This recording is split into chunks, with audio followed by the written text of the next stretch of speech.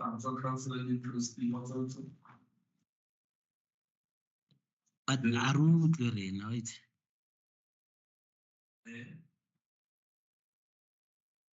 very muted. Speaker.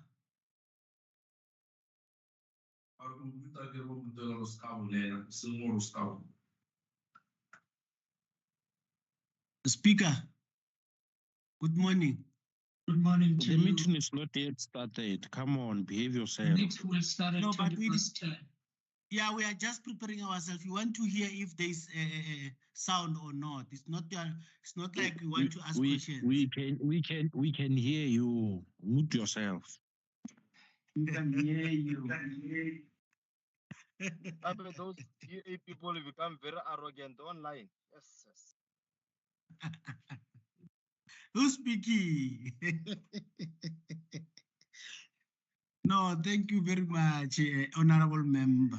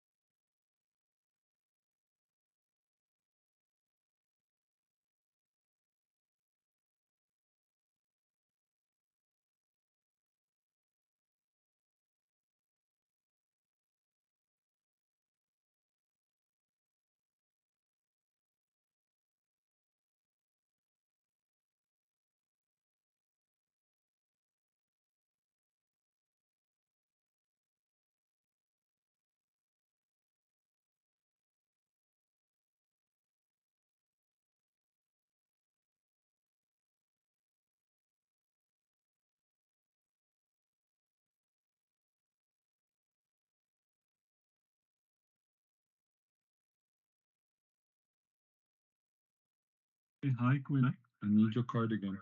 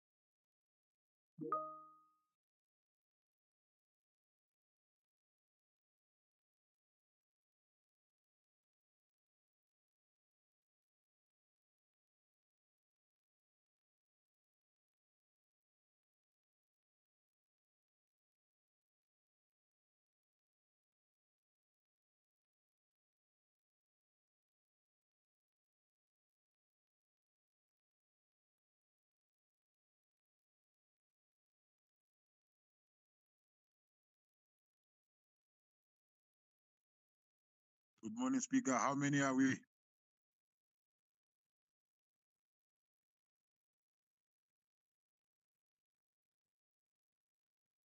Good morning, Councillor. We are about to start. We are 136.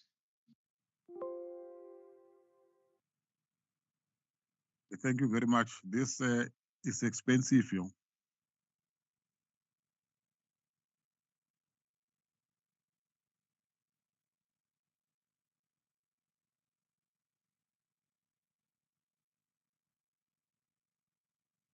I see Grandy got a lot of data. He's playing games. They've got a lot of data, Grandy. He must share with us the data, please. He's claiming he doesn't have that.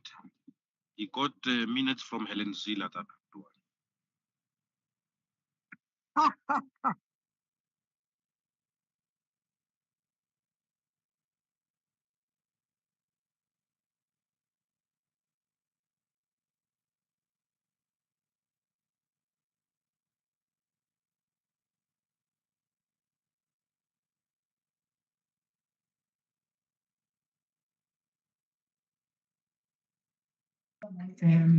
Good morning, councillors. Can a person called Shakir identify yourself, please? Shakir, 661, W61. Can you identify yourself?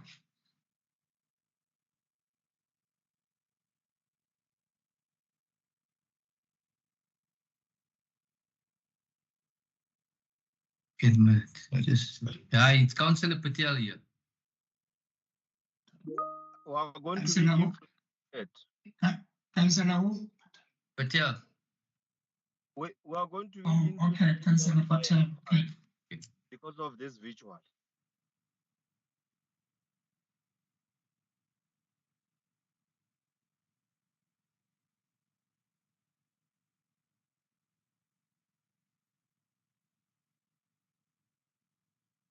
Oh, that's good.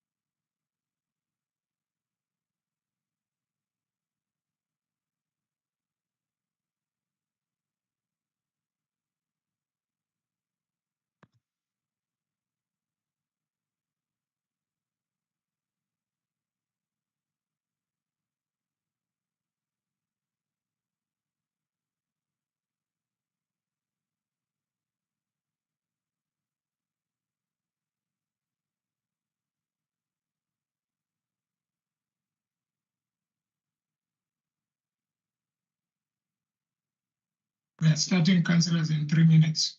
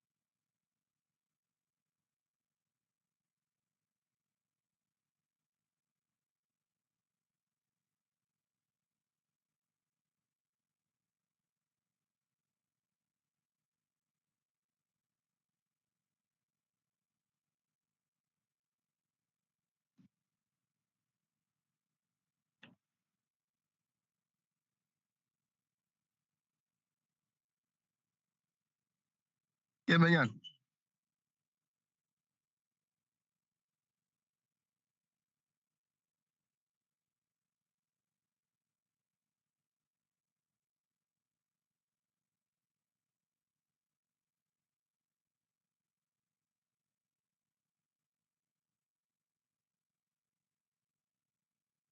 Yes, Luchile Rally.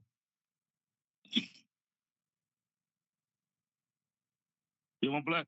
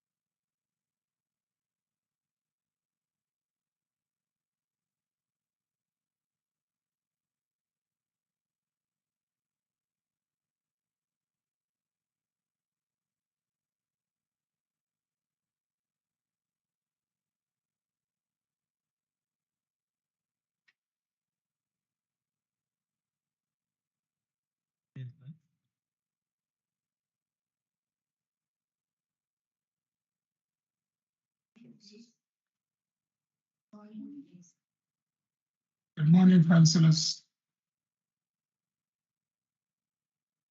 I believe now we can start our meeting.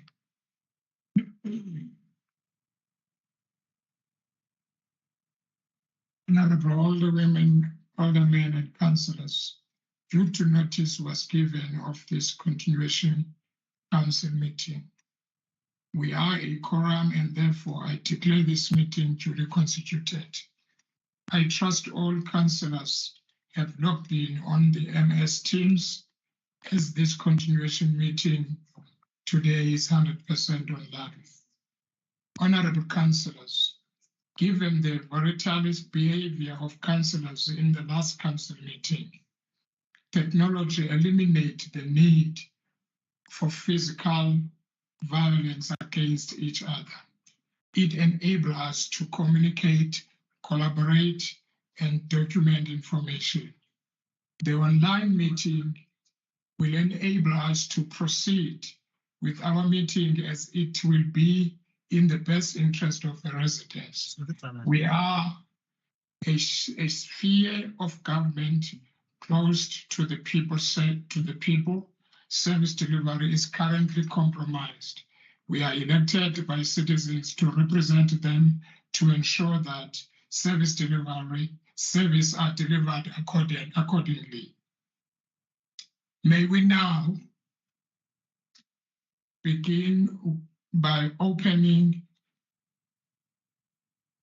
Speakers, please note my hand. When I'm done with the opening, Councillor noted.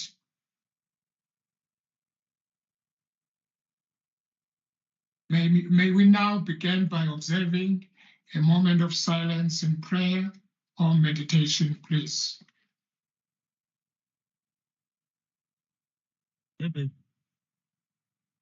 Thank you.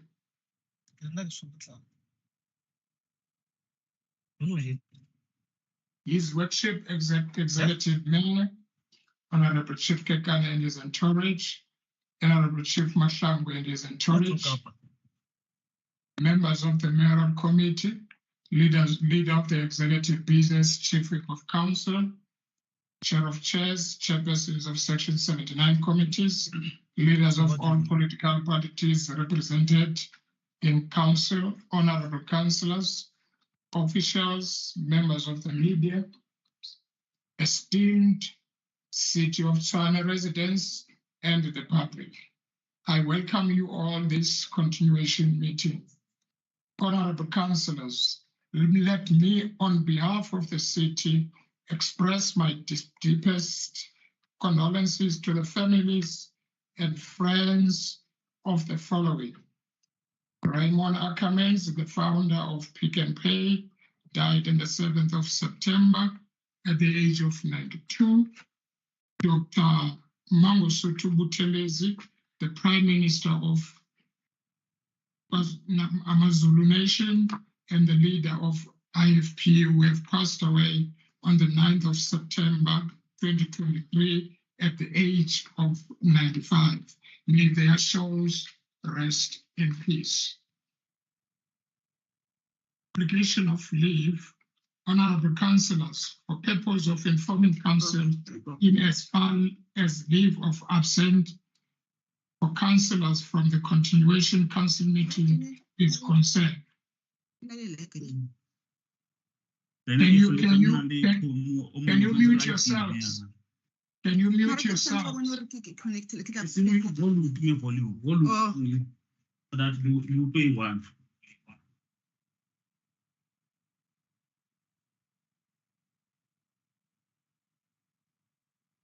I will now call on the Chief Whip of Council to present to Council the approved leave of absence of Councillors. Chief Whip of Council. Good morning, Speaker. Good morning, colleagues. Speaker, the following councillors have been approved in line with our city's processes in acquiring leave of absence. Councillor L. Apane of the ANC, sick leave. Councillor T. Tabata of the ANC, leave. Councillor K. Marsha, ANC, leave. Councillor F. Bushelo, ANC, family responsibility. Councillor O. Mualusi, COPE, leave. No councillors arranged to arrive late, and only one councillor, Councillor M.S. Shabadi of the PAC, requested to leave at 12 o'clock. Thank you, Speaker. Please note my hand, Speaker.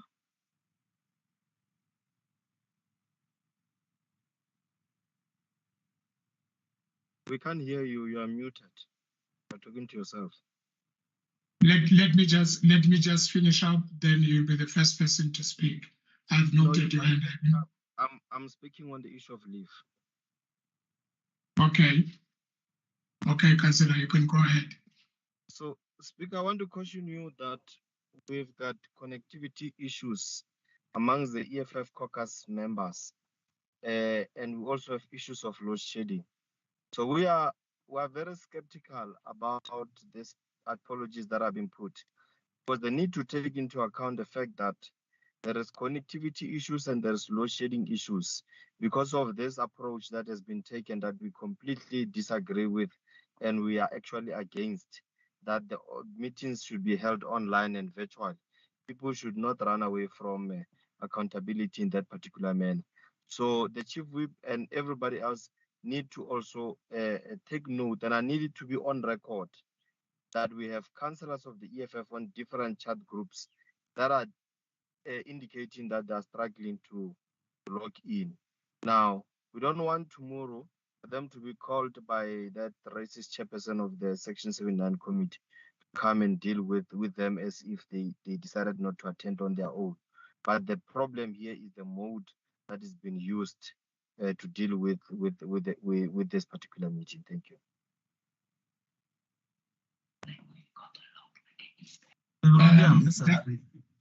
That is noted. Thank you.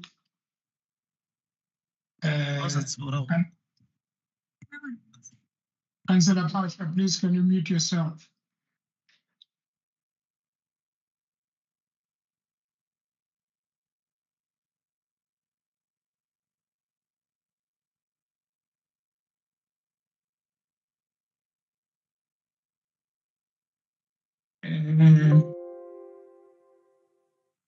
Speaker, Councillor, EFF. Yeah, I can see him. I just want to speak to you now. Councillor Ratukwane, do you mind if you can please give us the names and the surnames of the councillors who are struggling to log in? You can just send them to me, to myself, or to Tema, then we can be able to assist them to log in.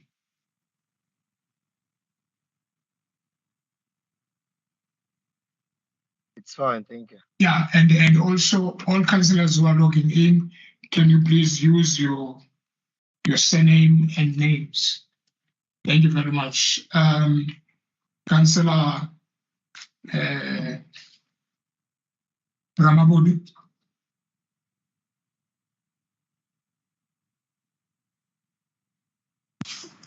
Yeah, thank you very much, Speaker and councillors.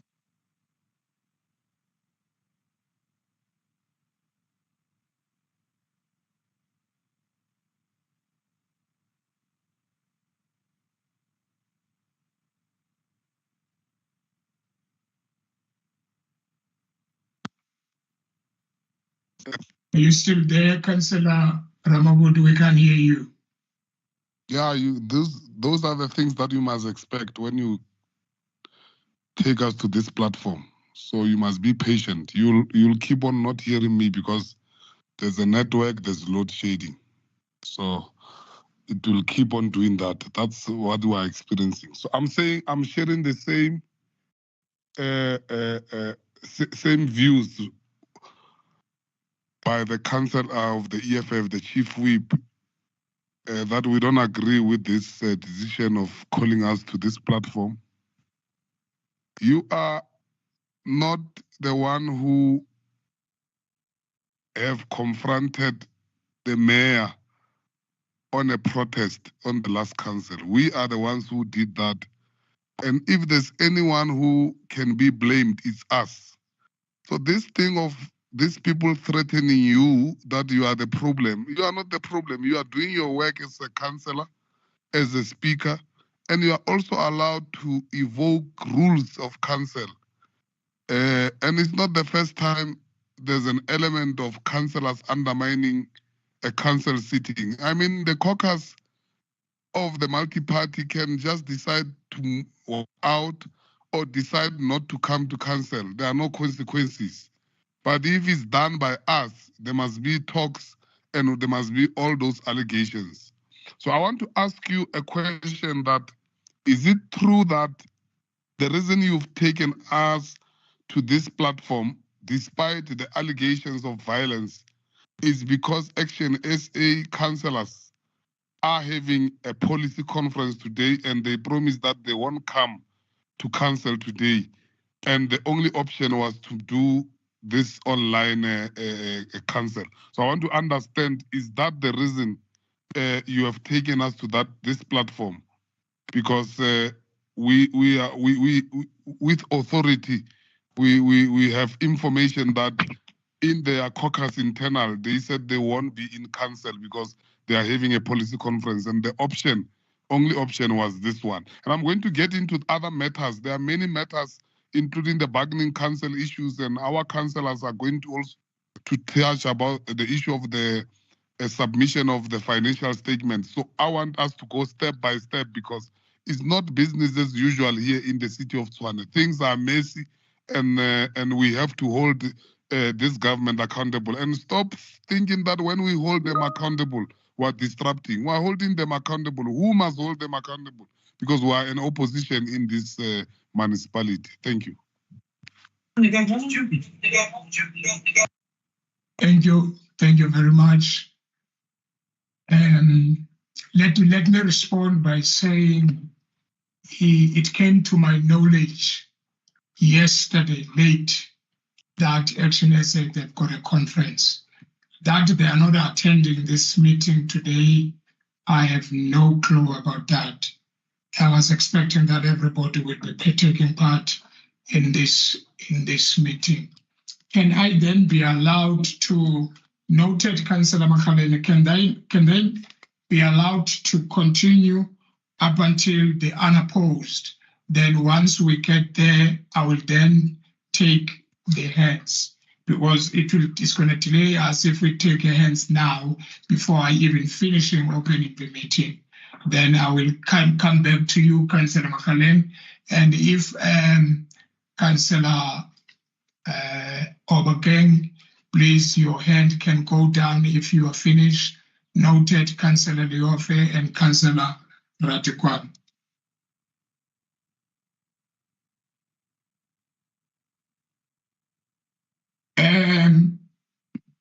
Honourable councillors, casual vacancy has occurred. We are on the official notice.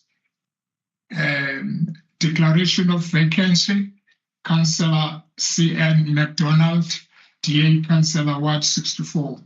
Honourable councillors, casual vacancy has occurred in the council as a result of the means of Councillor C.N. MacDonald, DA Ward Councillor, on the 21st of August 2023. In accordance with the Section 25(3) of the Local Government Municipal Structures Act 1998, Act 117 of 1998, the City Manager, after consulting with the Independent Electoral Commission, must by notice in a local newspaper call and set a date for the by-elections, which must be held within 90 days of the day on which vacancy in this ward occurred. Unopposed proposal by the Speaker and other proposal allowed by the Speaker, there is none. And now, matters arising, honourable councillors, matters not considered by council on the 31st August 2023 as a result of postponement in terms of Section 23(1)(d) of the Rules and Orders. Honourable councillors, during our council meeting on the 31st of August 2023 and before the meeting could be adjourned and postponed, we were in the middle of the debate on the presentation made by the Executive Mayor on the current state affairs of the City of Tshwane. Honourable councillors, I have equally convened this continuation meeting in accordance with our rules and orders to finalize the debate and all outstanding reports of our agenda. Let us now proceed. I'll now call Councillor Makhaleng before we call the Councillor Ratikwane, Councillor Leof, and Councillor Ramabudu. In that order, please. Thank you, Honourable Speaker. My interest is on the agenda that is being disposed before us to say let's focus on it. Any other matter that is not on the notice of the continuation meeting, may it not be entertained until we reach item K, where any matter can be entertained into in terms of the rules and orders. I want to thank you and think that we will go into that particular order. Thank you very much. Noted. Councillor Leof.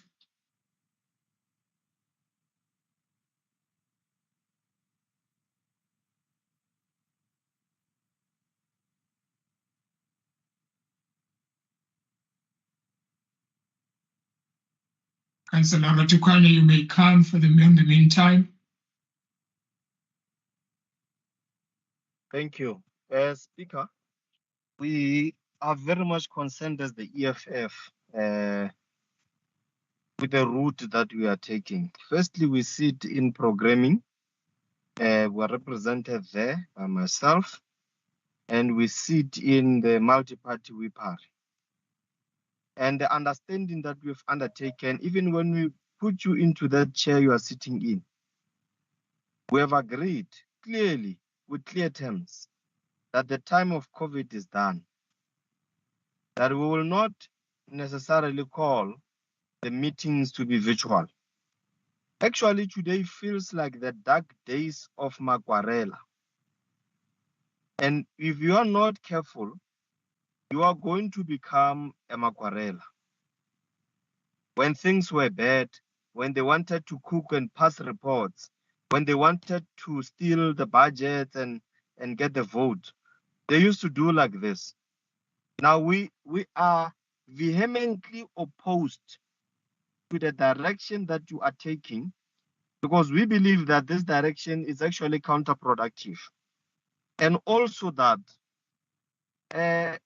what has happened last time does not warrant this particular approach.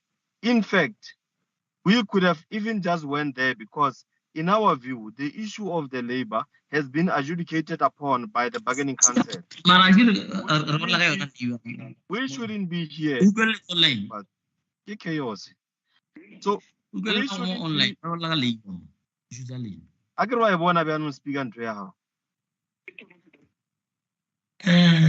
Councillor Floyd, can you allow Councillor Ratikwane to speak, please? So there's a chaos we are talking about. The issue here is that, Speaker, once you take this particular approach, it is going to be extremely difficult for you, even in the future, to revert back to physical meetings. Because every time when people are running away from accountability, they are going to demand a virtual meeting, knowing very well that whenever things don't go their way, they just kick us out of the meetings, they mute us, they block us from accessing the different features of this particular gadget. And that is exactly why we don't want to be here today as the EFF. And we are requesting you, Speaker, to please reconsider this view and call us under one roof, because we can't run away from each other. And you know the rules. If someone did not do things correctly, deal with that person. There is also rules and ethics committee that must deal with issues of order and conduct of councillors. And therefore, this is not even part of what the rules and ethics committee is supposed to deal with. And the rules and ethics committee also does not recommend that when things are hot and are heated, we must resort to virtual as a way of dealing with conduct. What you are doing, you are freestyling. And this freestyling of yours is going to give us a problem. So we just want to ask you, Speaker, to collapse this meeting and then call us into a different meeting altogether before we canvass other points. And I hear you saying that you are going to entertain the mayor to speak and all that and all that. The bargaining council has spoken. The mayor should not be explaining anything unless if the mayor can come and give us commitment that it's going to reinstate those workers that the mayor has fired illegally so after his irrational decisions to implement what we call an exemption that has not been approved by bargaining council. Two, that he's going to implement the increases of the workers, and then there can be peace. We can all continue with the order of the day. Thank you. Thank you very much, Councillor Mabena. It's Councillor Obakeng before you, Councillor Mabena. No, I'm fine. No, I'm fine. Let that white guy reinstate those black workers. That's what we want. That's what we want, nothing else. Okay, Councillor Mabena. Yeah, Speaker, morning. Speaker, by no intention that one wishes to change the procedure of council meeting as you have started, remembering that it's continuation meeting to consider issues that we could not deal with previously. But I think in our previous council, it was clearly indicated that we've got one pressing outstanding matter that even the Labour Court had made a ruling against the city. And furthermore, now the bargaining council has also made a ruling against the city. Now, my fellow councillors are correct to say venturing into previous issues or new issues without dealing with the first issue of the mayor having to concede into what have been the two rulings from the Labour Court and the bargaining council, we can then move on normally with new other issues. Our chief whip from the ANC, he had pleaded with us to say, let's go ahead with the meeting, but it is worrying to say we must deal with the issues pertaining to ordinary meeting because of we still have got an outstanding issues that are pressing. So, Speaker, my request is that allow the mayor to concede to what have been legal rulings from the recognized institutions of our country.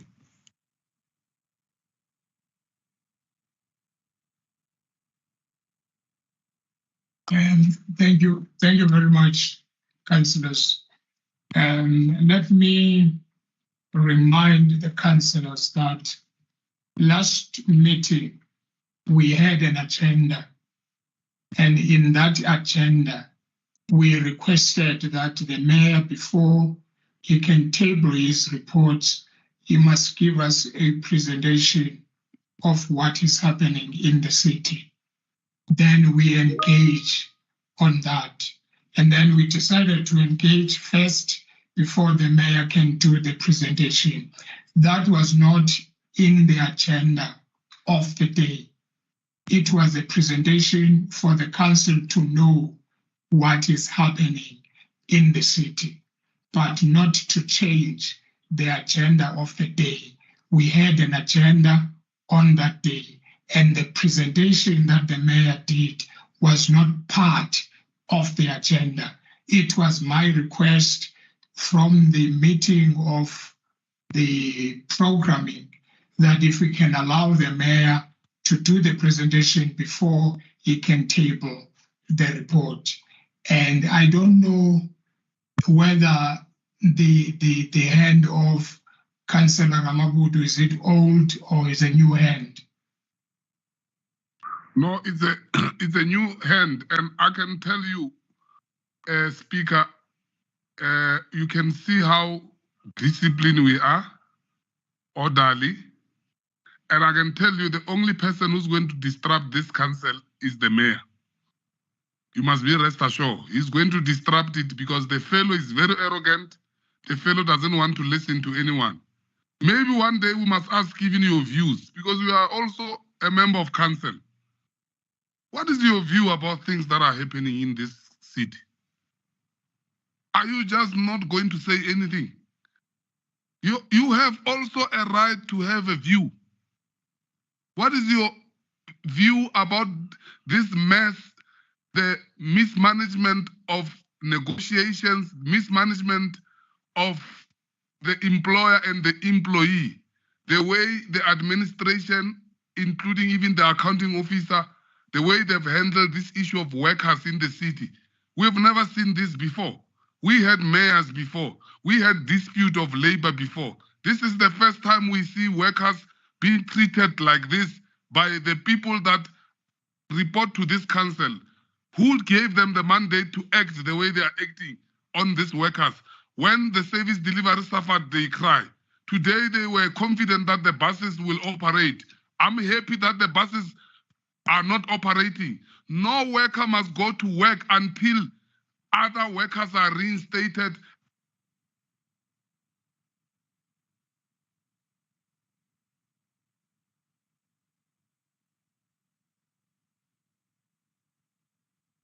We need to start there, Speaker. I know that there's an agenda, we respect that. We have to start there. Let's start on the issue of workers. If the multi-party caucus is not worried about the condition of workers, we are worried. We are not even using it politically.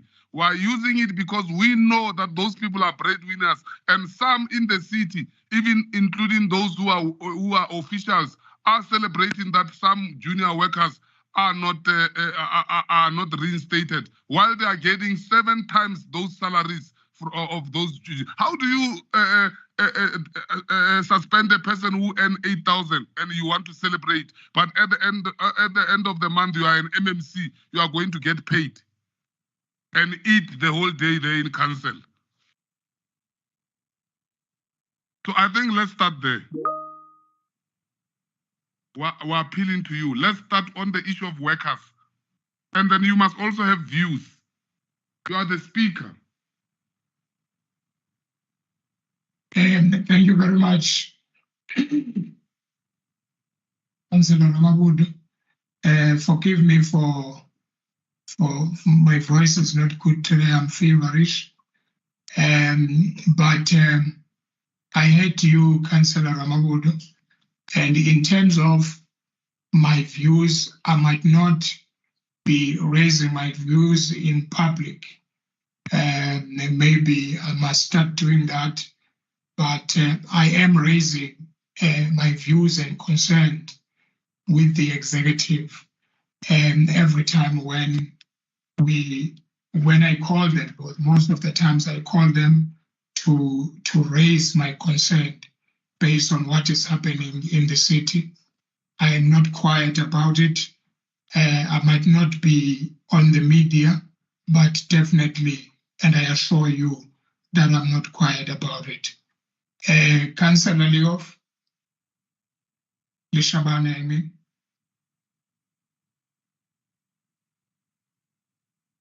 My hand is also up, Speaker. Can I be recognized as well?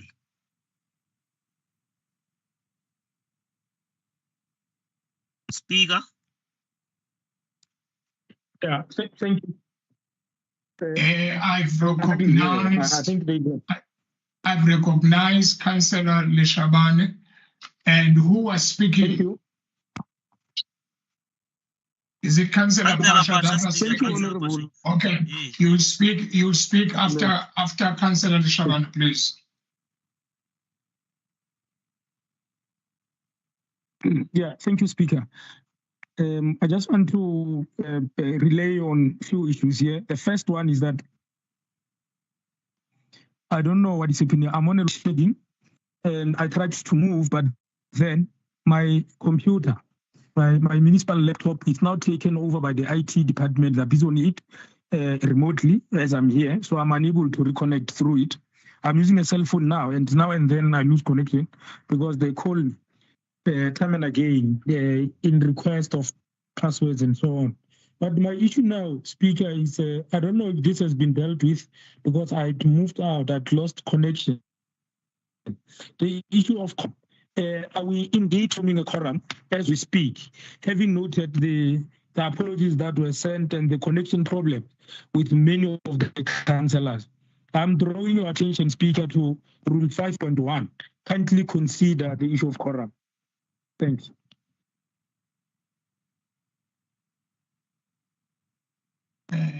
Noted, Councillor Lishabane, but I believe that I wouldn't start the meeting if the quorum was not allowing us to do so. As we are sitting now, we are 167. As we are sitting now, we are 167. So therefore, we do form a quorum. In this 167, you can minus 5, which is our officials. Then it gives us 163 as councillors. Thank you very much. Councillor Pasha. Thanks, Speaker, and morning to colleagues. Yeah, Speaker, my point, I will actually agree and resonate with other councillors with regard to the matter that we left in council previously. The matter that actually affects thousands and thousands of workers. Therefore, Speaker, we can't overlook that particular important matter. My point is that let's deal first with issue of workers, given the fact that already now they got a judgment from bargaining council that says city must actually comply with an agreement or with the workers and pay them. I think the mayor must address that and leave issues of review, because in essence, when he goes to review it means that we are going to delay further services that we are suffering from as ward councillors in our own constituencies. I will pause there, Speaker, and thank you very much.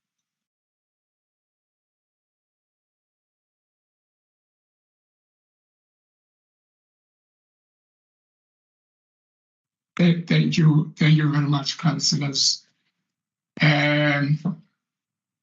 Councillors, we recognize the conditions or the current conditions of the city.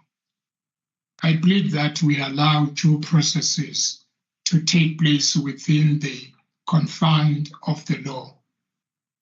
And as the Speaker, I recognize and take note of the ruling by the Bargaining Council and the other legal processes related to the issue of workers. I've stated previously that dialogue should continue to the end. This passes and stabilize the city. In other words, this dialogue, we cannot stop it today until we get all the answers that we need. And I did mention or stated in our last meeting that we cannot allow this to lie down. We will continue engage and we will need to get the answers. But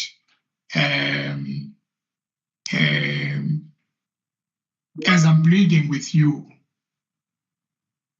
we allow due processes to take place within the confines of the law. That is my plea with you, councillors. I understand. Can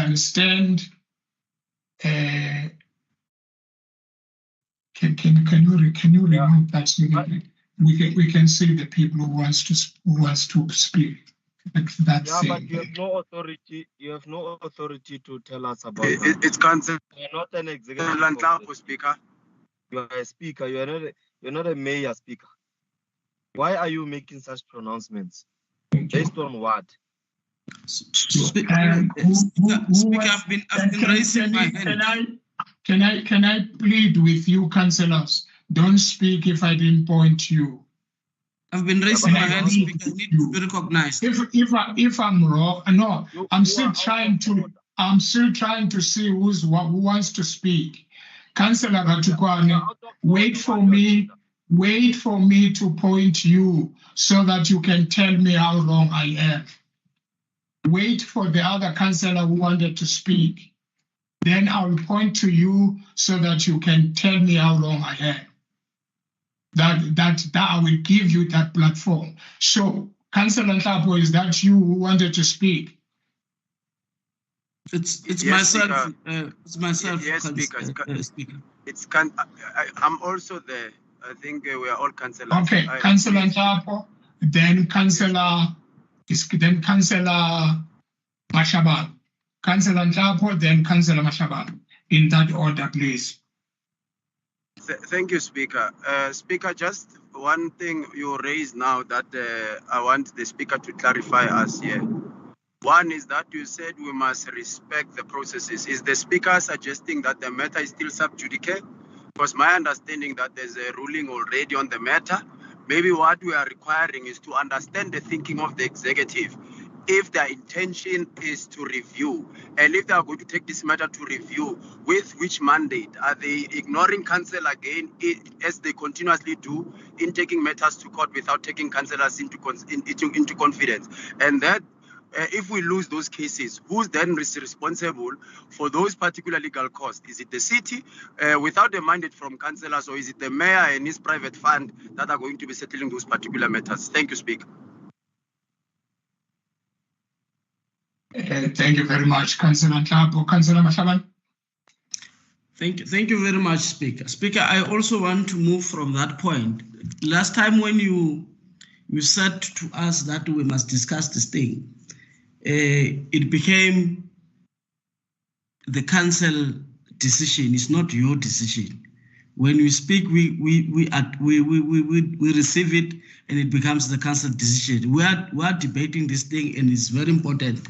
The city decided, without the consulting council, decided to grant itself exemption without the bargaining council granting them an exemption.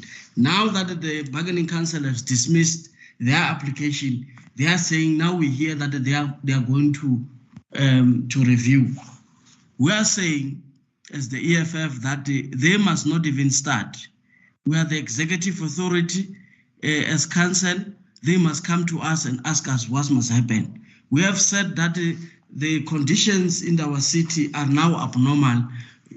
us as an executive council, we must come and intervene. We have said very clearly, Speaker, that they must reinstate those workers, because if they don't do it, they are opening up chances for opportunistic elements to destroy the properties of the city, knowing that they are going to tender and get money out of it. Because even today, they cannot tell us that all the damages, all these trucks that are banned, all these buildings that are banned, it is done by the employees of the city. So we are saying that for us to mitigate all these things, let us stop it now by reinstating the workers and see if there's going to be any problems. Because as it is now, the costs now are very high of the damages that have been caused. It's the city that must come back and fund that bill. And they have said that we do not have money as the city, but they are mismanaging this thing. So we are saying that the mayor must stop being arrogant. He must admit that he did not manage the strike properly. They must reinstate all these workers that were being fired, and do not review the decision of the bargaining council, because in any case, they did not consult us as an executive authority of the city. They just did what they do. He is always parading on social media, saying all these things without the decision of the city council. Thank you. Thank you very much, Speaker. As Speaker, you're about to fall into a very serious trap. And, we're looking at it from a distance. You have absolutely no authority to be telling us about due process, to be telling us about anything. It is the mayor that should be pleading that case. Yours is to facilitate the issue and deal with the matter according to your powers. You can't act like you are speaking on behalf of the executive here. Now, it is clear, Speaker, that we are going to prolong this particular issue, because all we just need is an undertaking and the concession of the mayor. The mayor should not even try to manage us with long speeches.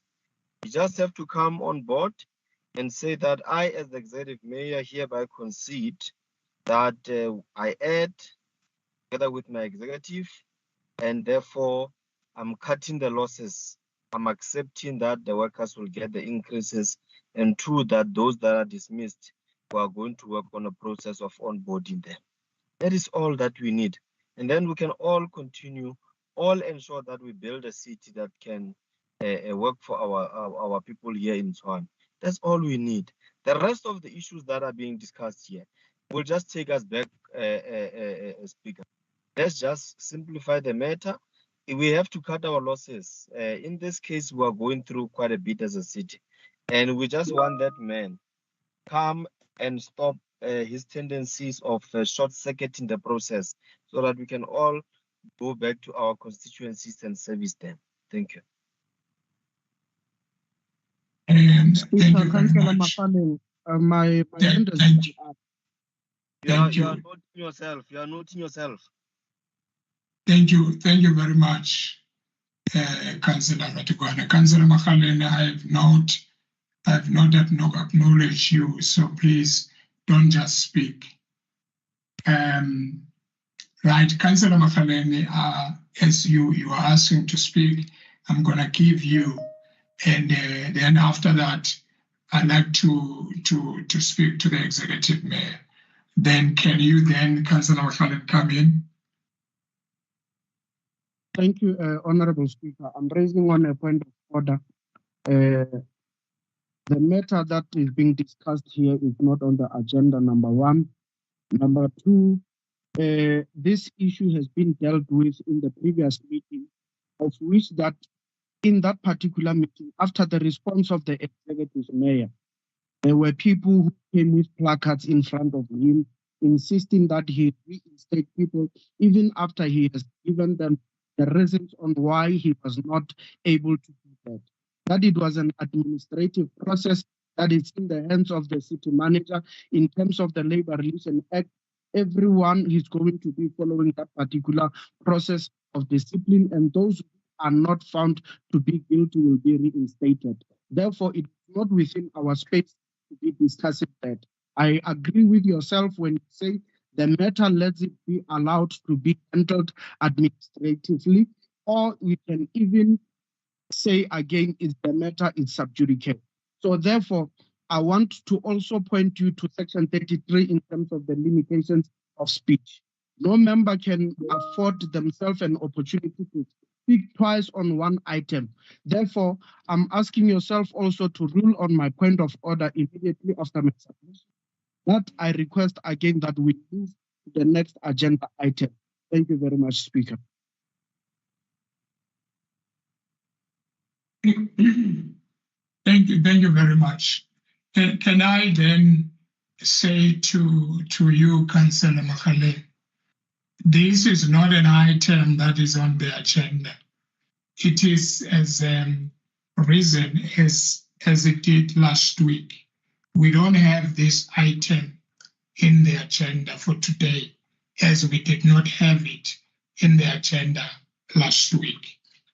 So last week, it was a presentation by the mayor, and he did his presentation, and the parties did their inputs or did their demands, which is, I think it's a repetition of what they've asked last week. But at the same time, I would say, let me ask you, Councillor Makhaleng, to allow the mayor, if he has got something to say. I'm not saying he must do the presentation. If he has got something to say, so that we can be able to proceed with the meeting, with the item of the agenda. But can I then be allowed to give the mayor some few minutes if he has something to say on what the councillors are raising, so that we can be able to proceed? That is my ruling. The reason why I'm allowing people to speak, it is because it's not an agenda item where a person cannot speak more twice in an item. So what I'm asking now to you, Councillor Makale, can we then ask the mayor if he has got something to say on what the councillors are saying, so that we can be able to move with our meeting. And it is important that we move with our meeting, but we cannot ignore things that they don't need to be ignored. We cannot ignore the councillors when they are raising issues. And if you recall, in my last statement in our last meeting, and when I was asked what is my take or what is my thinking on what has been discussed, and my response was that engage until we find ourselves. So it is not wrong for the executive mayor to say a few words. I'm not saying let's do the presentation, to say a few words in response on what the councillors are saying, if he wishes to respond. So I'm not saying he must do the presentation, but can he speak on responding on what the councillors are saying? Then we can be able to move on with our agenda, and we must deal with the agenda today. Executive Mayor, the concerns of the councillors still stands, and now we have got the outcomes of the bargaining council. Can you then speak on that, Executive Mayor? And I don't know what we are going to say. We are going to say, and I'm not saying do the presentation, but can you respond on the issues that have been tabled, Executive Mayor? Thanks very much, Speaker. And good morning to you and to fellow councillors as well. As you rightly said, the presentation was made at the last council meeting. There was a debate, and unfortunately, we couldn't get to the business of council. The risk, Speaker, in inviting me to comment on the issue once again is that whatever I will say is inevitably going to invite a demand for a response. And there will be a response to that and a response to what was said in reply to that. And the risk is that this council will not continue, will not get to its business. None of the items have yet been tabled. I believe, Speaker, to respond to your question, we must allow the process to unfold. The Municipal Council accepted a budget, made a certain resolution. There was an outcome to the Bargaining Council decision. And of course, any decision of the Bargaining Council is open to review. The City Manager has indicated that there are grounds for review. And that being the case, we must allow as councillors this process to unfold. I think it would be inappropriate for council to become involved in individual labour disputes, to entertain demands for certain actions to be taken, and for us to make decisions that will have budgetary implications outside of the budget cycle. But again, Speaker, whatever I say on this item, which you rightly pointed out is not a formal item on the agenda, inevitably invites more and more demands for responses. The warning that was given at the last council meeting and in the media is that the executive would not be allowed to speak at the council meeting, table reports, or that council would not be able to conduct its business unless certain labor disputes are determined according to the demands of those threatening to disrupt the council meeting. Now, I think if we were to accede to that, then this council will become dysfunctional. And in fact, we would be venturing into the territory of a breach of the Code of Conduct for councillors, which now determines, Speaker, that councillors cannot become involved and stoke labour disputes. Speaker, I am very happy to table my reports when given the opportunity to do so. I understand that you haven't yet given me that opportunity, and then to continue with the business of council. Thanks very much.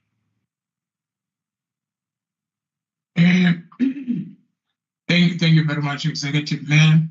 May I request to the councillors to write to the Executive Mayor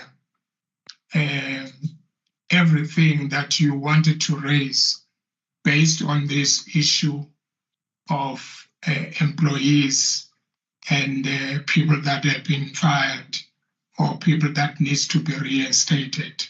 Can I ask the councillors to write to the Executive Mayor so that the Executive Mayor, when we come back to the next council meeting of September, he can be able to respond to the questions that will be asked to him.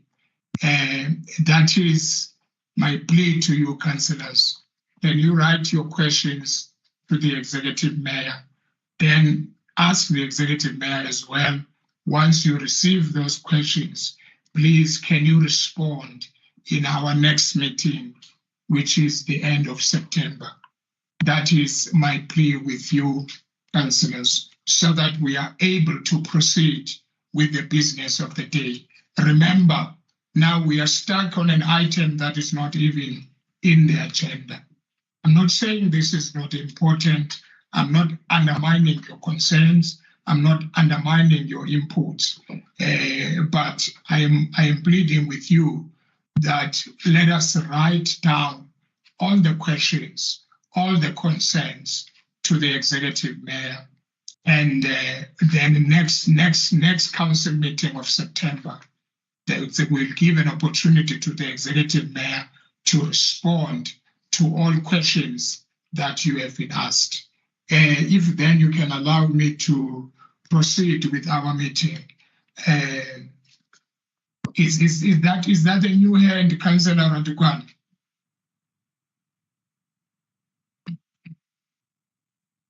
Yeah, Radikwana wants to ask for a caucus. Radikwana, they can't hear you. What's wrong with your network? Yeah, I have a challenge with the network here. Thank you, Chair. Yeah, we're asking for a 30 minutes caucus. 30 minutes caucus granted. Thank you.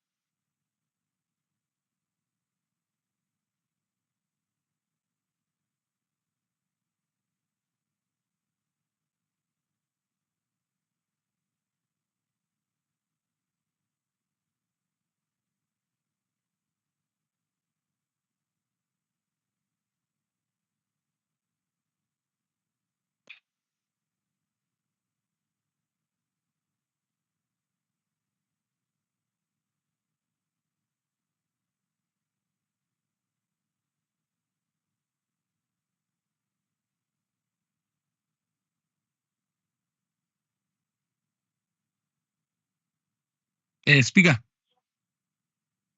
Speaker. You know, will I make go a root or na henchele le caucus mo le nalare.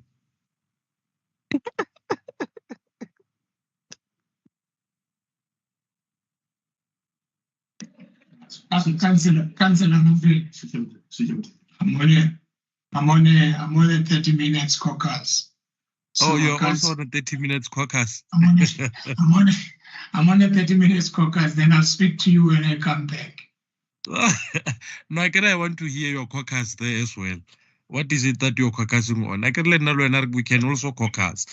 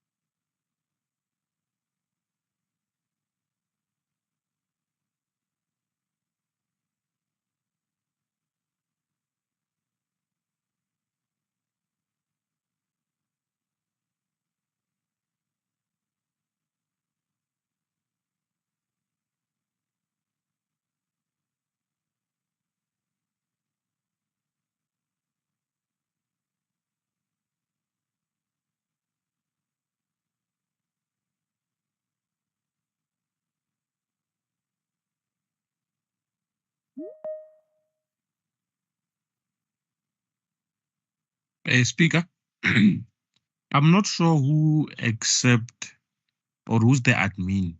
Can you please ask them to accept councillors that are online?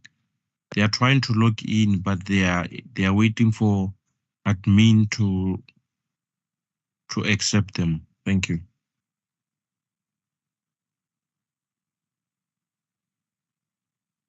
We'll ask IT to check on that, Councillor, now. Speaker. Councillors, we are still on 30 minutes caucus. Yeah, but you are responding, speak. Okay, what are you saying? I know you're going to complain. What are you saying? No, I'm saying it offside, hence they are still on 30 minutes caucus.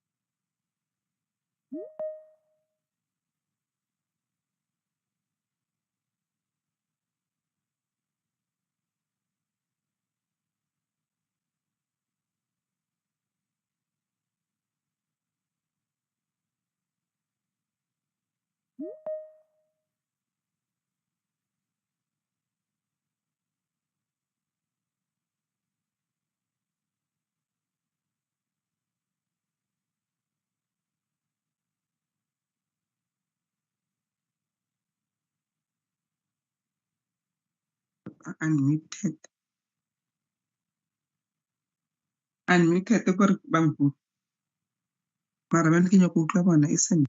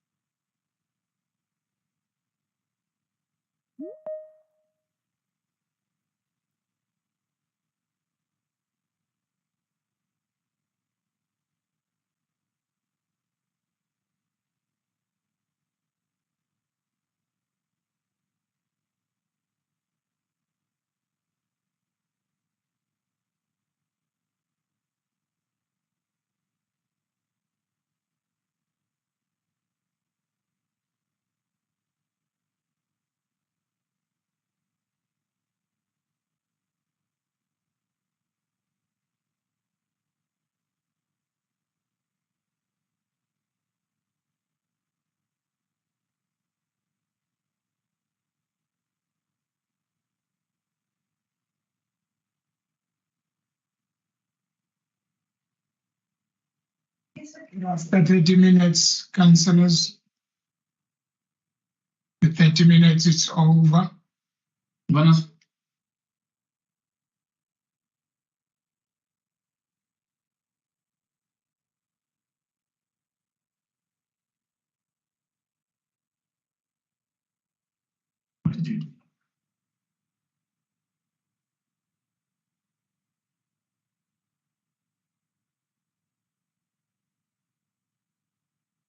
Okay, that shows everything. I don't want the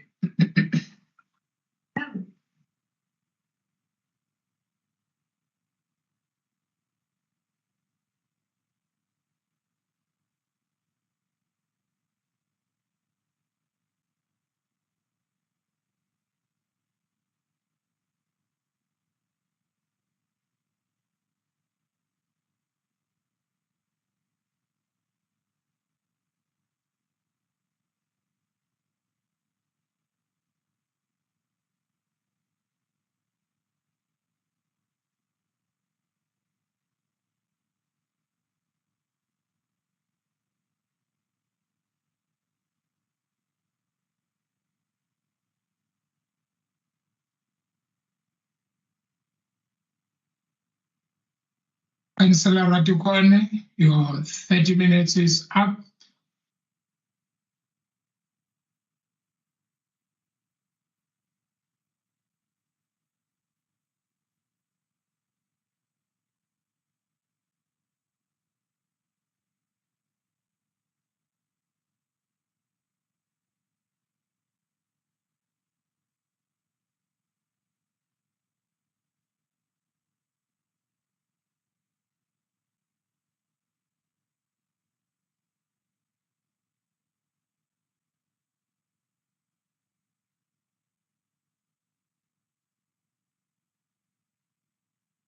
Good day, councillors. There is time for us to start.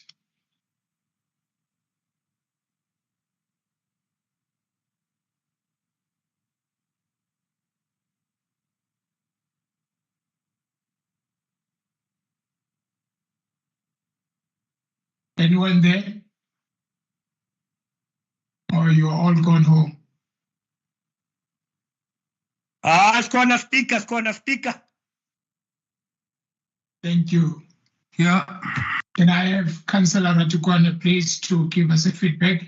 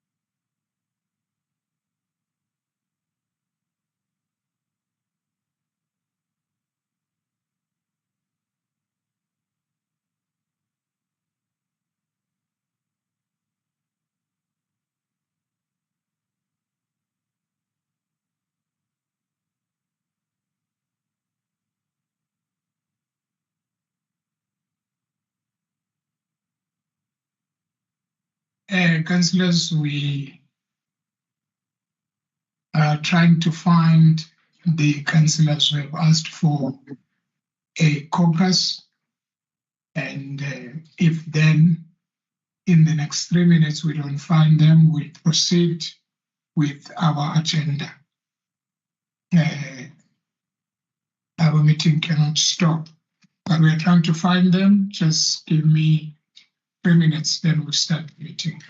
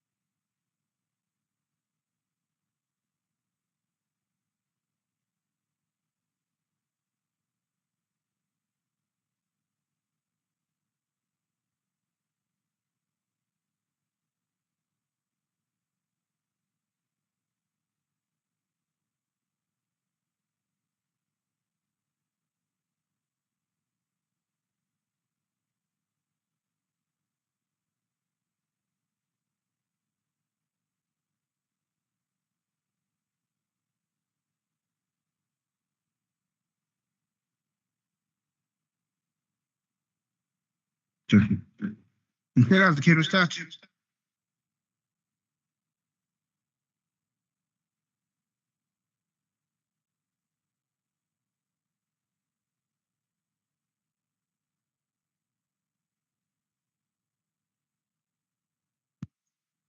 We are starting now, MMC. We are starting now.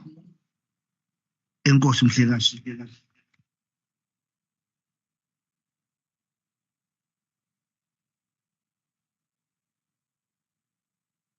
MMC unqamele ku-service delivery ofuna ukuyojola.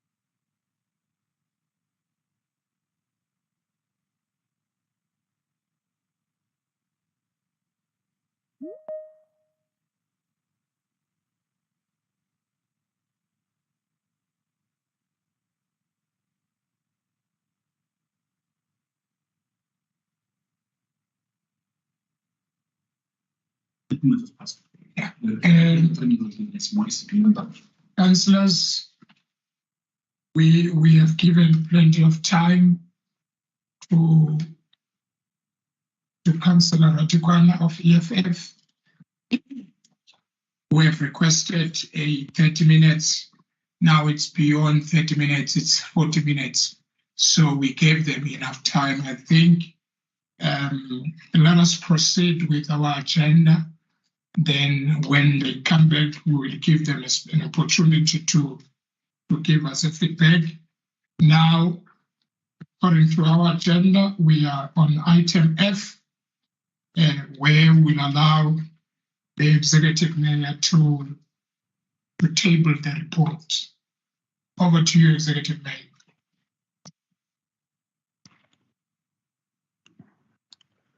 Honorable Speaker, Honorable Chief Kekana and his entourage, Honorable Chief Matlangu and his entourage, members of the Mayoral Committee, Leader of Government Business, Chief Whip of Council, Chair of Chairs, the chairpersons of the Section 79 committees, leaders of political parties, honorable councillors, officials, members of the media, and residents of our city.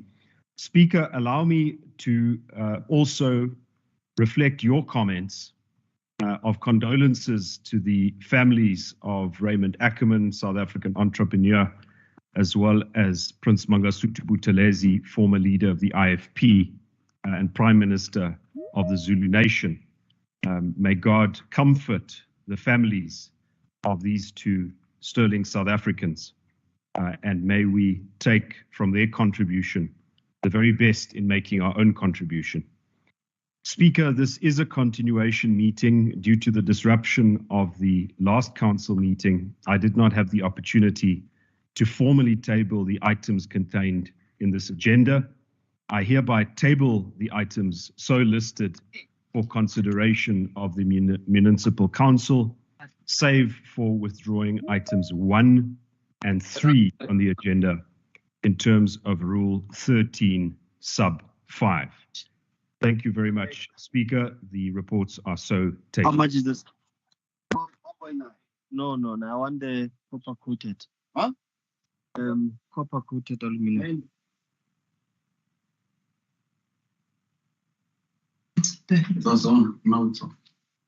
reports are submitted. I understand that we've got Alderman Malulega's hand and Councillor Murake, and also Councillor Ratukwana is back. Let me start with Alderman Malulega. Good morning to fellow colleagues. Let me join the chorus of conveying condolences to Raymond Ackerman, who has been lauded for the good work that he did, both in the democratic dispensation and during apartheid, by ensuring that we have there's a feedback that comes from here, Speaker. I'm trying to correct.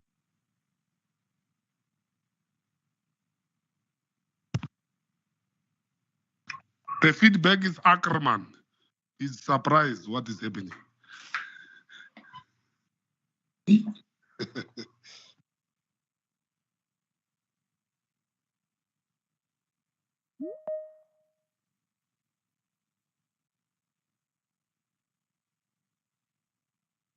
said he's fixing it on his side.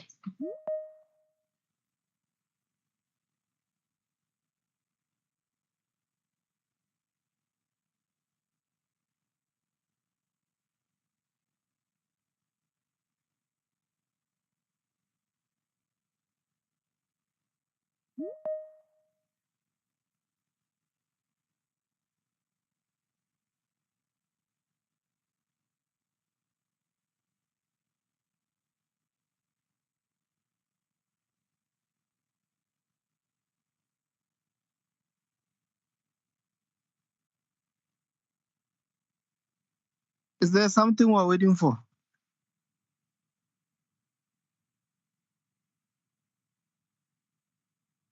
Alderman Manuela is still on the podium or is still on the platform, and he was fixing the background on this gadget. Yes, so I'm just giving him that opportunity. No, thank you, Speaker. Can you hear me now? Yes, loud and clear. Yeah, my apologies. I was speaking alone here. I thought I was heard. I continued where Councillor Ramabudi disturbed me about Ackermans, that I should be talking about the owner of Pick and Pay, that he was a good man. Many people are speaking around the country about how he treated his workers in Pick and Pay, offering bursaries, offering promotions, not on racial basis, but ensuring that on merit, people were getting promotions and were looked after. Therefore, he continued also to play an important role of giving back to communities where he resided and beyond, where his businesses existed. Therefore, we wish the family prayers and comfort during this difficult time of his passing. And we believe that the family will take from his leadership and ensure that the business remains to be rooted amongst communities and do well on the integration of our society. But furthermore, Speaker, the history of Chief Mangosuthu Buthelezi, it's a very colorful one, and telling the truth is revolutionary. People in Bipatom, Fosloras, and the entire Eastern and KwaZulu-Natal in Umlazi were killed because of the ANC members. And the killings were led by Chief Mangosuthu Buthelezi, camouflaged in a cultural group that later became a political party. And his role as a statesman cannot be underplayed. But we must also tell the truth about his leadership of making sure that the people in Thokoza were killed. Many people became widows and widowers, and loved ones were stolen through his leadership. Therefore, we can't bury him with only roses, but we must also tell the history of his participation in mass killings. Therefore, we don't hate the dead. We can't speak ill about the dead, but the truth must also be shared among South Africans. And I think many people would have a close chapter of a man that refused even at the Truth and Reconciliation Commission to admit the role that he played. May his soul rest in peace. As Christians, we believe in that, but we must also tell the truth. Speaker, I think earlier on, councillors were raising issues that the mayor responded to. We will not rest until we get the issue of workers resolved.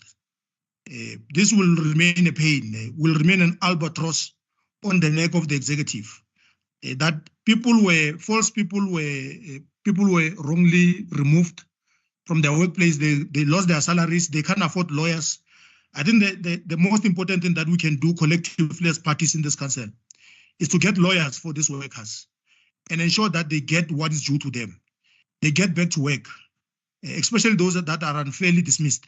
They get back to work. We come to Tshwane there and represent them, because we can't fold arms and think that unions will pay exorbitant amounts. It's easy for the executive to take lawyers, instruct lawyers with taxpayers' money to go to courts. But those people will not afford to go to labor court because they have nothing. They are only selling labor, their labor to this executive. And the least that it can happen is for them to be dismissed and be dismissed like non-entities or people that do not matter. Therefore, they matter to us. They are our families, relatives. They come from our wards. We need to take a political posture that will get them lawyers and represent them. In this instance, we'll march to the office of the city manager and demand that they should be reinstated. But we also, in the same vein, agree that the council should operate, but it can't operate on a skeleton staff. It must operate on its full maximum staff. This matter of workers must be resolved. We are glad that there was victory for workers at the bargaining council, and we know we can predict without even any ambiguity or doubt that the labor court matter is going to go in favor of workers. And that's one thing that we want, because we know the hardships that workers are facing. We are on their side. Then service delivery needs to be restored. We will also mobilize further, that we get to depots, we get those that are available to go and block sewers, because we need to use the resources of the state. We can't look only when services are unleashed in affluent and suburban areas. We'll go to Atteridgeville, get to the depot, water depot, and take those machineries because they belong to taxpayers. Take them to Atteridgeville and block sewer, but make sure that that is not done in the detriment of the workers, because what they are fighting for, it's a legitimate demand. It's demand that is also encouraged by economic conditions that they're facing. Therefore, we are with them. We're going to have a balance in terms of things that we need to do. We would want to have this meeting proceeding, Speaker. We also feel for you in that seat that we're working with you. It will not take you by surprise. If there's an intention for us to boycott the meeting, we'll tell you ahead of time that this is our intention. Therefore, we will not surprise you when we get to council and leave you in limbo and you look like a dishonest man. Because what happened in the last meeting, it left you, I think, with a embarrassment, but also you are the leader that we love and appreciate, but will not embarrass you. When we get to the meeting, we'll tell you that today our intention is that the meeting is not going to proceed. It will not just surprise you. Thank you. We then support how the meeting should proceed. Thank you. Thank you very much, Alderman Manulega, and with the input that you have just made. Let me call Councillor Murage. Then after that, Councillor Ratikwan to give us a feedback. Councillor Murage.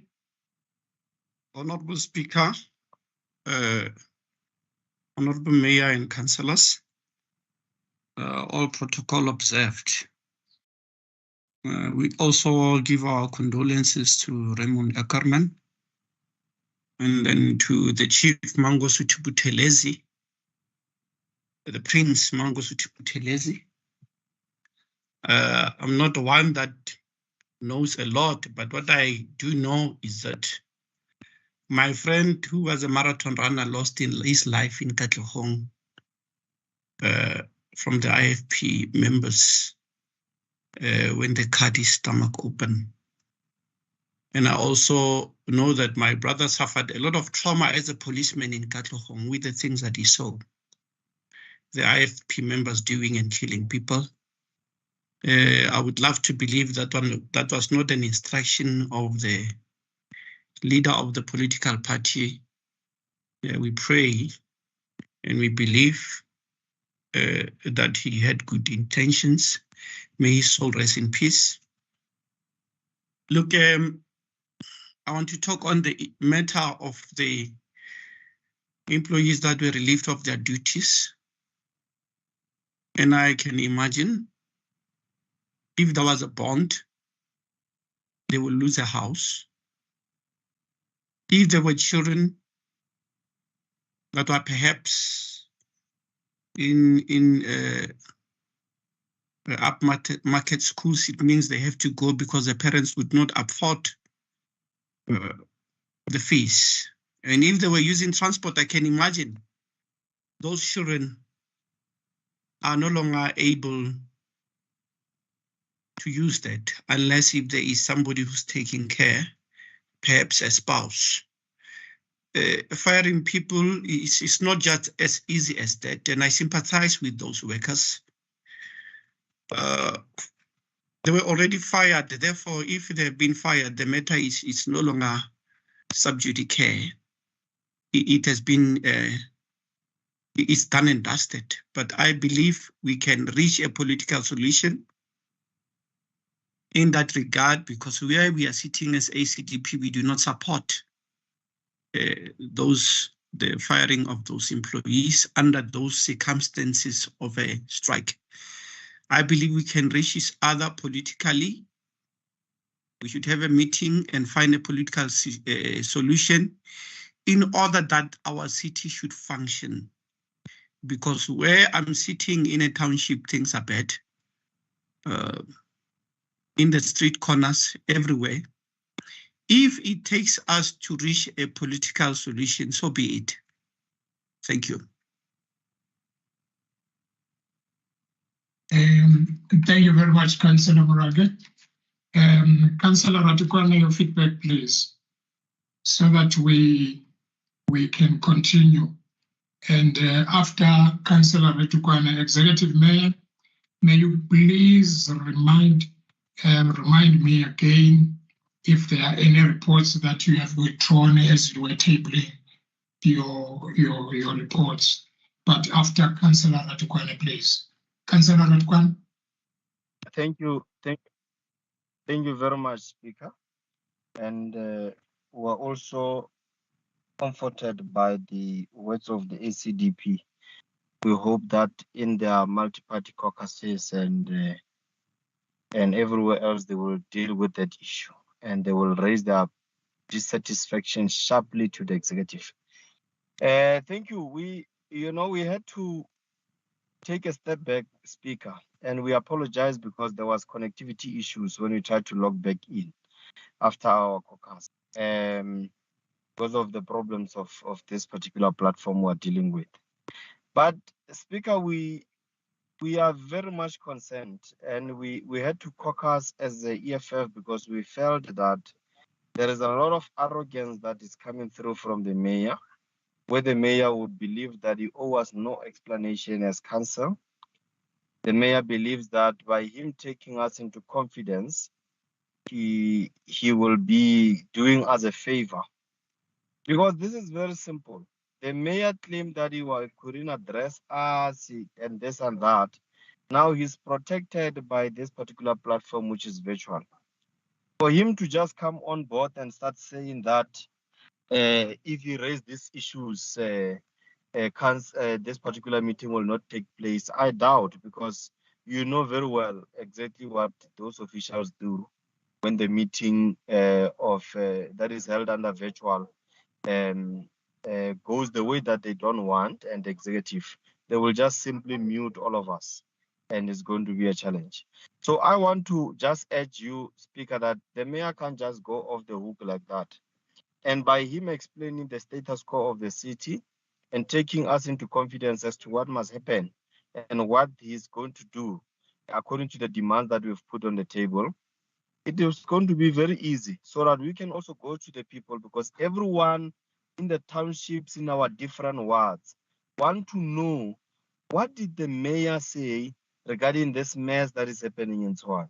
The mayor can't just say we can't address it. If we address it, this meeting is going to collapse. Collapse by who? Because first time they were claiming that they are being intimidated. Who's intimidating the mayor now for the mayor not to be able to speak? Must just come and speak, and let's not hide behind reports. because those particular reports can always be dealt with. So as the EFF, we are not people that are disruptive or anything. We are trying by all means to become orderly. But in this particular case, we just see arrogance, and that arrogance is going to derail the business of today. Thank you. Councillor Ratugana, before you've asked for 30 minutes caucus, I've requested that all councillors who have got concerns and also as we are all, Councillor Mashabela, may you please mute? Councillor Mashabela, mute, please. Thank you. I said before you requested for a 30 minutes break, I said, can we then write to the executive mayor on the concerns so that he can respond in writing on our next meeting of September, where we'll allow him to answer all the questions. Why did I say that? It's because the item that we earlier discussed, it is not on the agenda. So I requested that all political parties that have concerns and questions about the situation that is taking place in Tshwane, can you please write to the mayor, and the mayor will respond to you in writing and also respond in questions in the council meeting of September. Then hence we have started our agenda so that we can be able to move on, to go forward. Not to say, Councillor, don't get me wrong, not to say we undermine your concerns, not to say we undermine what is happening in the city, not to say we are not concerned about the lives of people and the service delivered. But for progress' sake, can we please all write the questions and concerns to Executive Mayor so that he responds in the end of September in the next council meeting? Then, yeah, that is my request with you. Someone was calling me. Yeah, it's me. I'm sorry, man. Sorry, I've raised my hand. Okay, go ahead. It's a pity that when it's a pity that. Sorry, Council. I'm just trying to make sure that I see the hands. Okay, thank you very much. You may proceed. No, it's a pity that when the whip of the EFF was speaking, I was offline because of network. We are going to struggle like that, but you have also to have appetite of that, because you've called for this platform together with the DA, which you'll have to be patient with us, because I didn't hear anything that my whip have said, nothing at all, because my line was off. You immediately, when we had to come back after 30 minutes, you became very impatient. When we enter there, we found this incompetent mayor speaking. So we are on hurry. Let's relax and understand this platform is not is beyond our control. There's load shedding and all that. Let's not be impatient. I want to raise this, and I support that we proceed, because we've been labeled as disruptors by those who don't appreciate a protest and a mechanism of holding the executive accountable. So they go around labeling us as disruptors. We've never disrupted anything, and we will not. We will only respond if we are provoked when we try to protest. So we've been raising this, and we haven't disrupted your meeting, and we are not having any intentions of disrupting. But at the center of our concern is that it looks like the House and those who understand politics will understand me. I'm glad that I heard at least what the ACDP have said. I've read the statement of Action SA yesterday, the provincial one. As things stands, the message to the DA. Majority of council, without a vote, are disagreeing with your decision of dismissing workers. Because if ACDP can disagree with you, and then Action SA can release a statement to agree with the bargaining council, we are prepared to come with them. Point of order, Speaker. Decision. This is a speech.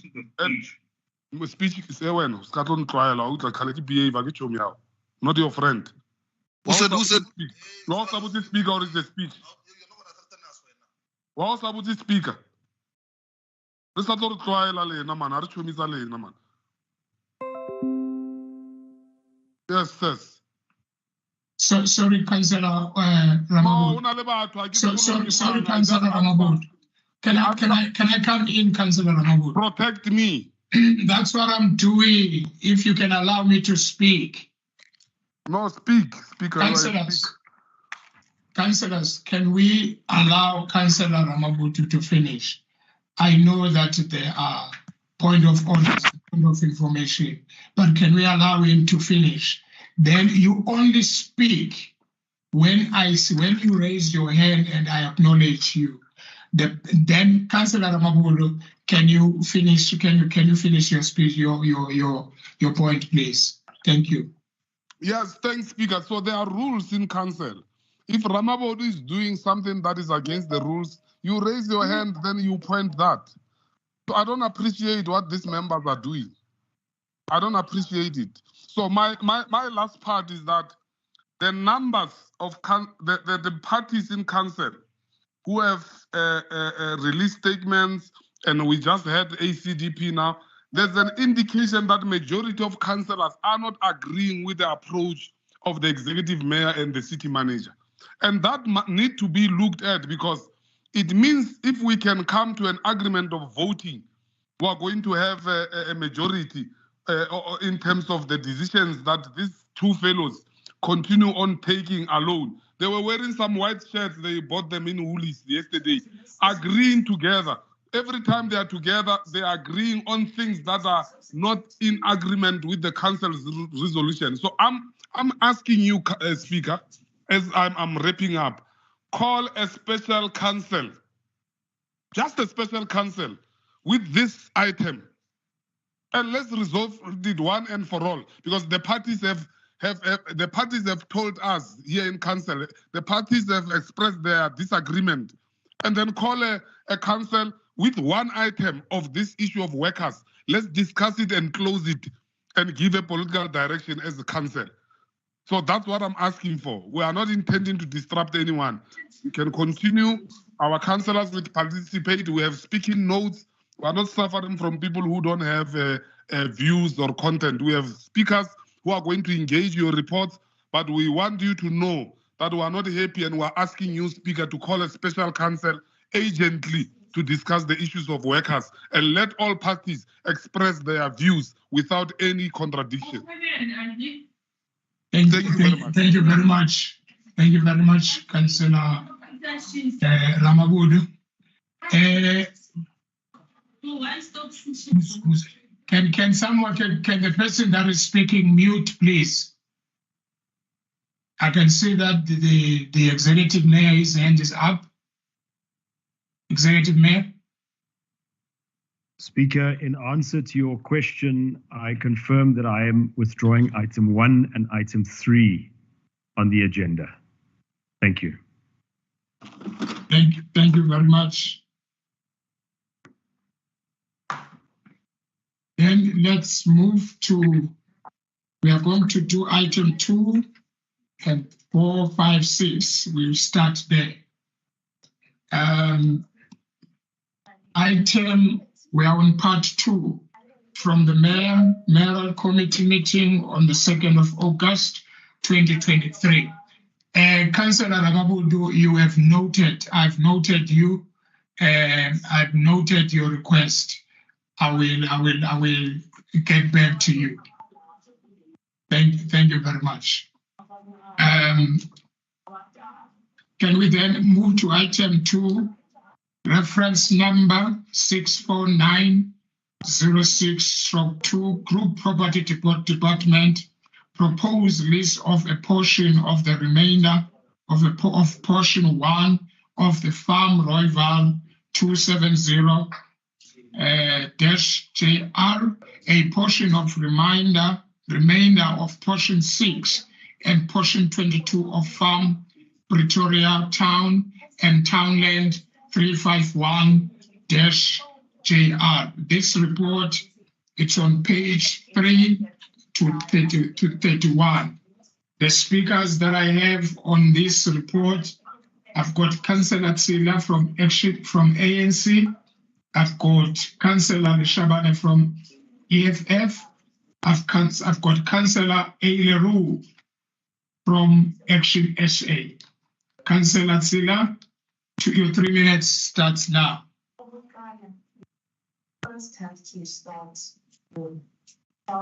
Speaker, the African National Congress take note of the report and its content. We acknowledge that it is a good report to list the portion remainder of the Royval and that of the Pretoria Town and Townlands. However, Speaker, listing them only for 30 years does not make sense for the quantum of investment. While 30 years may seem like a long period of time for an investment, there are several factors to consider that make it less beneficial for the city. Over such a duration, the purchasing power of money tends to decrease. This means that the value of the investment may not grow as much as expected. The future is inherently unpredictable. Economic conditions, market trends, and the city's circumstances can change over 3 decades. It is difficult to accurately forecast how a specific investment will perform over such a time span. Speaker, investment always carries some level of risk.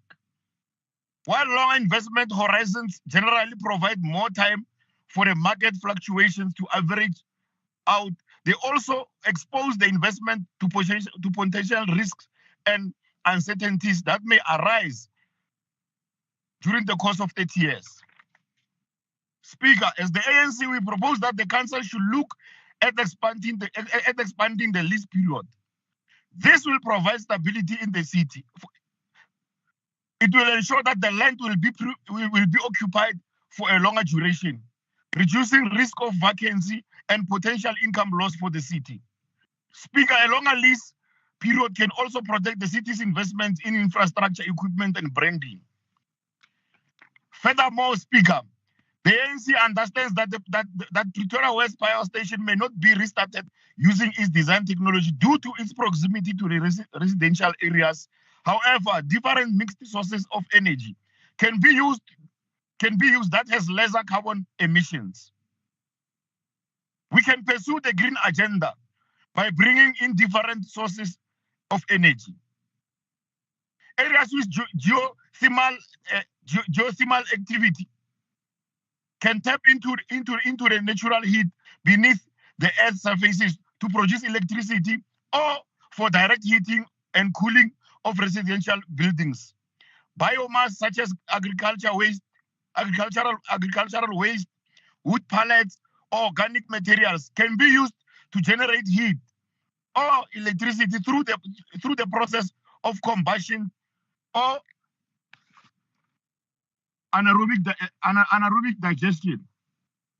Speaker, as the final report on the proposed list of the property will reflect the expected income on the lease of 2 power stations and the vacant land around Royval power stations is underway.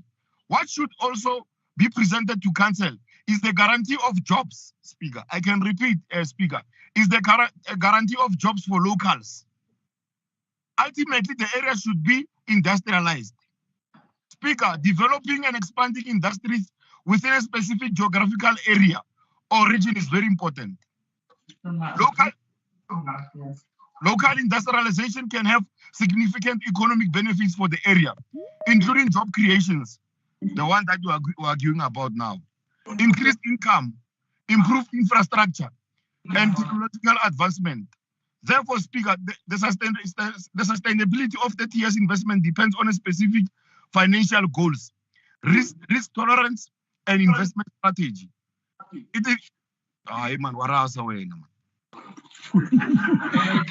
Can those people who are speaking, can you switch off your mic?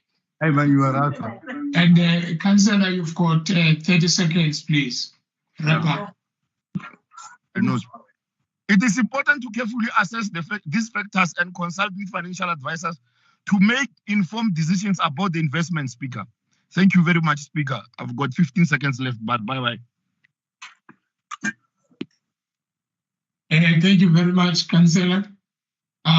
We've got Councillor Neshabana from EFF. Your 3 minutes starts now. Yeah, thank you, Honorable Speaker.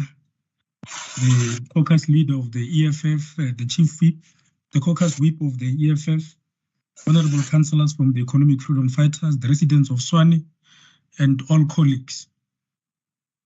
Honorable Speaker, I want to submit with disappointment and say to this municipality that the EFF, as one of the cardinal pillars of the EFF, which is cardinal pillar number 3, on building state and government capacity, which would lead to the abolishment of tenders, must be adopted by this municipality. It is with great shame that the properties of the municipality are disposed of without value under various circumstances. We cannot be able to deliver as the administration, to deliver as the leadership of the municipality, when the properties of the municipality are always given away, either on sale or on senseless rentals, which do not benefit this municipality. I want to submit, Honorable Speaker, that the EFF rejects this report and submits that this report as a recommendation that this report, together with other reports which were tabulated on the same properties under the administration of the previous mayor, Councillor William Randalls, be referred to MPEC for further scrutiny, and that such process should take place within a period not exceeding 3 months. I must submit, Honorable Speaker, that from the property asset management perspective, the immovable property asset register is segmented into core and non-core assets defined as follows. The core assets are property assets required for the provision of the basic municipal services as required by the Municipal Finance Management Act, Act 56 of 2003, at Section 14, subsection 2, and this may include infrastructure assets, and these assets that we are talking about are part of this. Further to that is the municipal operational assets, the community assets, emergency services, and so on, as well as the heritage assets. The non-core assets includes the property assets that are not required for the provision of basic municipal services as required in MFMA section 14.2 thereof. The residential properties, public workshops, human settlement, and so on and so on. We are sitting here, Honorable Speaker, discussing the 2 municipal properties now defined as farms, which are not even evaluated. The evaluation report of the value of this report, of the value of the properties that we are dealing with now, is not before this council. And I would therefore submit that this is an attempt to dispose these properties without value. In line with Section 34.4 of the Municipal Assets Transfer Regulations, this council resolved on the 20th of May 2019, long before we could be sworn in, that the city's leases on immovable properties be handed over to the Group Property Department as an immovable property asset strategy developed and endorsed on the 10th of July 2019 by MECO, focused on the city's immovable property for revenue generation and thus the infrastructure assets. The Group Property Department henceforth diagnosed that there exist several challenges limiting the city from gaining substantial income or revenue from its properties and identified the following as just but the list of the challenges that were experienced. One of those is the expired lease agreements. The second one is the delay in concluding the lease agreements. The fourth one is incorrect and inconsistent data across the portfolios of leases.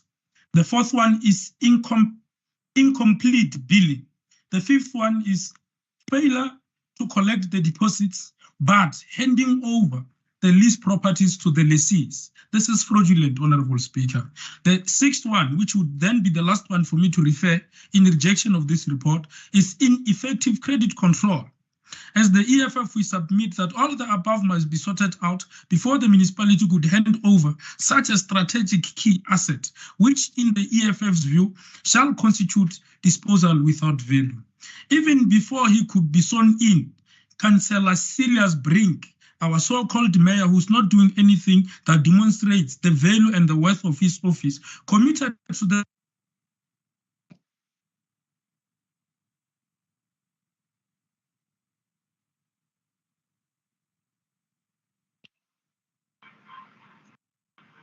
Network speaker. Let's extend noted. Let's extend time for our member. Noted. He's touching the nerve now. Nicely. Councillor Shabane, are you connected?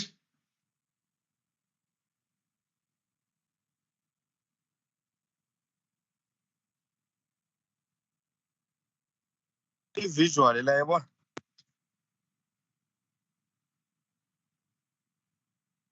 We are already here, Councillor.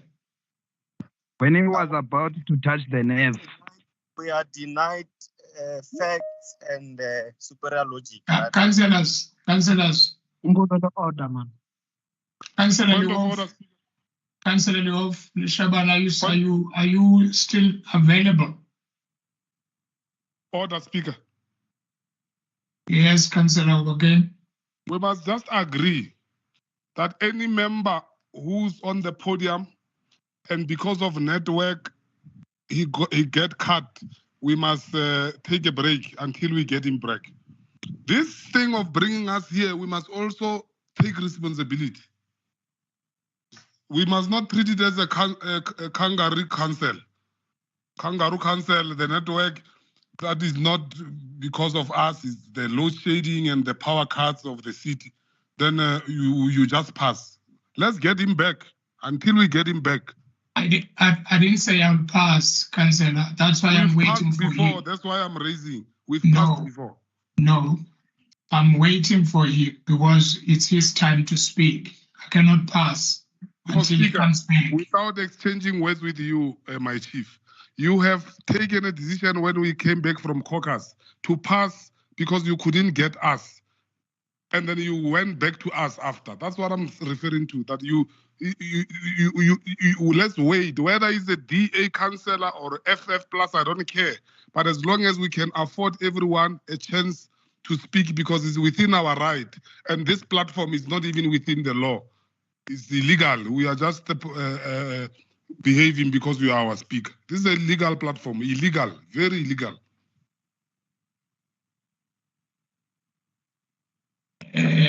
Councillor Shabane. Councillor Shabane can go ahead.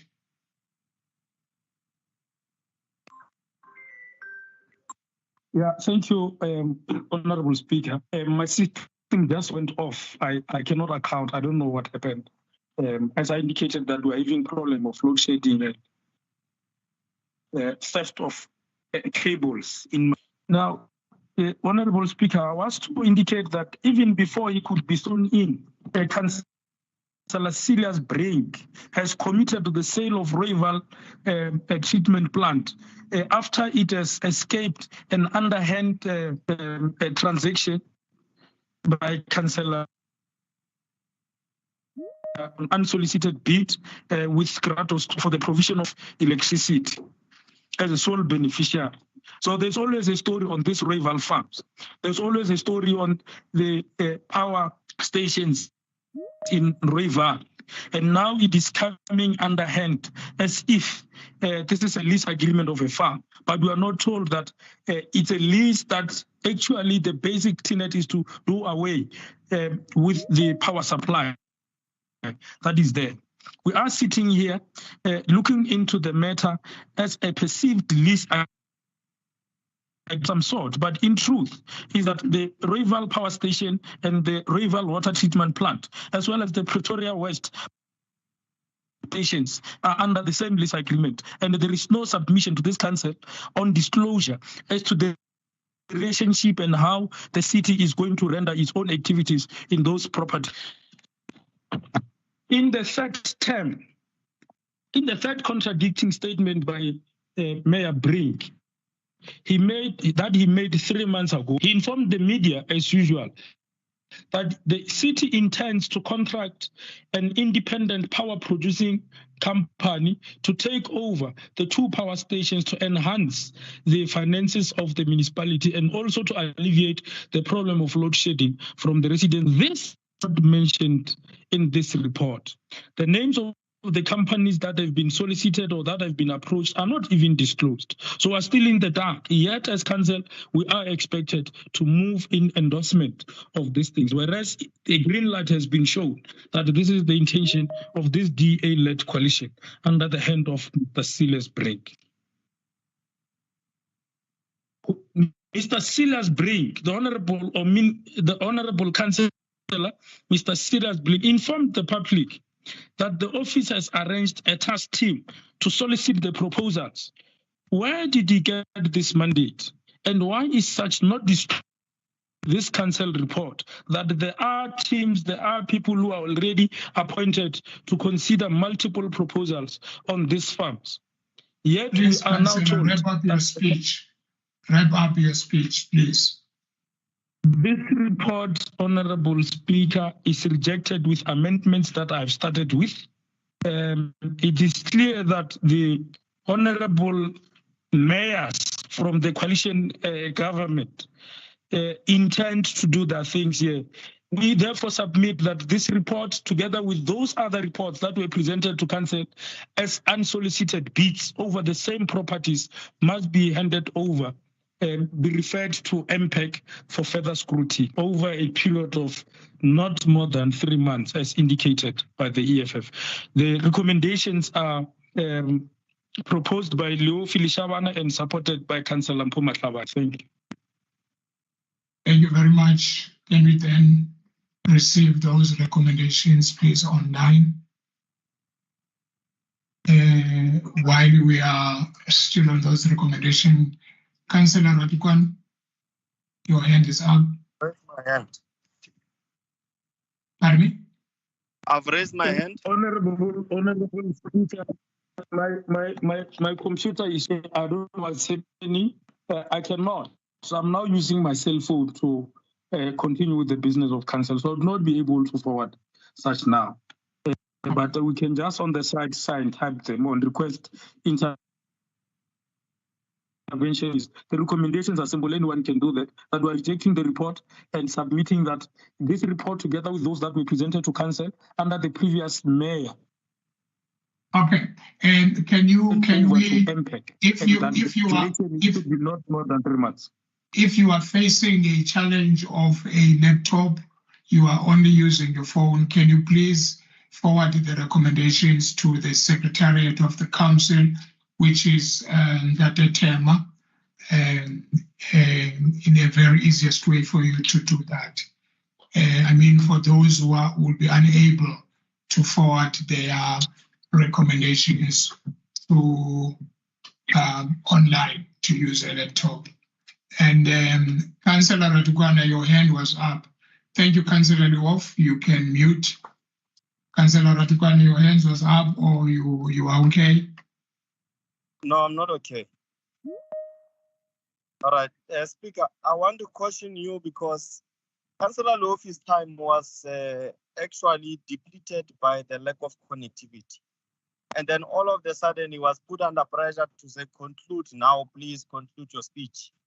And the leader of the EFF caucus was clear, and the party leader, that there is an issue here. We must afford us enough time, because in the process, he had to reiterate part of his statement because at some point it was cut off. And then you can't just be that strict to even be impatient with him and say, conclude now, please, as if you are irritated. It is your visual meeting that is making these councillors to not be able to be audible. And they have to reiterate. And as a result, you cannot be impatient with them. So please. Councillor Ratukwan, I gave extra 2 minutes to Councillor Leshabal. Extra 2 minutes after he was disconnected. So I'm not impatient here because there are other speakers as well. So I need to be fair to all of them. I'm not saying I'm not going to give people time to speak, but I gave him extra 2 minutes on his speaking time after he was disturbed. We wanted Thank you very much. I dispute that. I was counting the time myself. Thank you very much, Councillor. We let's avoid the dialogue. Can I move then to Councillor A. Leroux?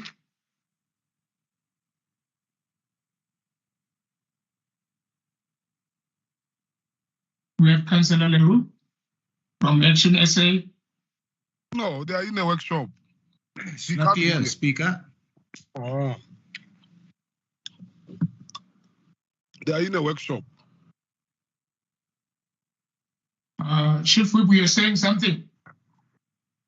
No, I was saying Leroux is in a workshop, yes. He's not here, Speaker. Okay, thank you. Going to collect 500,000. But the Chief Whip did not submit his absence of leave. Yeah, the Action SA applied for leave, but I did not approve.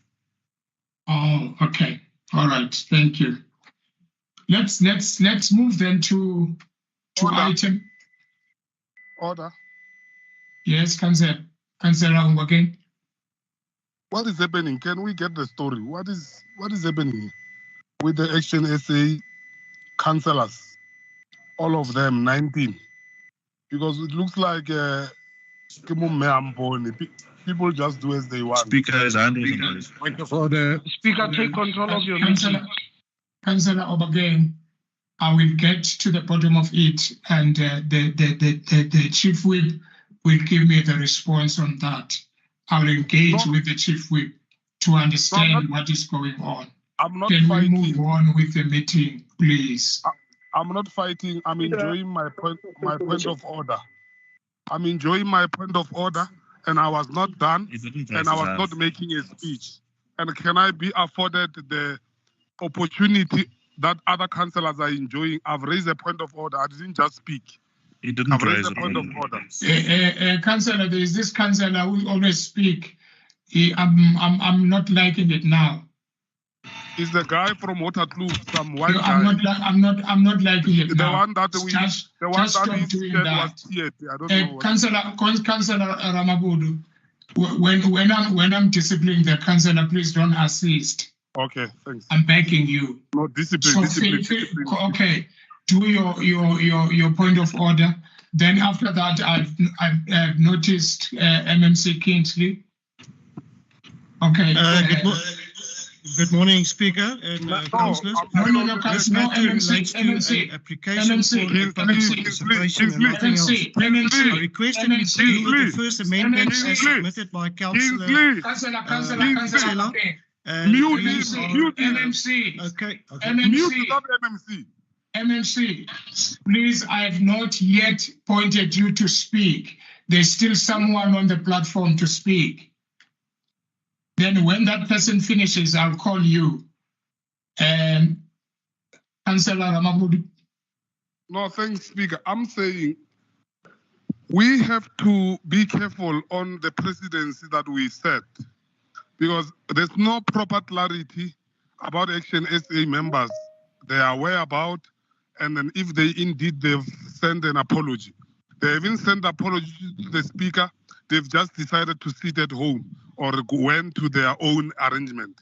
Imagine if it was done by the whole caucus of the EFF. So we need to act on that. We can't just let it go, because it looks like they think being a multi-party is to be in charge of the council processes. Let's look into that, and then let's not allow that, because if we allow it, we're going to do it, and this council will become a mockery. Thank you very much.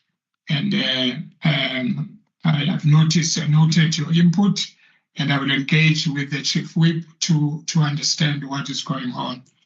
MMC Kingsley. Thank you, Speaker. My apologies for interrupting. I was trying to speak while other people were speaking over each other. Speaker, this report relates to a submission for a public participation, nothing else. If you look in the report, there are 3 phases to this process. We have now heard that there is a first amendment that has been submitted by Councillor Tsela. I request that we please deal with that, and I think it could be a reasonable request from our side. I don't know if you want to propose that so that we can just look at it and possibly just vote on that. Thank you.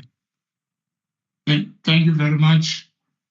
I think let's move to item number 4. Oh, let's deal with the amendment.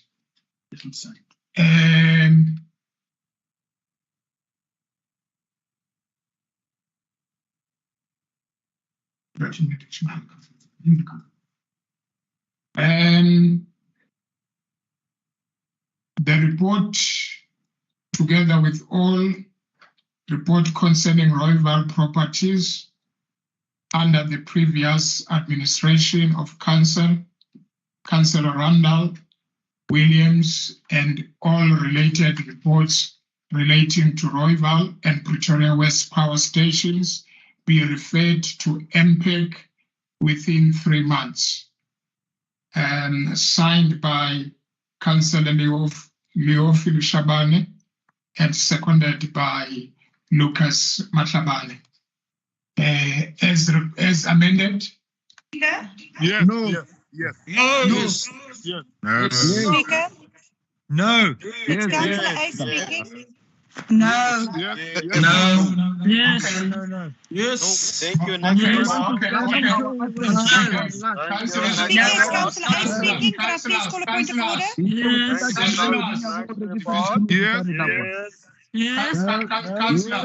Next report. Next report. Next report. I heard that you are saying no. Let's go to the next report, councillors. Speaker, it's Councillor A speaking. I would like to Yes, okay, I can hear you. Councillor is down. We're going to the next report. To clear the air first. Councillor is, please allow me. We're going to the next report. Thank you.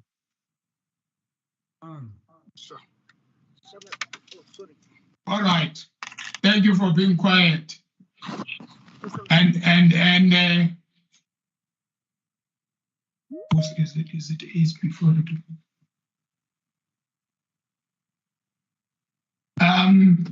Because you were all talking, I don't know who comes first before Ace and Ratukwan, but you were all talking. But let me say, Councillor Ace, can you come in? Thank you very much, Speaker. It's just on a point of order that we should deal with recommendations as they come in. And the recommendation from the ANC was made first. Thus, we have to first vote on that before we can vote on the recommendation by the EFF. Are you the spokesperson of the ANC? Okay, thank you very much. Councillor Tsela, did you make the recommendations? Yes, Speaker, Councillor Maluleka here. Oh, yeah, yes, Councillor. We posted on the chart because that's how the rules work. Councillor Luofi indicated that he's struggling to use his gadget. He can't post that. That's why it went directly to Tema. Ours, look at the time that it was posted there. It has been there a long time. Immediately after Councillor Tsela has spoken. Okay, we'll look at it now. We'll look at it now. My apologies for that.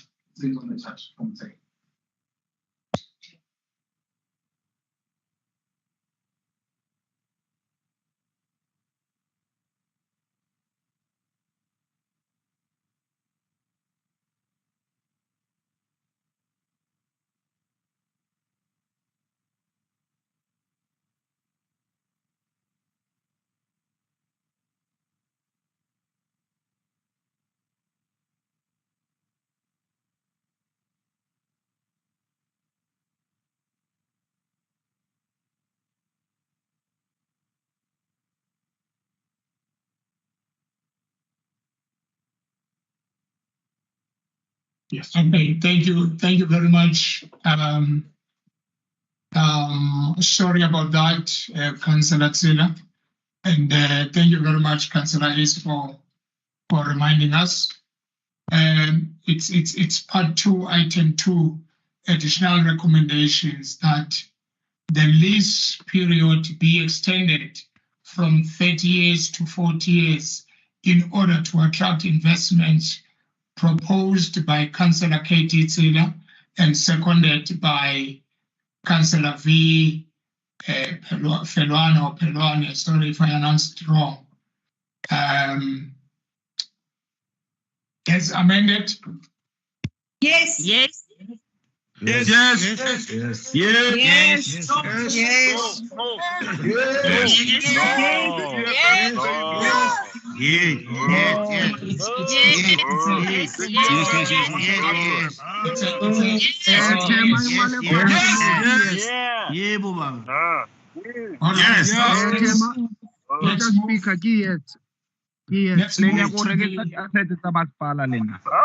Let's move to the second recommendation.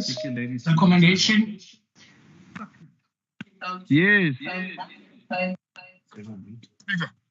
The report is rejected. On a point of order. Yes, Councillor. I'm sorry, I've tried to raise my hand. I can see that we are moving fast. I must also be fast. If I sleep here, you are going to move. You are supposed to dispose by saying yes, majority. You must dispose the first motion. There are yes and no. You divide the house, and you get into the next motion. Unless if someone can correct me, but you can't deal with both motions, recommendation at the same time. Dispose the first one, then after, it means whatever decision, if I'm not mistaken, it deals with the second one not to be recognized because there will be an agreement of the House on the first one. And maybe if I'm wrong, Tema can assist. You're dealing with both amendments. I don't know how are we going to vote because those ones it was yes and no. So it means we must divide the House. No, Councillor. I was corrected as you are mentioning it. I was corrected that I should have started with the recommendations that were made by Councillor Tsila. So the one that I just read is the one that was made by Councillor Tsila. Now I was going to go into the second one, which was made by Councillor Leof. So let me read the second recommendation. Speaker, I lost you. Speaker, I lost you there. I lost you completely. I heard you when you were saying you were corrected. Then after that, my line got cut. I'm saying, Councillor, there was a point of order that was correcting me to say I must deal with the first recommendation which was made by Councillor Tsila of ANC. Then after that, I deal with the second recommendation. So now I'm on the second recommendation, which was done by Councillor Leof. No, Speaker. Sorry to disturb you. What is the the decision of the first recommendation? What are the outcome of the first recommendation of 40 years lease, not 30 years? It was yes. No, there were. How did you? Which mechanism did you use? Because there were no's. There were no's and yes. So which mechanism did you use to understand that the yes is the majority? Okay, Councillor, can I take Eugene, Councillor Modisa, please? I've noted you, Councillor Modisa. Thank you very much, Speaker. I raised my hand prior to Comrade Councillor Jackie speaking, and I was deliberately keeping quiet. I wanted to see when are you going to recognize me. It's almost 18 minutes now, and I want us to respect the meeting like we are doing with the physical meeting. Let's apply the rules and the principles. You said when somebody is not recognized, must not speak. I think administration have got the powers to mute anybody who speaks willy-nilly. And I'm tempted to say this will be our last virtual meeting because everybody speaks as they pleases. They don't respect the meeting. We don't want to see that. Can you apply those rules and the principle? And if body speaks out of tune, and I'm still, you're being skeptical in the physical meetings of in voting in section 37, please make sure that whoever is not recognized must not speak. I lost an opportunity to depose my view before Councillor Ramabud, because we cannot deal with items like an umbrella approach. We must, this agenda is itemized for the reason, because we want to deal with one matter, deal with it, dispose it, deal with another one. So mine is that, can we respect the meeting, and you as the speaker and the chair of this session, make sure that whoever is undermining the meeting is muted or ejected from the meeting, please. Thank you very much, Councillor.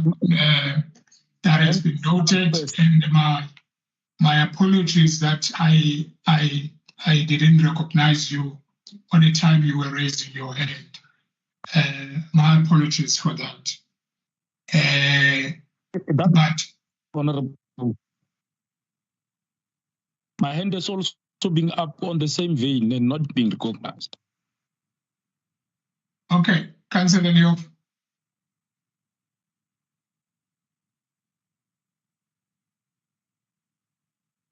Councillor Shabana, you were saying something.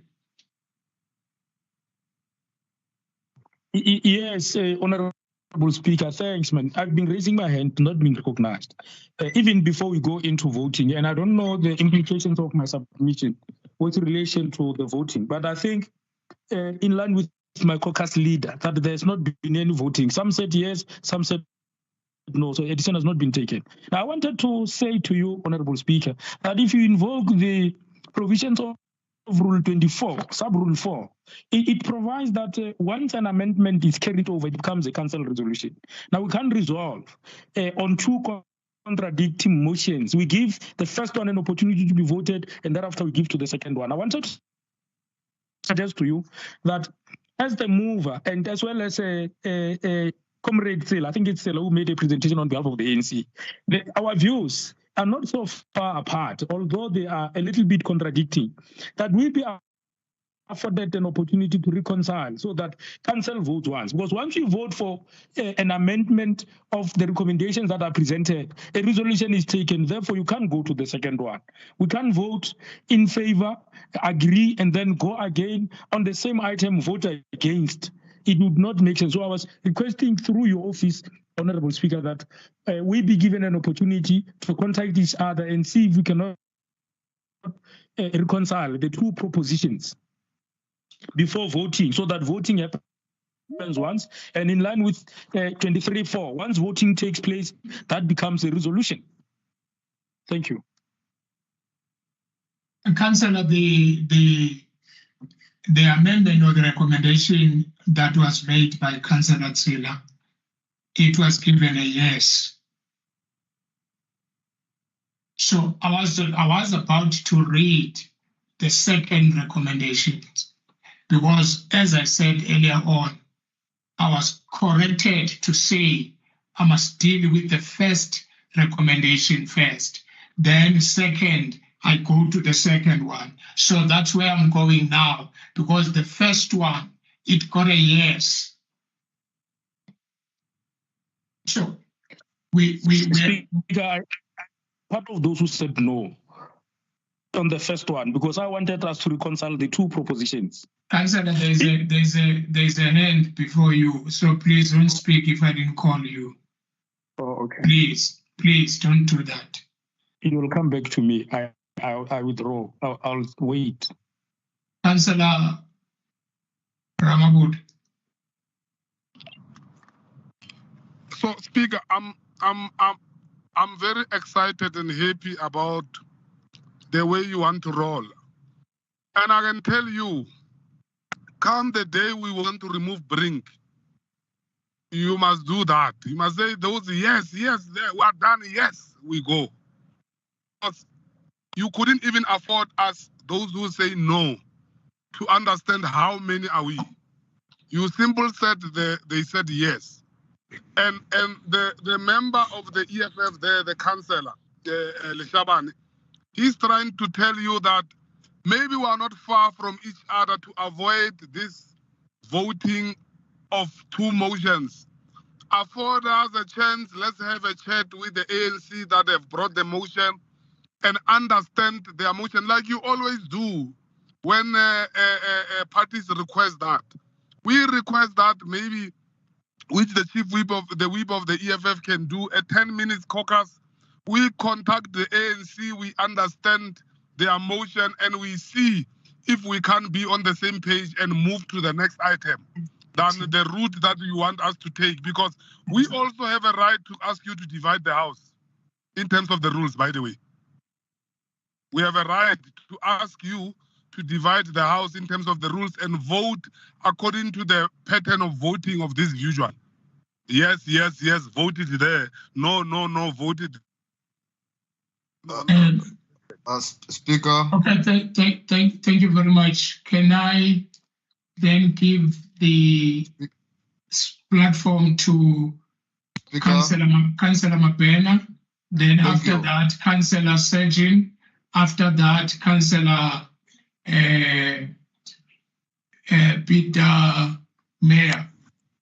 In that order. Thank you, Speaker. Thank you, Speaker. You know, Speaker, my authority in the matter might be a bit less. It is incumbent to our Chief Whip, Alderman Malulega, to can then agree to a proposition that is made by Councillor Obake.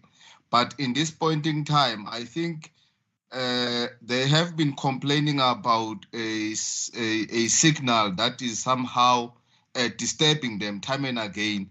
They have to relog in and then relog in and relog in. So as a result, when we had then agreed to a Royval extension of the lease, you might find that some of them, they were struggling to get log in. But nonetheless, from his proposal, if our Chief Whip ANC agrees to can then give him a hearing with regards to putting him up to speed to why we have agreed to a 40-year lease, maybe this will solve a number of things. I'm basically aligning myself to that proposal on condition that my Chief Whip would accept. Thank you. Thank you very much. The Chief Whip will be one of the people that will speak. Mark Sargent. Thank you, Mr. Speaker. I will just ask that you please run this meeting in a fair manner.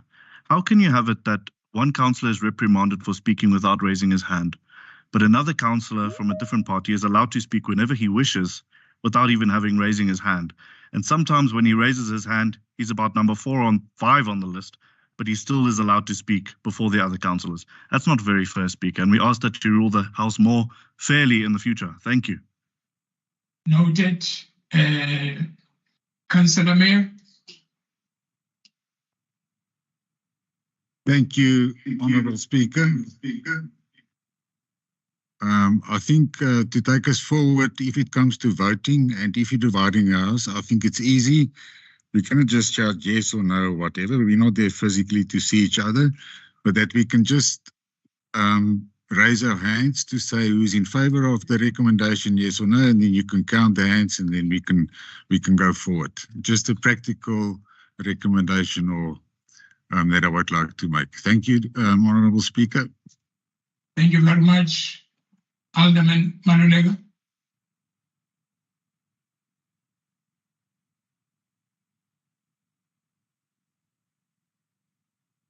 Alderman Malulega. No, I think we should just. Can you hear me? Yes, I can hear you. Can you hear me, Speaker? Yes. Okay. What we need to do is just to agree that we are patient with the system, given the load shedding that has affected many of us. But I think the request is noble from Councillor Leshabane. But I think what we needed to agree and say in an open meeting, because we don't want this conversation to be unknown and on how we then navigate towards an agreement. That this is an initial process of going out in the public and soliciting views from the public on what should happen with these assets. Because I think MFMA dictates on disposing of our assets, and the detail will then be shared with the public and even individuals that want to comment on this process. There's going to be a second leg of coming back to council on the feedback that comes from the public. And there will be a third leg of concessions and engaging individual interested parties. Therefore, it's a lengthy process that we are embarking on, that we might agree on going out to the public, but we might reject another process that is going to come. Therefore, it would be premature of us to anticipate what would then be outcomes of different levels. Then we can do what we need to do with EFF, but this is just the beginning of a lengthy process that, and I think it will be open of what is going to happen in the future of our assets. But we don't mind to engage our fellow colleagues on the proposed motion from them or recommendations, and this recommendation that we've advanced, because we indicated that we support the report, and the additional recommendation was just to lock in terms of the lease period. But we are open to that discussion. Thank you, Speaker. Thank you very much, Alderman Maluleke. Who is this? Okay, the only hand that we have now is Councillor Ramabudu.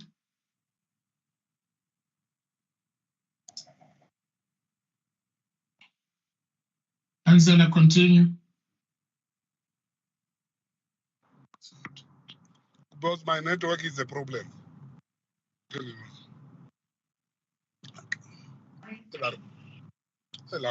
Speaker, can't do a visual.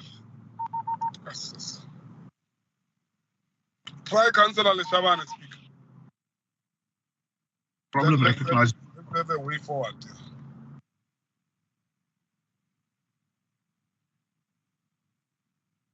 So are you saying Councillor Leshabane must speak on your behalf? I was caucusing with him just now. I had a caucus with him via telephonically, because he's the one who came with the amendment. But I wanted to clear something, but we are fine. We are on the same page. So he can come in and give a way forward, then we can move on. That's what I'm trying to say. Thank you very much. Councillor Leshabane, can you come in?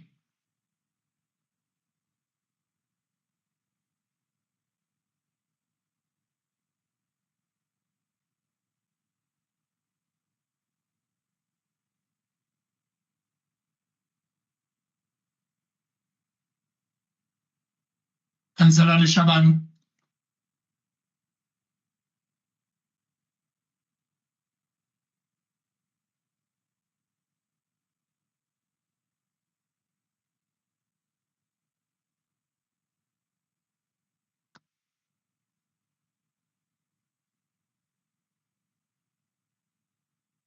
No, sorry, Speaker. I think we can, through you, Speaker. Yes. Go ahead. Yeah, that yes must be audible so that Mr. Modise can hear that you've recognized me. Because he is complaining that people just speak. So I'm saying it looks like we can't get hold of our colleague. The argument of the EFF is that this thing came with the previous mayor as an unsolicited bid. And it looks like someone went and polished it and brought it back. So we are of the view that it's the same thing. Somewhere, somehow, someone is being prepared and there were meetings of a person who will take over these power stations. So we maintain that we are not in support as the EFF. Maybe let's let it go, but we are not in support at all. We don't support the leasing and the privatization of the assets of the municipality.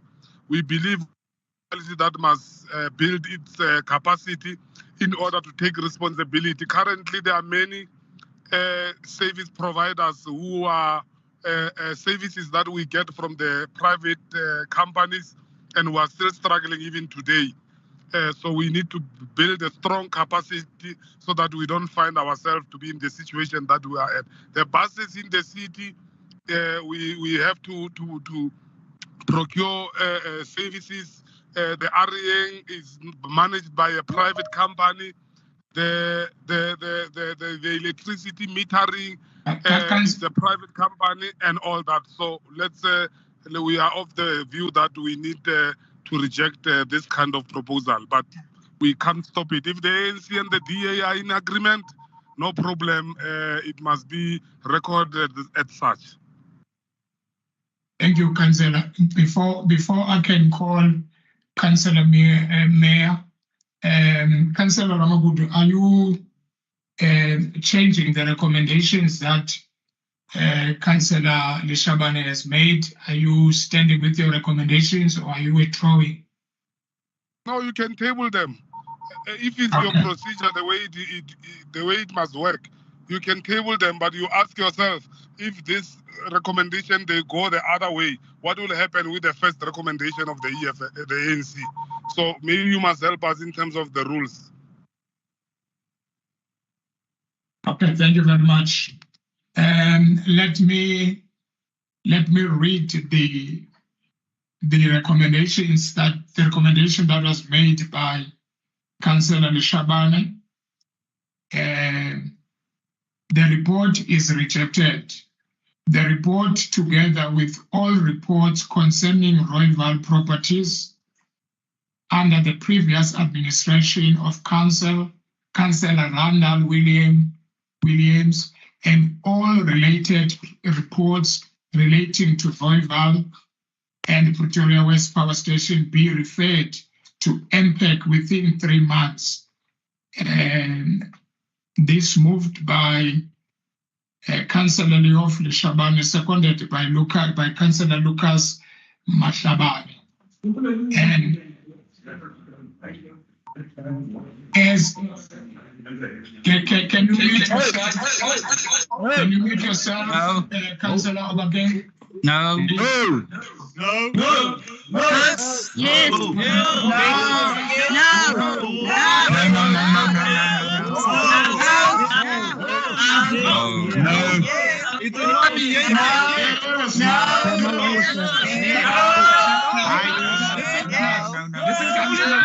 It's a no. It's a no. Councillors, can I have a house that is disciplined? Councillors, can I have a house that is disciplined? I've never asked you anything. I've never asked for any amendment. You are just making noise. Can we be disciplined? Can we be disciplined, please? As I've read the recommendations, Councillor Ramagudu, what's the point of order? No, my point of order, and I'm glad that you have called order. This is happening for the third time. There are members of the DA who are busy drinking Klep Drift and Coke there. And their role is to disrupt us here. Can you protect us? Because we are not able to see them, but they sound drunk. They sound very drunk. Okay, Councillor, you are protected, Councillor.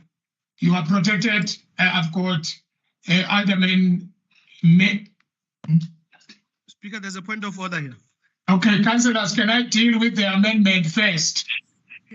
Can I deal with the amendment? It can't be that we're going up back and forward. Can I deal with the amendment of Councillor Leshabane? As amended? Yes. No. No.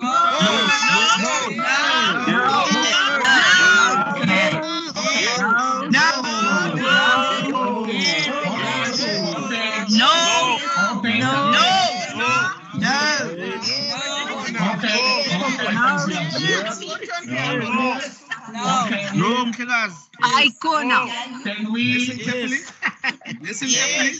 Can we It's a no. Councillors. Councillors. Now you can come down. No, you can't do that. Can we then divide the house? Yes. Can we divide the house? Yes, you can divide the house. Yes, divide the house. Yeah, divide the house. Dividing the house, just tell them. The more meeting.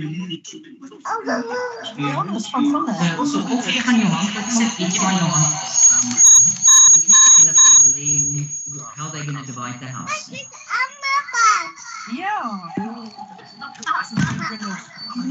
Speaker. We are still looking I've raised my hand. we are still looking for councillors. I'll tell you when to vote. I'll tell you when to vote. Councillor Tikok, please can you mute yourself? Councillor Tikok, mute yourself. Councillor Ramabudu, please mute yourself.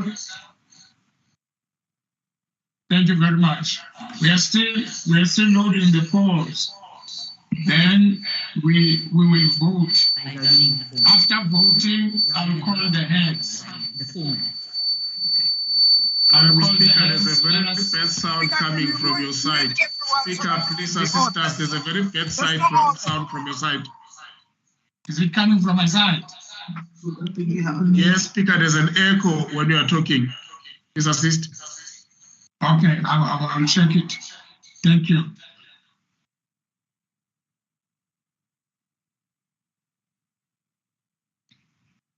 Yeah, let's wait a bit while we are telling the polls. Okay, Brian.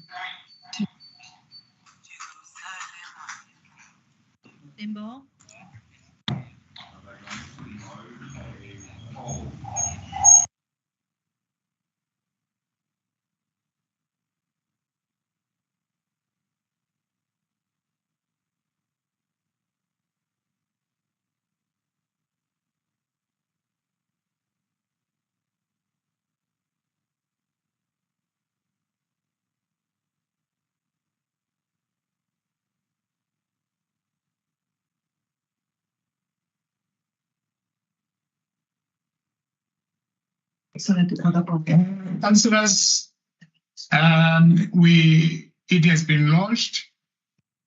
Probably you can see it in your screen. I'm giving you 5 minutes to vote. The 5 minutes starts now. Thank you.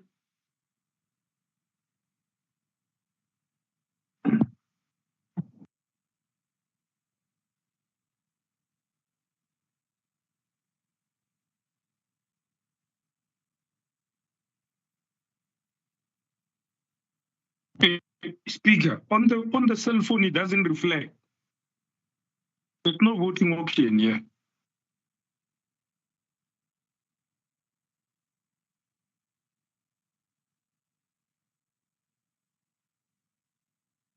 Raka phone mtsamkhot.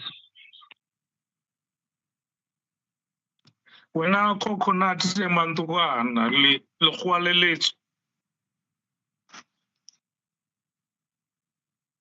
Nyaka phone. Re vouta ka o emisa matsogo.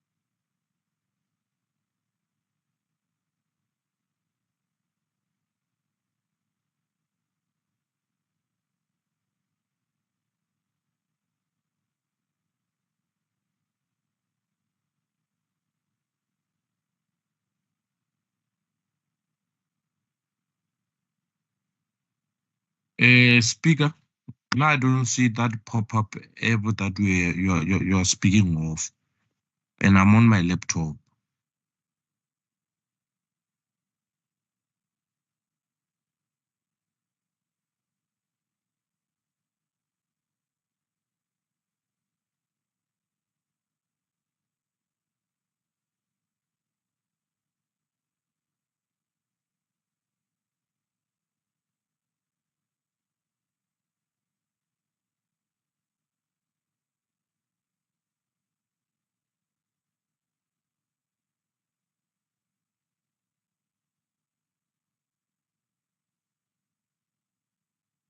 Checking the chat. We've announced. This people will announce. Please check in your chats, councillors. Noted, Speaker.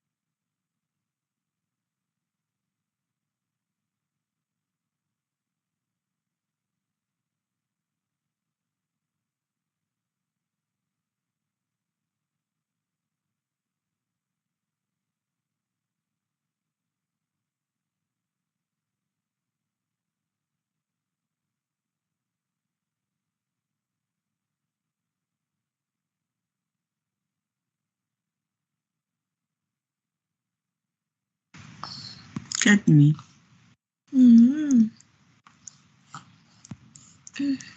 Waiting in the lobby. And then you go over about meeting too, and then you're not eating. Vote them. Mara lo gone taba o vote reng. Taba ke yone ha e bolele. Yo. Kira gone go vote ba re vote re mo. For vote Can for. you please mute everyone?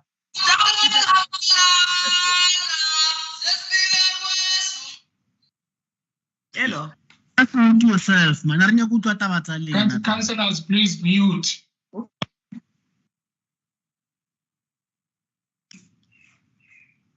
Speak for yourself. We want to hear some of us. How?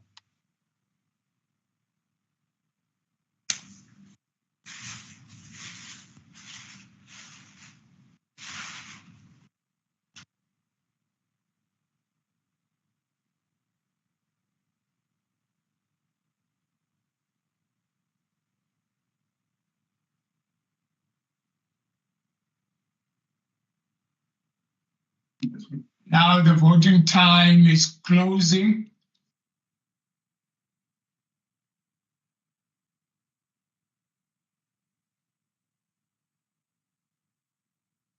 Hey, Speaker. Speaker. Councillor Matebula, we are still on a voting time. No, I just want to advise because you want to close voting time, Speaker. Our councillors are struggling with network, Speaker. If you can look at the voting poll there, you can see that you said we are 160 something, but only 112 voted. So can you please allow comrades to log in and vote? It's difficult for us to do these things of visual, Speaker. And we have pleaded with you on several occasions that can you please allow us to be in council so that this thing can happen there? Now we are stranded with network. You want to close voting. Speaker, you have a narrative which you are deriving yourself. Right. The abstaining is done. Right. Myself, I'm struggling to vote here. Can you assist, Speaker? I'm struggling here. Vote how ribbon is reported. I'm struggling. Speaker. When you see the results. Speaker. They were on charts, ne? Yes. Yeah. There. Speaker. And I'm not going to bolela Speaker.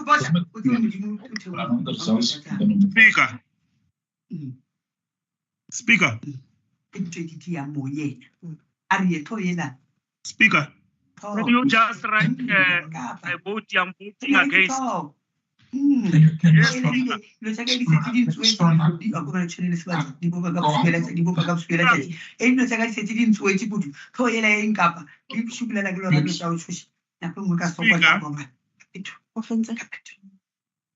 Councillor Ananias, can you please mute? Or Councillor Siloa, please mute. Thank you. I'm muted. I'm saying assist me, Speaker. No. Matebula uskolo man. Tima Kimel.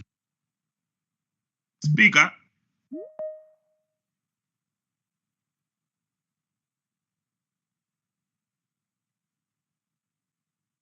Speaker.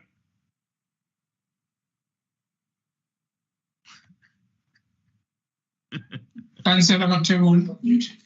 Yeah, Speaker, please, man, just give us. You have not recognized him, Speaker. 10 minutes is not enough for us to. You have not recognized him, Speaker. Please, bear with us. Thank you very much, councillors. We are going to announce the results because we have closed the voting time. And Speaker, you can't do that, Speaker. I'm struggling to vote. For the amendment is 20, against is 104, abstain is 3. So in other words, it's not carried over. So let's move to another item, which is item number 4. Reference number 79033/2, Group Property Department, Property Assets Management and Advisory Services Division.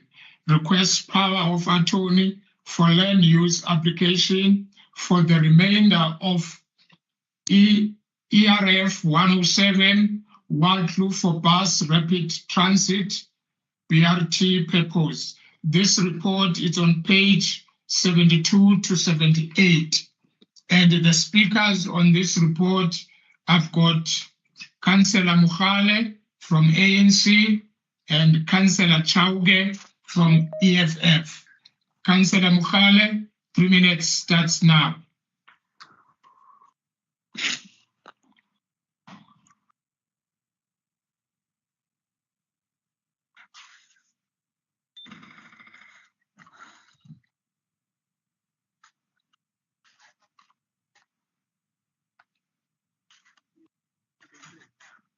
Councillor Mukhale, are you in?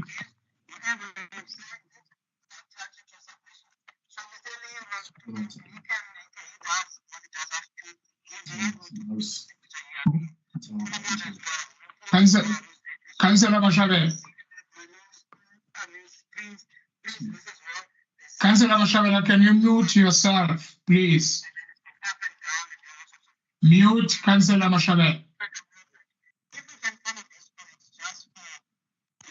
And Councillor Mukhale.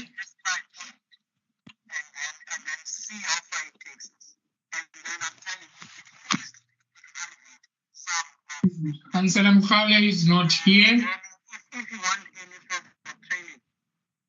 Can we then move to the next speaker? Speaker. Yes, Alderman. She's struggling to connect, Councillor Mohale, but we support the report that deals with the depot in Wardlow for the BRT purpose. But we must bemoan the struggles and challenges that the implementation of BRT is facing. And we are currently losing on the grant that is aimed at ensuring that we expand transport towards the east. Recently, the mayor went to Namibia to attend a gathering that deals with interventions on climate, but also to bring modalities that will deal with emissions. And BRT is aimed at ensuring that we deal with areas where there's densification, we move people out of their vehicles into reliable and affordable public transport. We know that in the Pretoria East or in Mamelodi, there are many people that are working in the CBD and students that want to use public transport. And if we expand and go to the East, we would have resolved affordability and reliable on public transport. Therefore, we are encouraged that there's effort to deal with this, but we are discouraged by performance in the Department of MMC Katlego Matebe with regard to implementation of BRT, and we are bemoaning such performance and the retaining of grants that need to be spent. We are requesting that you check up performance in the department, because such a plan that we are going to adopt today might gather dust because we are not implementing as expected in the transport department. Thank you.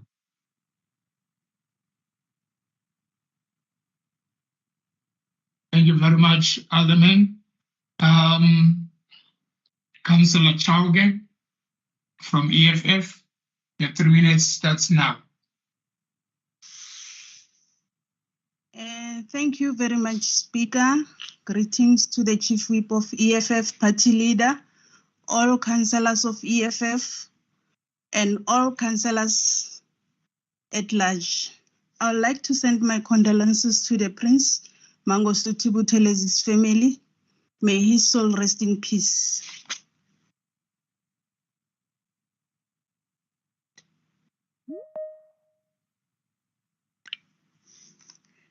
Speaker, the EFF take note on this report. Our view is that Bus Rapid Transit BTR depot in Region 6 will bring much needed transport to our people. Speaker, in addition, we believe in a cheaper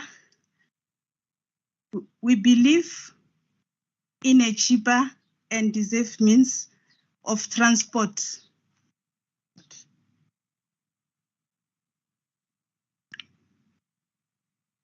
Sorry for that.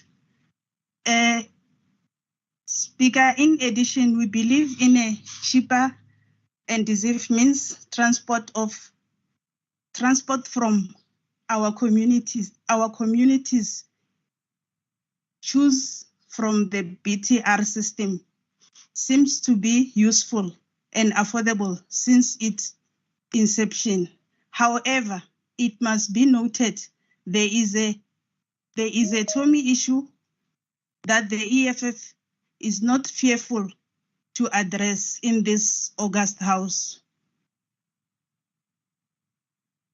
The matter I'm raising with you is that the denying of our people a salary increase. Our people deserve a better living wages like the rest of us so that they can motivate the work effectively with happiness. The BTR project must be the base of permanent employment in the municipality, and our view is the state must never sell the program to the highest bidder. BTR must be state-owned mode of transport that is accessible and affordable for all. The EFF is in agreement with you and the power attorney granted with the condition that the project must serve and benefit our communities in the city of Tshwane. I thank you.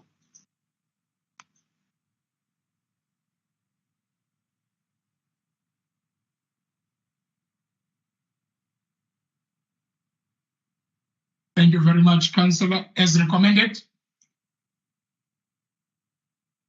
Yes. Let's move to item 5. Yes, Speaker. Yes. Reference item 5, reference number 209293-1/1, Environment and Agricultural Management Department, development of draft integrated waste management plan for the city. This report Councillor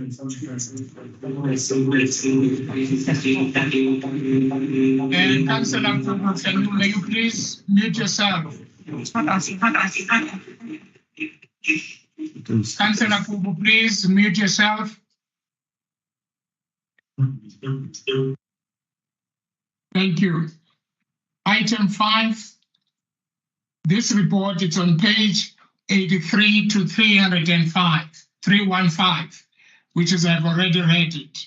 On this item, we've got Councillor K. Piri from EFF and Councillor T. Moloisane from, Councillor Piri from ANC, Councillor Moloisane from EFF. Councillor Piri, 3 minutes starts now.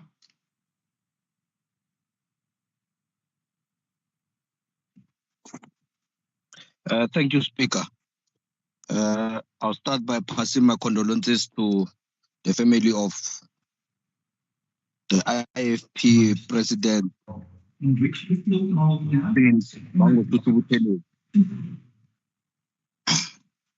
Councillor Van Niekerk, may you please put yourself on mute? Thank you. Thank you, may go ahead, Councillor. The report brought before this council provides a draft integrated waste management plan that, as the ANC Caucus deems as a good plan as far as the suggested plan is concerned. Speaker, the integrated waste management provides a strategic approach to sustainable management of solid waste, covering all sources and all aspects, covering generation, segregation, transfer and sorting, treatment, recovery and disposal in an integrated manner, with an emphasis on maximizing resources use efficiency. Speaker, I don't know if you are aware, but the city currently does not have a council-approved integrated waste management plan as required by the National Environment Management Waste Act of 2008, Act number 59 of 2008. As a country, South Africa, which is a member of BRICS, now called the BRICS Plus agenda, on the 28th of June participated in the 9th BRICS Environment Ministers meeting under the umbrella of advancing environmental cooperation amongst BRICS towards the attainment of the 2030 Agenda for Sustainable Development. South Africa as a partner in this meeting reaffirms the call to action in terms of the 2030 Agenda Sustainable Development with specific focus on the environment. Tshwane is the capital city of a BRICS Plus partner. The city should therefore hang its head in shame for not being compliant till this point. While 2030 is only less than 7 years away, the ANC caucus is, however, not surprised because the DA has made it clear that they are not in support of the BRICS agenda.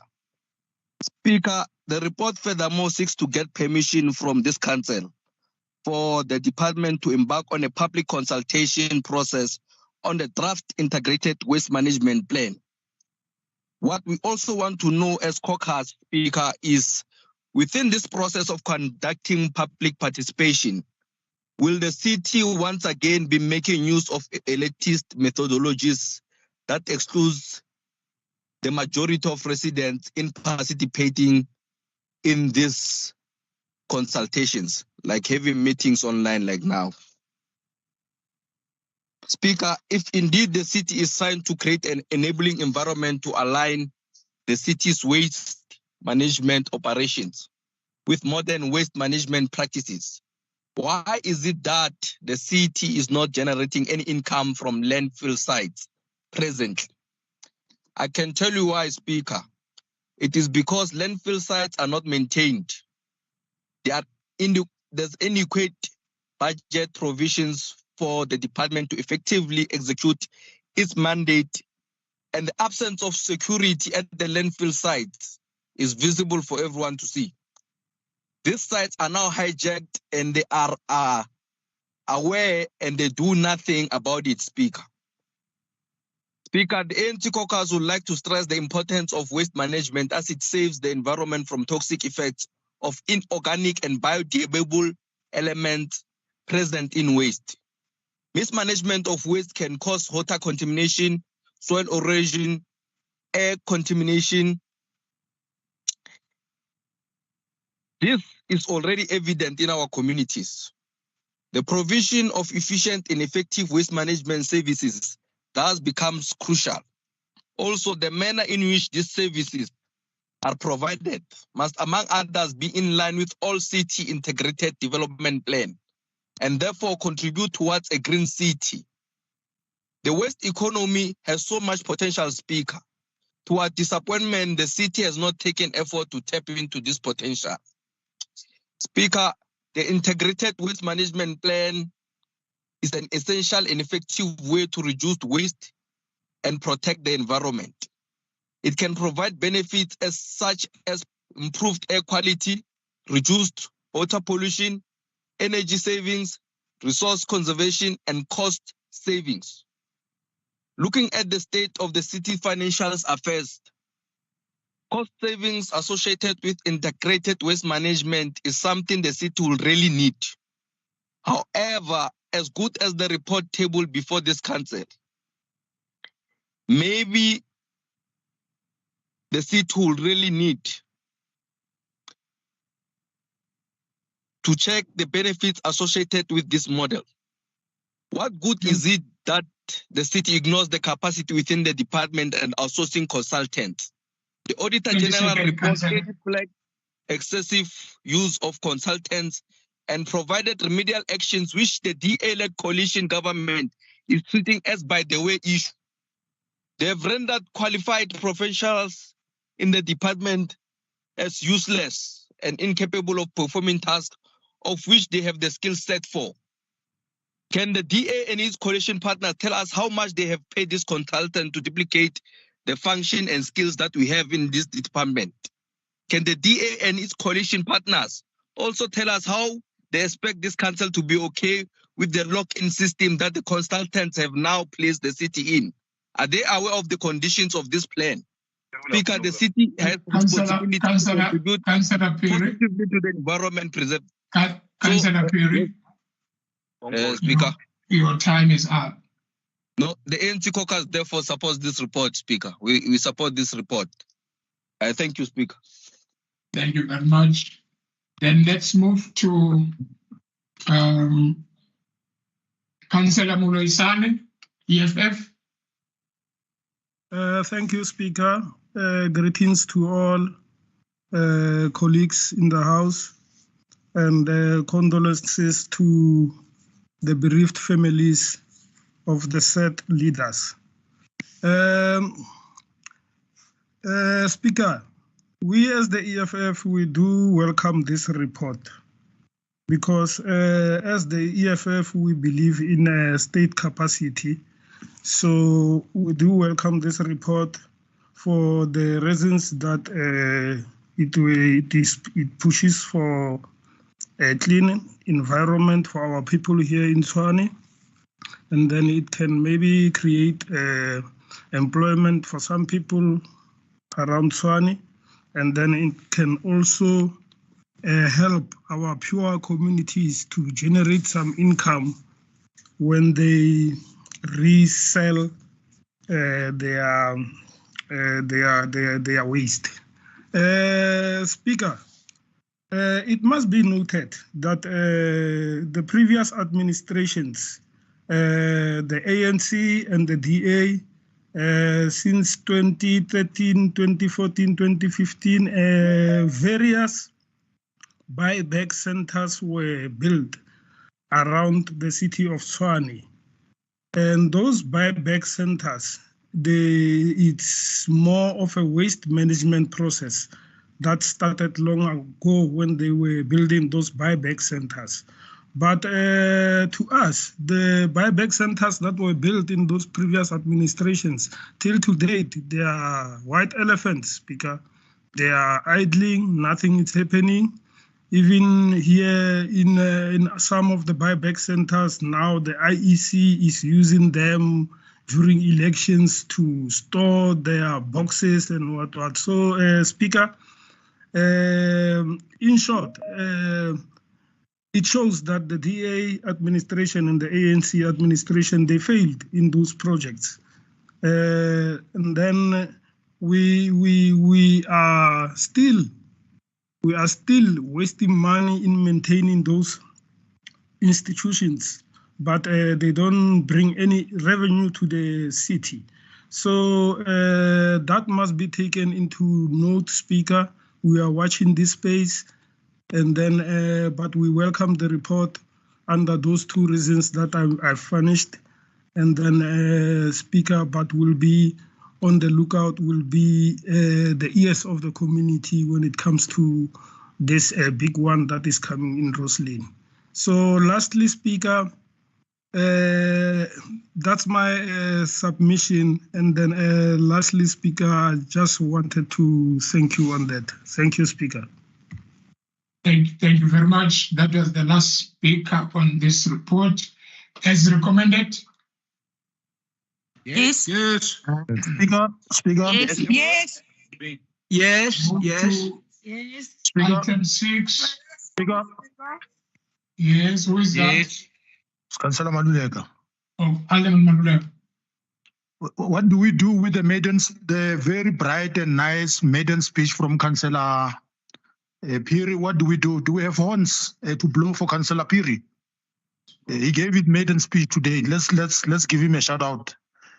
Congratulate him. Thank you.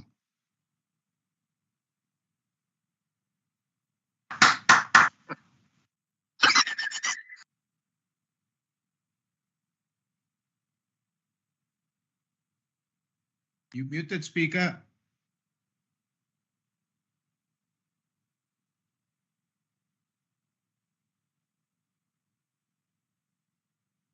You are muted, speaker. We can't hear you.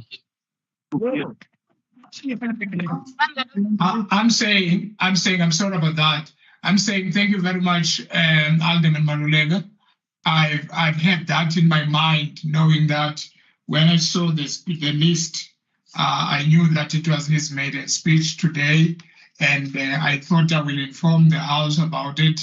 And you can just clap the hand where you are, just to welcome Councillor Piri first speech, whether it was what you wanted to hear or not, just for the fact that you managed to open the mouth in the council today. Just where you are, you can clap the hand.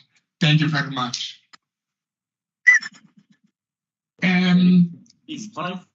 Let's move to item 6, please. Reference number 73381/8.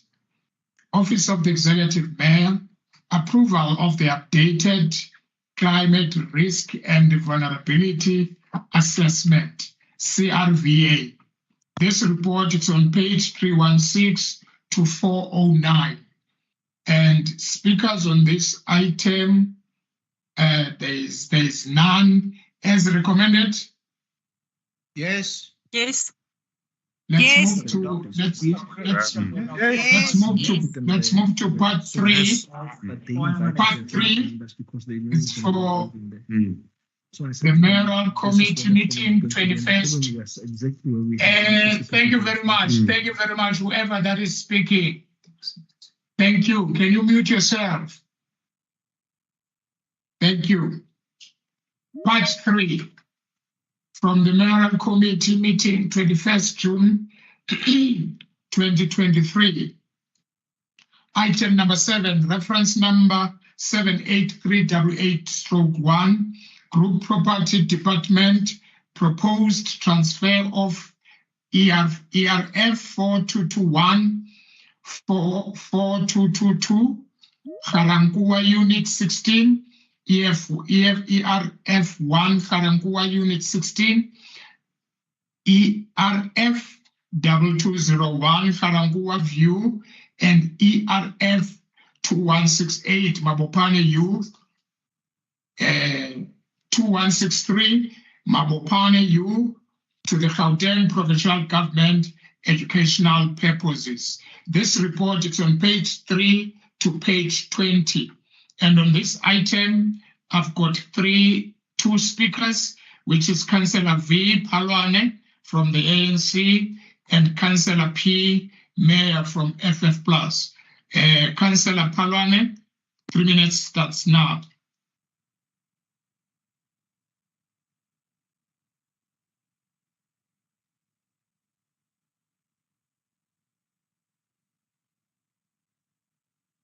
Councillor Palwane, are you with us?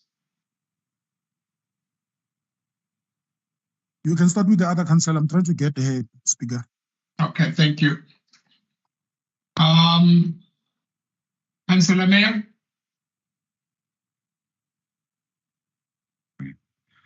Thank you, Speaker. Thank you, colleagues. Speaker, I just wanted to make you aware of Councillor Celias McKenna. I think that Councillor Hans is still raised.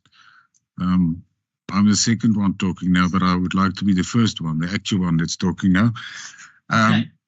Speaker, I'm not going to talk on the item as such, but I would just like to add a recommendation to the report, and that would be recommendation number 10, that the properties listed above be removed from the City of Tshwane asset register.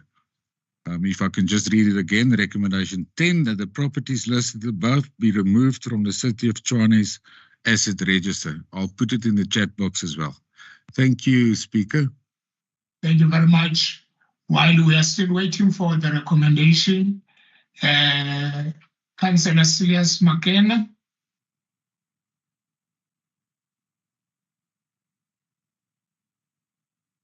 Councillor McKenna. Okay, it seems he's no longer wants to speak. Are you winning, Alderman Madulet? No, we can move. We support the report, Speaker. These are schools in Region 1, in Harangua and Mabopane. We have tried to stress to the executive that the delays around properties that are owned by Education Department stifle progress in terms of expansion and investment on infrastructure in these schools, because most of these schools were built during Buputatswana and the Northwest government. In these schools, communities were building their own schools. But unfortunately, when these properties were transferred to, or when the Gauteng government took over other boundaries or areas that fell under the newly redemarcated areas, when Gauteng education government want to expand, they don't have either title deeds or approved plans on these schools. Therefore, we want to encourage the executive to speed up finalization of handing over these properties to education department so that expansion can take place, because we have seen influx of people or inward migration in Gauteng and especially in Tshwane. Therefore, we can't deny people education on the basis that these schools can expand or government can't invest further infrastructure to make sure that it accommodates the need of intake. Every year there's a battle in schools that many people cannot utilize these facilities.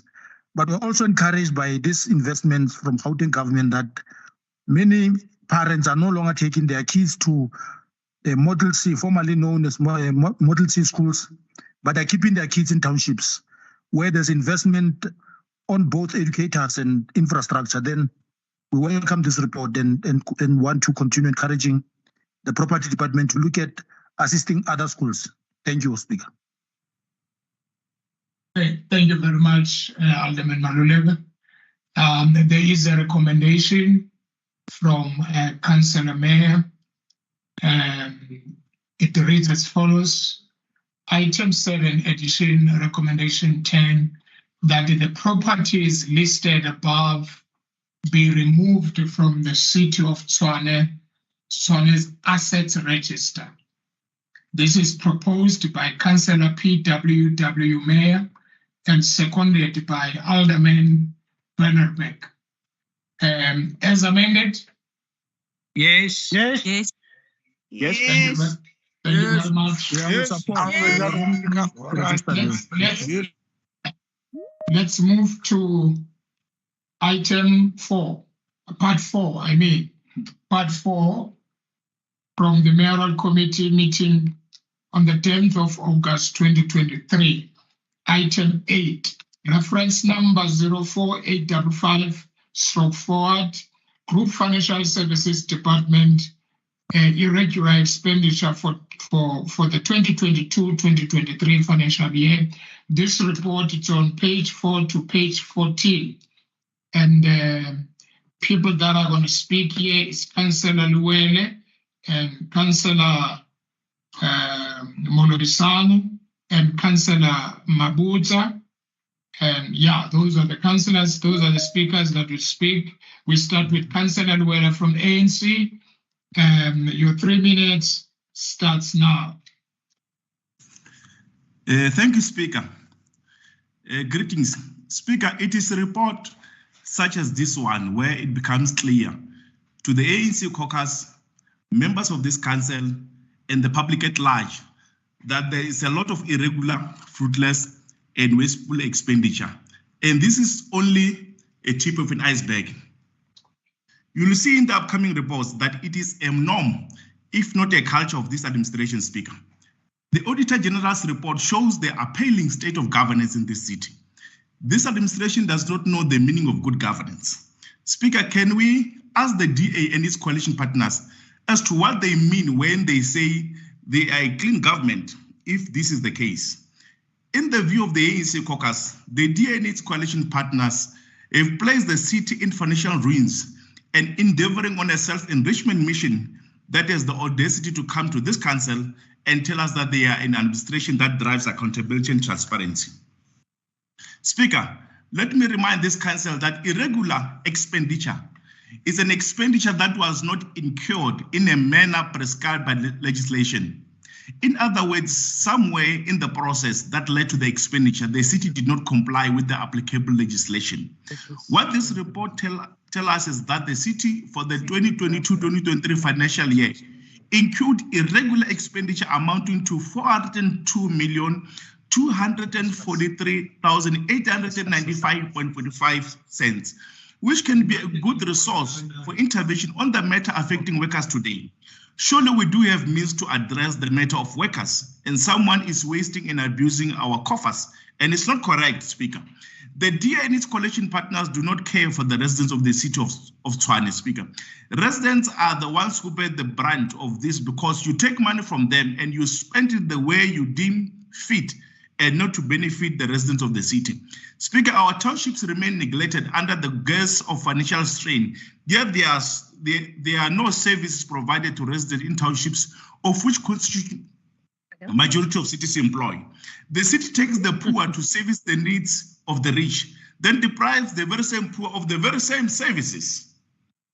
Speaker, Section 32 of the MFA further states that a municipality must recover unauthorized, irregular, or fruitless and wasteful expenditure from the person liable for that expenditure, unless the expenditure, if it therefore states that the case of irregular or fruitless expenditure is after investigation by council committee, certified by council as recoverable and written off by council.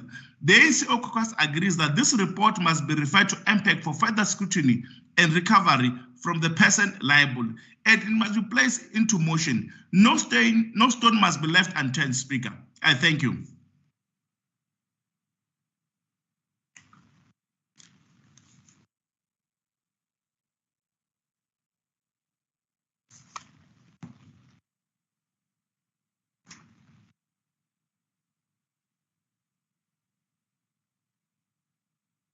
Speaker, you're muted. Oh, thank you very much. Let's move on to Councillor T. Muloisane. I've noted you MMC setting. Can I deal with these two speakers? Then I'll come back to you. Speaker Muloisane, and then Speaker Mabuza. Then after that, I'll give it to you, Councillor MMC setting. Thank you, Speaker. My fellow colleague, Councillor Odwan Ntununu, will speak on this one. Thanks. Councillor Ntununu.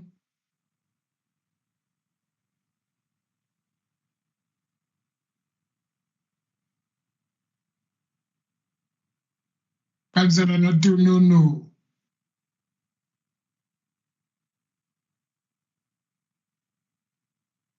Okay, while we are still looking for Councillor Ntununu, can I call Councillor S. Mabuza from Good? Your 3 minutes starts now. Good afternoon, Speaker, the Executive Mayor, all protocol observed, and Mahosi out there. Firstly, as Good Party, we really want to send our condolences to the family of Shenge and the family of Ackerman.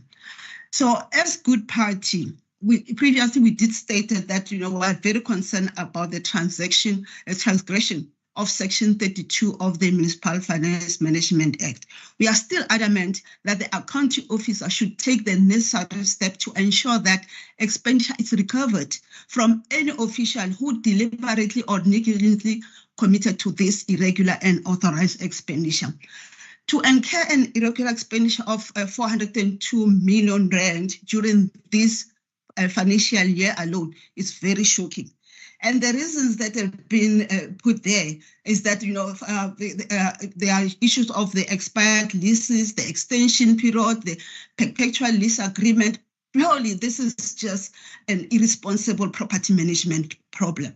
And the issue of the contract that lapses an additional scope of work, really, and that leads to the evaluation order. Really, seriously, this is a project management problem, and it's been compounded by the problem of supply chain management.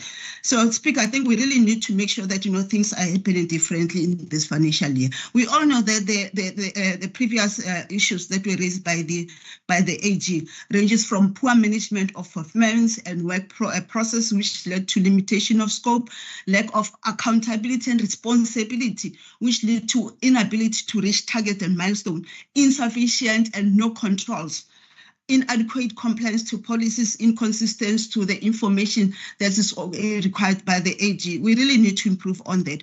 Poor performance by a contractor, supply chain management process again. We cannot continue like this. Speaker, our section 78, 1, 8, B, and C is very clear on the roles and responsibility of senior managers and other officials.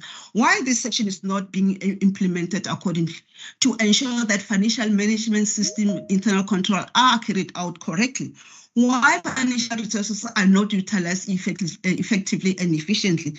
The city is in breach of this section, and it's time that the accounting officer implements serious intervention mechanism to prevent the recurrence of these inefficiencies, which leads to unnecessary audit findings. Though, Speaker, we do support the report, we hope in this new financial year, the following will be done to improve the irregular expenditure that it be kept. Firstly, we need a plan or strategy be developed to keep the possible audit finding by identifying possible risks where there are challenges, and also come up with a way to make sure that we keep this poor governance. And we have to seriously implement that section 32 that makes people be accountable, so that in the near future we don't have to experience the same. We also need to develop guidelines and procedures to deal with the consequence management and disciplinary action for non-compliance to this act. So on that note, Speaker, I would really like to thank you. Thank you. Thank you very much. Councillor Notunono, are you back? If not, Councillor... Yes, Speaker. Okay, over to you, Councillor Notunono. If I may, councillors, before you can speak, Councillor Notunono, I know that we've been sitting in front of the computers and other stuff. After the MMC, Peter Sutton has spoken, we will have a short lunch, which will be a 45 minutes. It will be a 45 minutes lunch because I understand everybody's at home, those who are at home. But after the MMC has spoken, we will take a lunch of 45 minutes. And I understand, I can see that Sarah, who just spoke now, has raised the hand. But let's give to Councillor Notunono first. 3 minutes starts now. Yeah, thank you very much, Speaker. Hey, this thing sometimes pressing the thanks for meeting. Thank you to all the council members in the house or in visual. Speaker, the EFF does not support this report. It is disgraceful that irregular expenditure of 2022-2023 is 5 times higher than the one of 2021 and 2022, if you are to note the figures. In the Auditor General's report, it was recommended that the city must implement strict control measures to limit irregular expenditures. But a year later, the city of Tshwane is almost $500 million on irregular expenditure. Speaker, it's been a year without tabling of an internal audit report in the council. Where is the internal audit report, Speaker? Because if it was tabled on a quarterly basis, this wasteful and irregular expenditures could have been kept or maintained not to reach this point.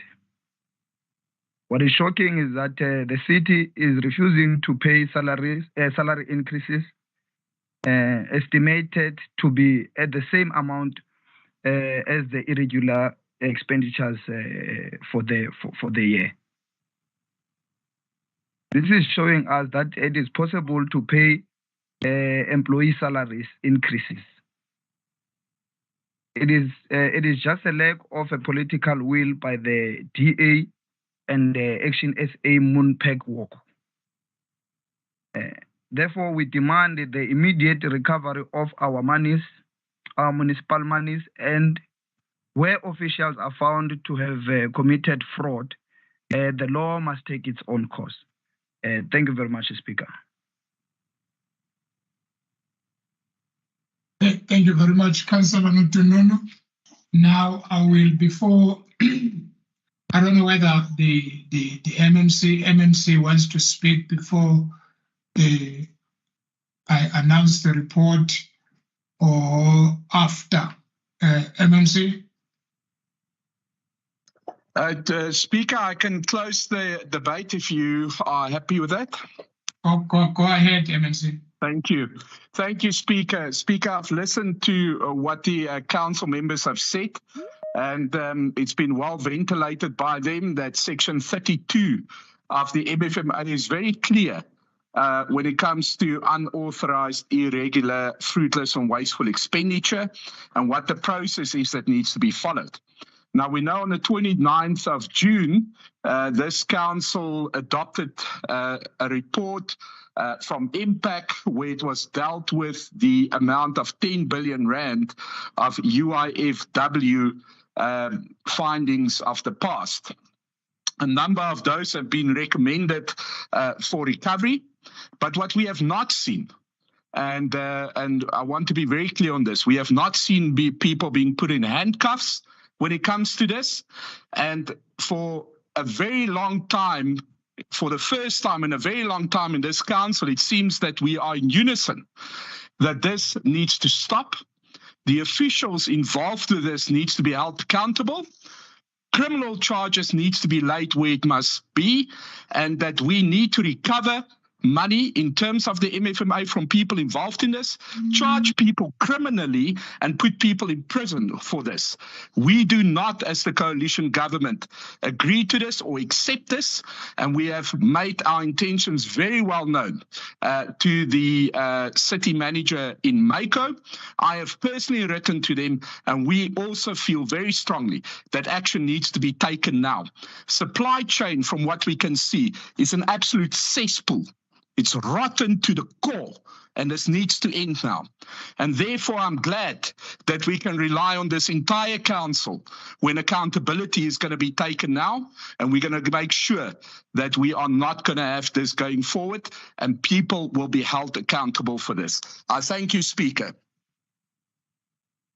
Thank you very much. Speaker. Thank you very much. Councillor Matebula.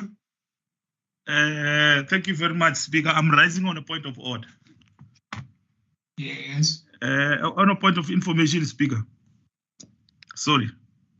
Can you hear me? Am I audible? Yes, you are. Speaker, I just wanted to remind you that City of Tshwane, especially the finance office, which is led by Councillor Peter Sutton, has failed to submit the statement or the book of the city to the Auditor General. Speaker, for several times, we have been raising the issue, the incompetency of the MMC of Finance, Councillor Peter Sutton. Is not assisting the city. He is talking about accountability while he is not carrying the accountability on himself. He is not a good leader in that office and is costing this city. Can we as the council look into this matter? And we are encouraging even the coalition governance that they look into this matter, because this guy is just running that office as if he's coming out of his bathroom. So, Speaker, we want to urge you. The city's name is in tatters because of this Councillor Peter Sutton. During the term of Councillor Randall Williams, the same thing happened. Even today, Speaker, when we've got a new mayor, new governance, there is nothing good which has been done by that office of the MMC of Finance. Thank you, Speaker. Thank you. Next time, don't make a speech. Make sure that your point of information is straight to the point. Thank you very much. I can see that Alderman Malula, your hand is up. Yes, it's point of information. I just want to piggyback on the strong ways that were raised by MMC with regard to irregular and fruitless expenditure.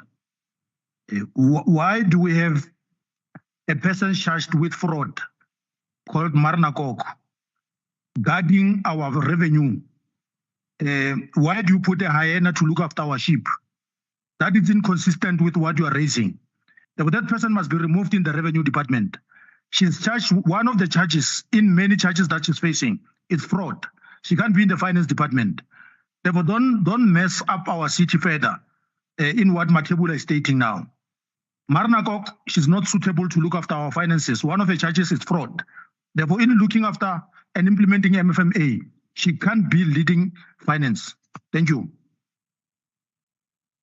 Thank you. Thank you very much. We are still on item 8 as recommended. Yeah. Yes. Yes. Yes. Thank you very much. Yes. That will take us for lunch. Now is 2:10. 45 minutes from now is 10:02. We'll come back at 3 o'clock. We'll come back at 3 o'clock. Councillor Makhaleng here. Yes, Councillor Makhaleng. I just wanted to say, but we have a flexibility in terms of being online.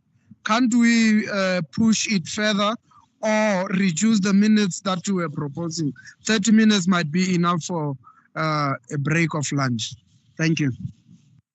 And Councillor, we've got also officials in this meeting who needs to go out and buy food. So 45 minutes, I think it's reasonable enough. Those are even more flexible than us. We will move faster when we come back. We will definitely move faster. So this meeting is adjourned for lunch. Thank you. Yeah, Shala Panzi Makhaleng. Papa Makhaleng. Papa was Peter Makhaleng. Moloisane no palla ke report mo.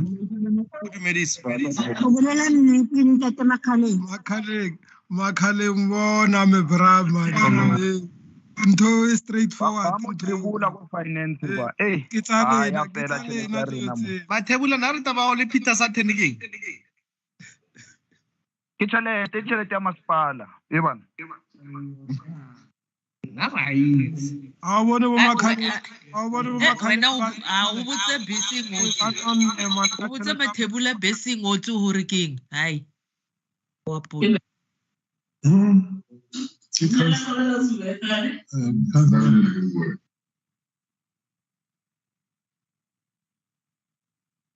are you no flexible? I be flexible ali one re nyaka 45 minutes rena.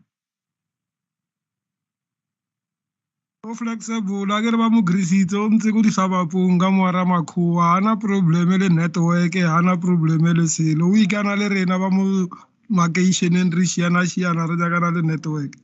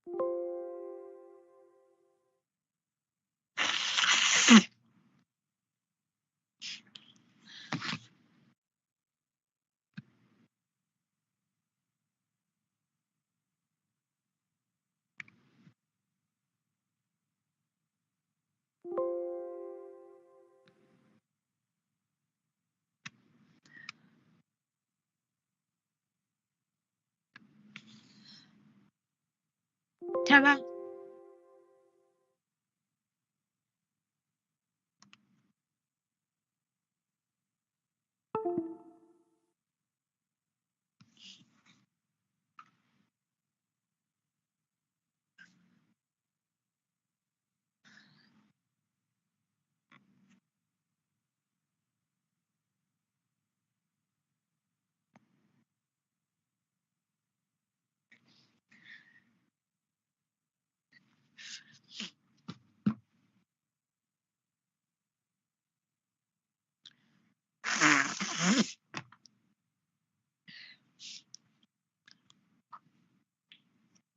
Sharp. Ay, ke tshwere. Ay, ke berekisa yo sharp. Khala skero. Tshegofatso, mute man. Mashabeng, mute. Tshofatso. Wena monale. Le o de o duletse wena. Taba ga o tla di bedroom man. Khatlhe ngwana mma. Weso. A taba ga o tla di thobalano ke batho ba ba mute man Friday.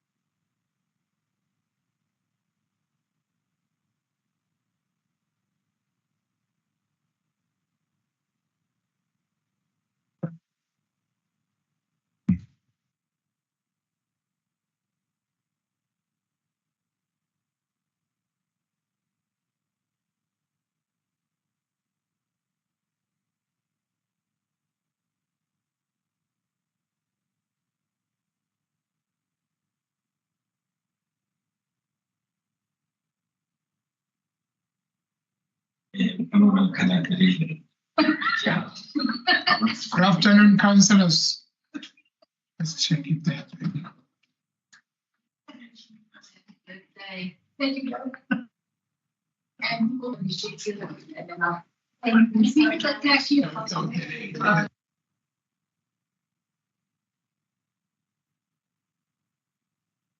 Afternoon, Speaker. We're ready. Thank you very much. Can we continue? Why me so far?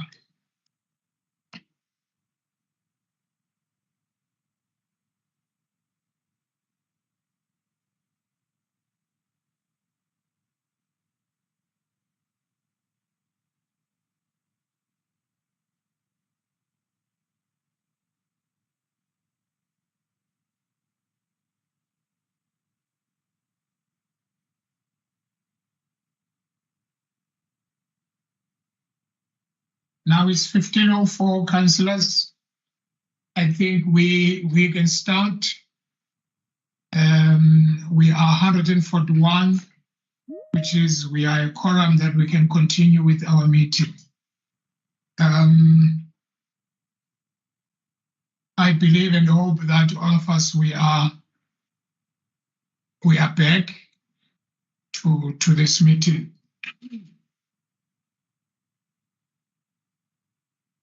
Can we then move on? Can we start with the meeting?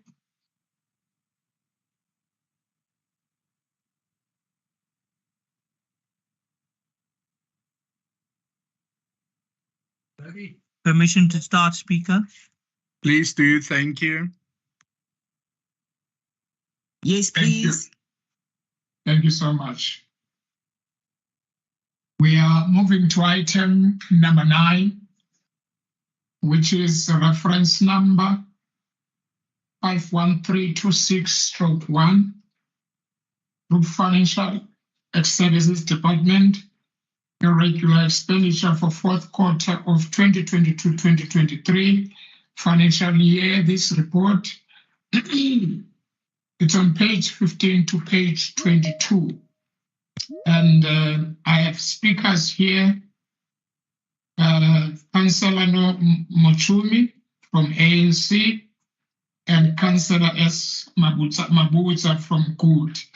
Those are the two speakers that I have.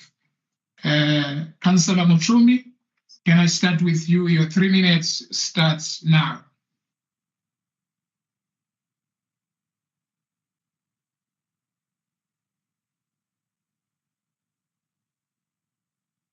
If Councillor Mochumi is not back from lunch, can it be indicated?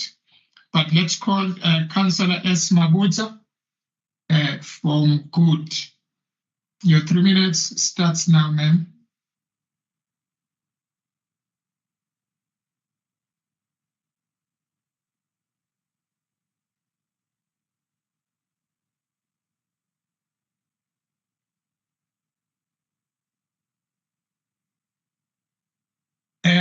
Am I too early, councillors, for people not to be back from lunch?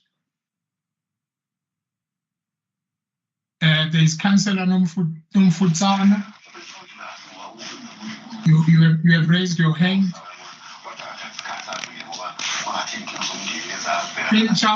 Councillor Chauge, please mute yourself. Thank you very much.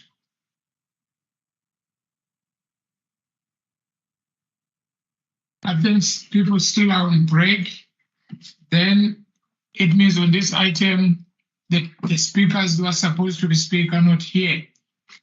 From the ANC, Councillor Mochumi, and from Good, Councillor Mabutsa.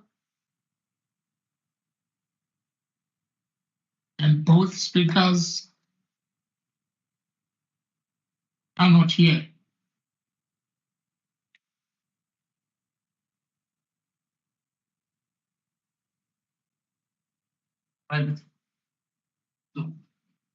Something.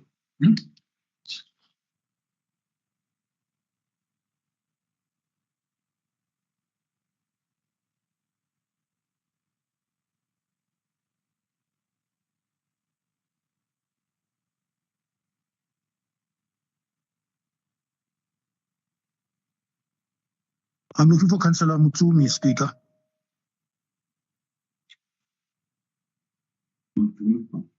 Just hold on, Alderman. They are fixing something on the screen. That's right, thanks, Speaker. Okay. Over to you, Alderman Mandulek.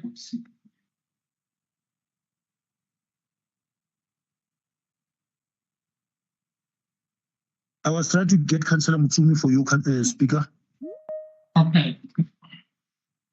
Okay, let's find Councillor Mabutsa. Is she back from lunch?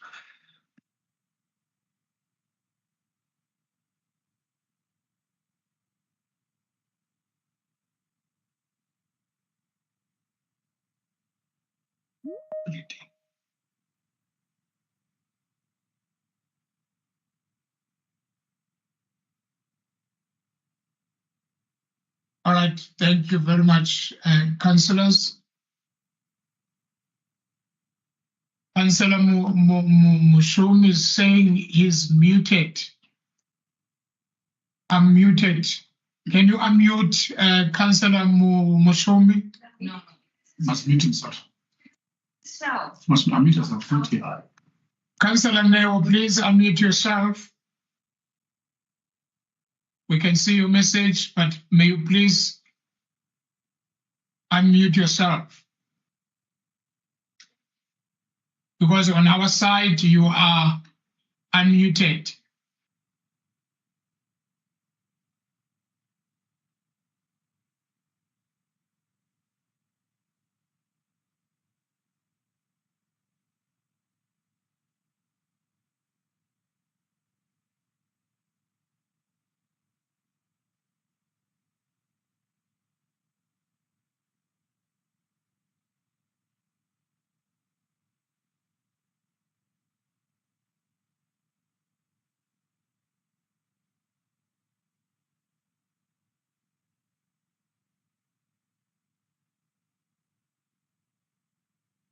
I suggest that we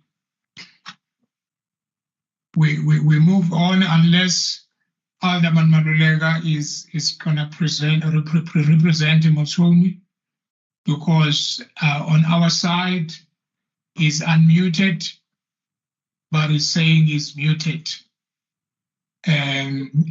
So I think Alderman Madulega, let me give it to you.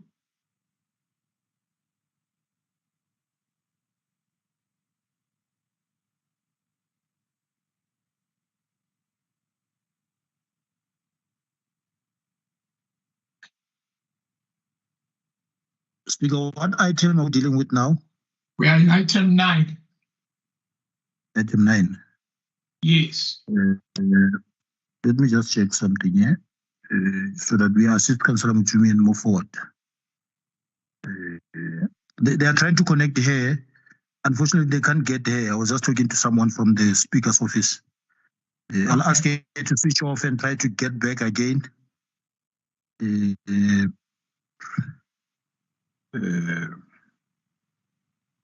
But I think that we are dealing with irregular expenditure, Speaker, and I think our sentiments were recorded from Councillor Lewele with regard to the view of the ANC, with regard to how we're handling irregular expenditure and the consequence management that needs to follow in terms of what should happen.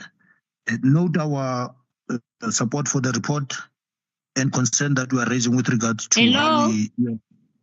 Yeah, I'm unmuted. Oh, yes. Hello? Yes. Okay, now we can proceed. Councillor. Hello?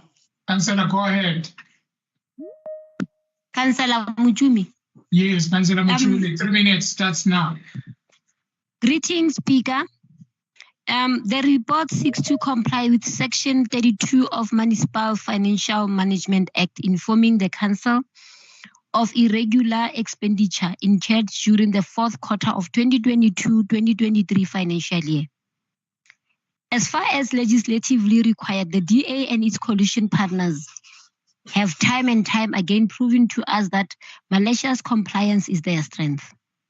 This is something that the ANC caucus is not just going to sit back and watch them bring reports to this council under guise of compliance, while the contents of the report is horrendous. Speaker, the total amount of irregular expenditure incurred for the fourth quarter of 2022-2023 financial year amounted to 215,671 rand. 671 rand. 215,671,625 rands and 99 cents. Speaker, in a matter of 3 months, they have squandered 215,671,626 Today they cry wolf and tell workers that there's no money for increase and cite the balance between livelihood and likelihood. There's no such, Speaker. They squandered money. The ANC caucus wants to tell the DA and its coalition partners that there's not going to be any writing of any of irregular, of fruitless and wasteful expenditure. This report constitute a breach of MFA relating to irregular or fruitless wasteful expenditure. It must be referred to MPAC to be investigated, and MPAC must exercise its power and function as a committee. This is unacceptable, and as the ANC caucus, we will ensure that the DA and its coalition partners are held accountable. The accounting officer must also be informed that the ANC caucus is on their trail. I thank you.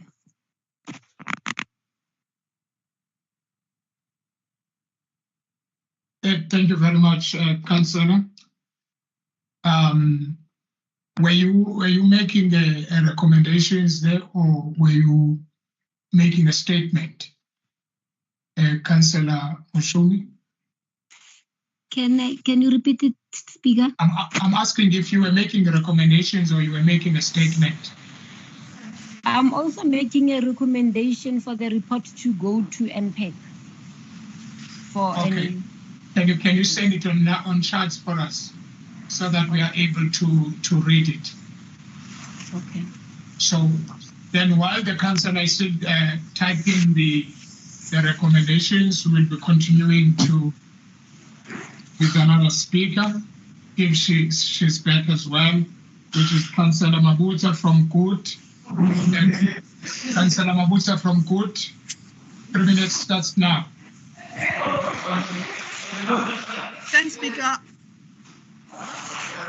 As Good Party, we're still saying that... Sorry, Councillor. Mr. or Ms. Matlala, may you please mute yourself? Thank you so much. Councillor, go ahead. Thanks, Speaker. As Good Party, we're still carrying over our previous concern that the city is in breach of the FMA, in particular with regard to irregular and fruitless waste expenditure. So what you're saying in terms of this problem, we would really want to add some recommendations. There are 3 recommendations that we are putting forth. The first one is that we need the city to develop a plan or strategy to cap the possible audit finding by identifying possible risk and make sure that they implement a good governance. Secondly, is to re-emphasize the fact that we still need that implementation of Section 32 of the FMA. And thirdly, we also feel that it's very important that all the officials in the city do have a performance management plans so that everyone can be able to be assessed, because it's seriously causing a problem, Speaker, that some officials do have the performance management agreement, but others don't have. And this, if we don't address this now, it means we're going to be still facing the very same problem in the next financial year. So to keep that, we are advocating on recommending that everyone in the city must have a performance agreement. And then thirdly is that they need to develop guidelines of a process to deal with consequence management and disciplinary actions for non-compliance of this act. I thank you, Speaker. Thank you very much. Okay. There is a first recommendation that is coming from the ANC, which is says part 5, item 9, part 4, sorry, item 9, additional recommendations that the report be referred to MPAC for further scrutiny, proposed by Councillor Neo Munchumi and seconded by Councillor Mpho Liwela. As amended? Yes. Yes. Yes. Yes, agreed. Yes. Yes. Thank you. There are other recommendations that are coming from Councillor Let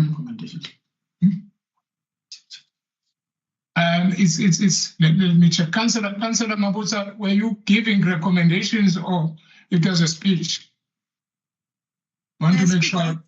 Speaker, Yes. though I'm sitting here alone, I don't have anyone to second me.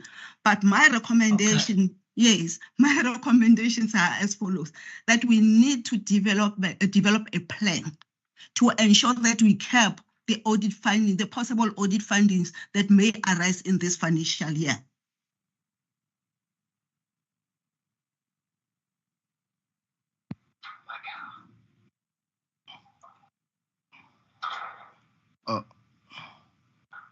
Okay.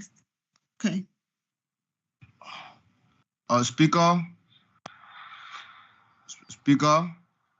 Speaker, you're muted. Speaker, I've raised the hand. Speaker, I'm still on the floor.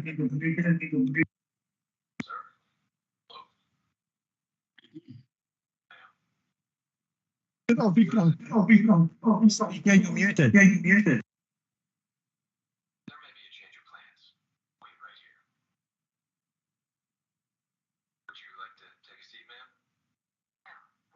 Speaker, you have been muted, sir. Thank you very much. I was saying, I recognize you, Councillor Mabena, after I recognize Councillor Alderman Erasmus and Councillor Muller, and now the platform we have Councillor Mabuza, whom I have asked if she was doing recommendations, but now she's saying where she is alone. She doesn't have anyone to second the recommendations. Then I think if then there is no second on the recommendations, we can't do anything, Councillor, about it. But I'm standing then to be but I think if there's no second on the recommendations, then yes, let's go to Avi Erasmus. Speaker, Councillor Mahalin. Thank you, Honourable Speaker. I would just like to come back to the first recommendation. I would like to point to the fact that the report is already being referred to impact in terms of the first recommendation of report number 9. It's a second, apologies, it's a second recommendation that the report be referred to impact, and we fully support that recommendation. Thank you. Thank you very much, Alderman Erasmus. Councillor Muller. Yeah, note me also, my hand is up. Who? Councillor Muller.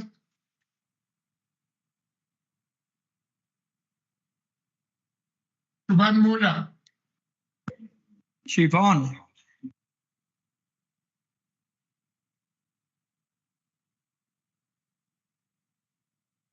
Okay, Councillor Mabena. Okay, good afternoon.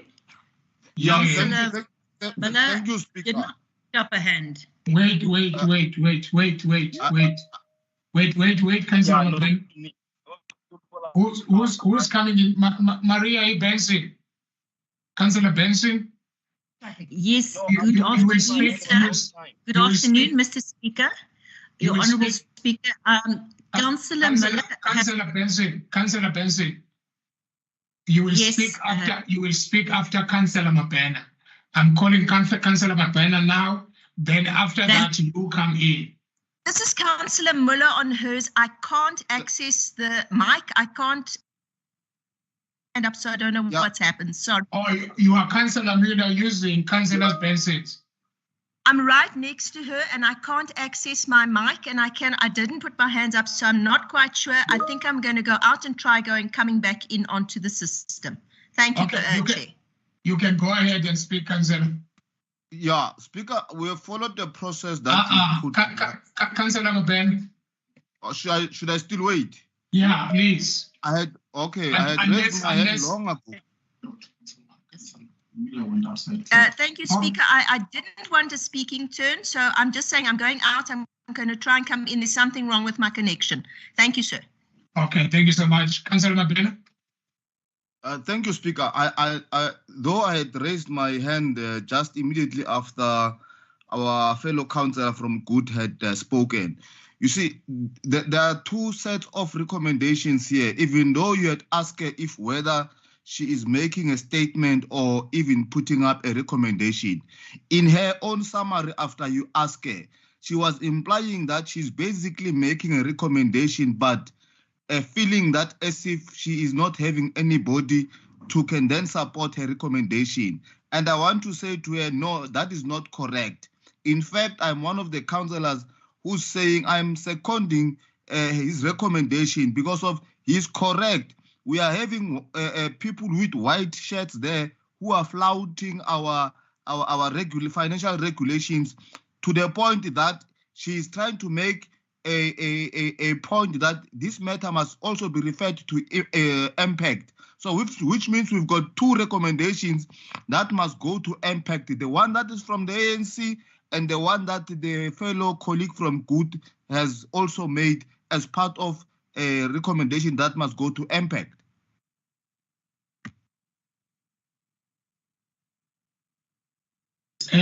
Noted, Councillor Ben. Noted. Just 2 minutes, just 2 seconds. Yeah, I've raised the point of order. You must note me.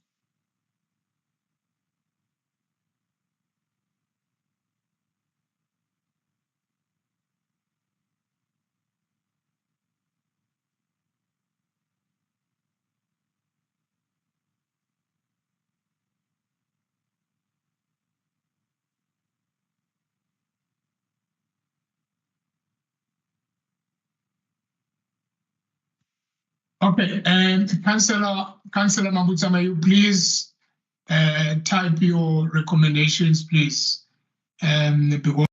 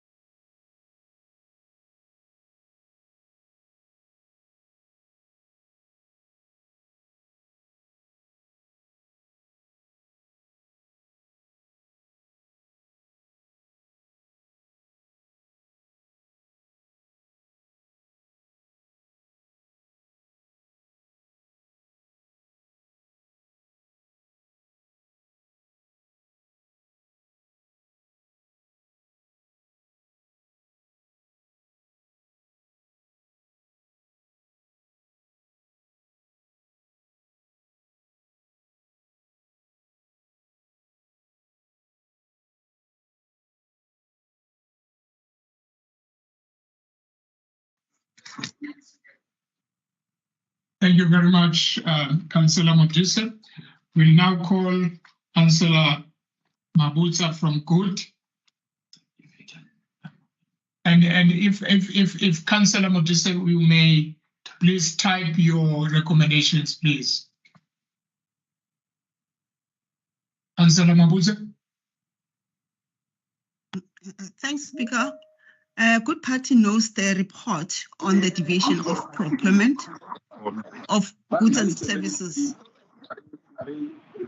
from the normal supply chain management process for the previous financial year.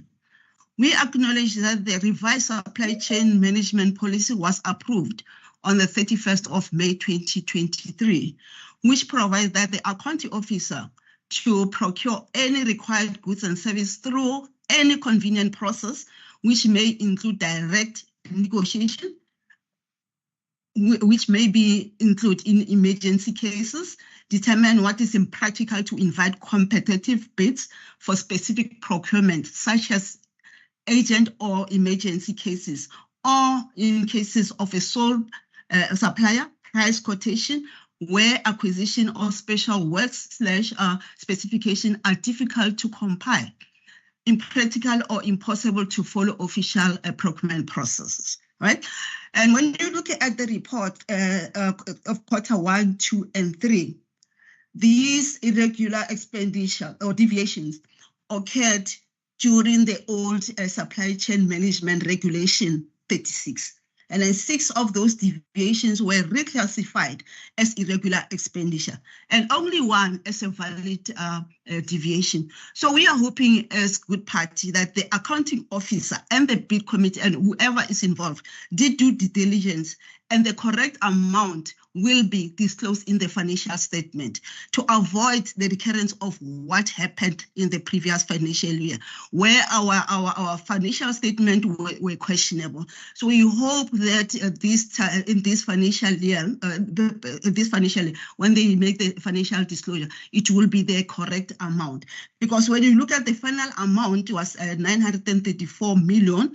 It's going to be 934 million instead of 425,413 million that has to be disclosed. So we are hoping that the accounting officer is going to do the right thing so that we don't get exposed again on our financial to be incorrect and inaccurate. I thank you, Speaker.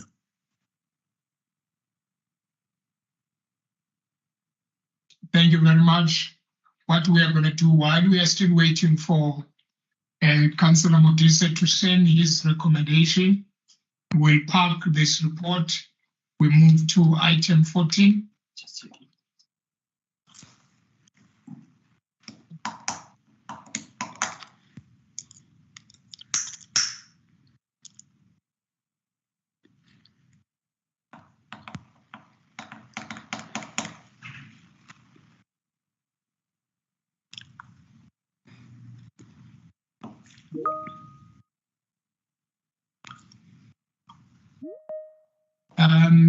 If I may check, Councillor Ace, have you engaged with Councillor Mabuza on item 9? Speaker, my apologies. I thought that you said that you've passed the report. We are happy to let it go as it was. Thank you. Okay, thank you so much. The report that we are packing, the report that we are packing is item 13. We are waiting for Councillor Modise to send his recommendations. Let's move to item 14. Let's move to item 14. Reference number 350831/1. Let me repeat it again. Reference number 35083/1. Group Finance Financial Services Department, Section 32 report for month of May 2023 of 2022-2023 financial year. This report is on page 78 to 85. And on this report, I've got Councillor Bushielo, who's not here, from ANC. Councillor Bushier, who's not here. Anyone from ANC who's speaking? The Chief Whip of ANC.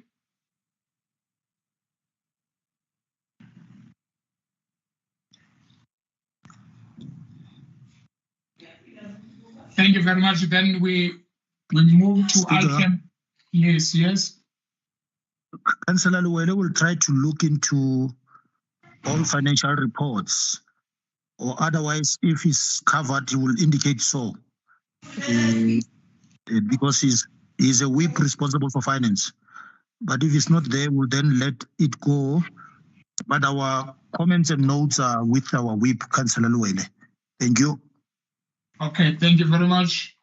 Councillor Luwele. No, Speaker, all is in order. We can proceed. Thank you so much. As recommended.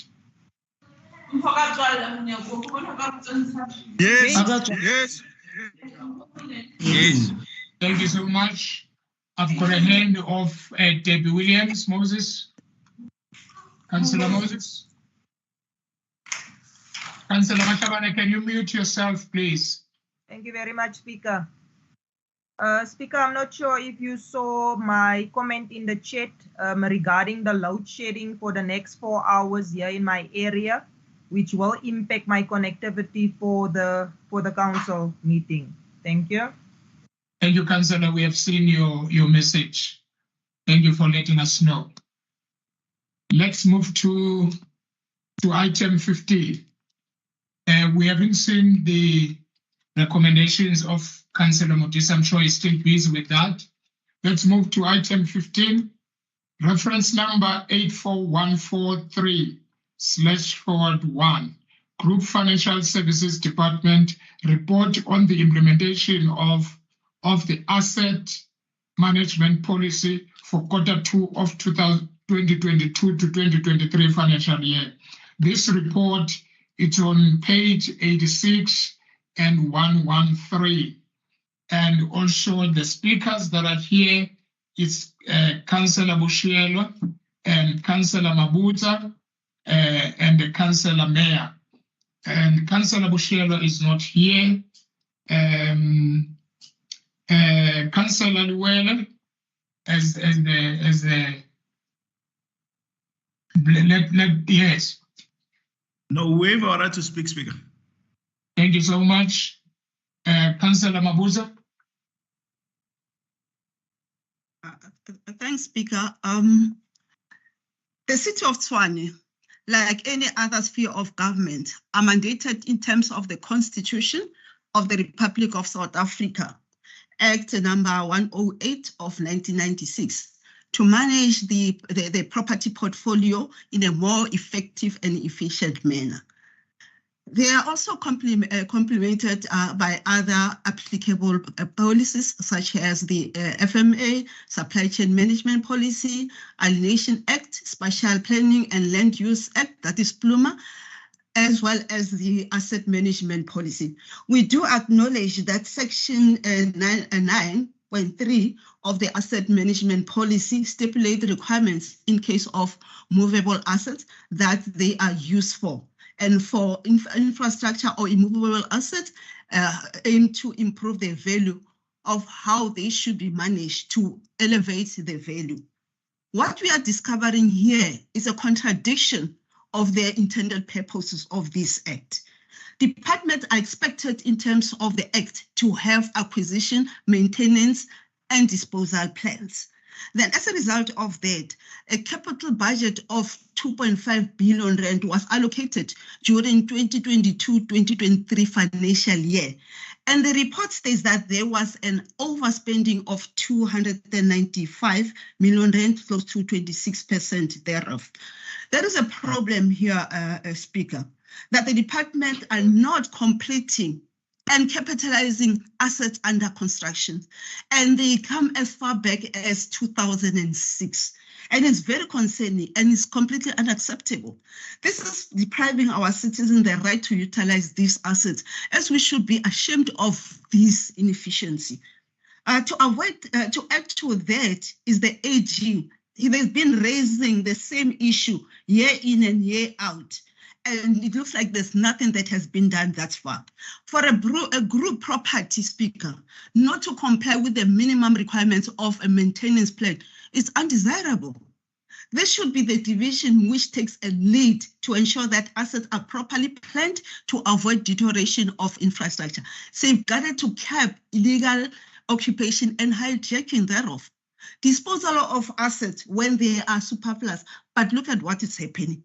There are 16,752 assets which were approved during 2016-2017 financial year.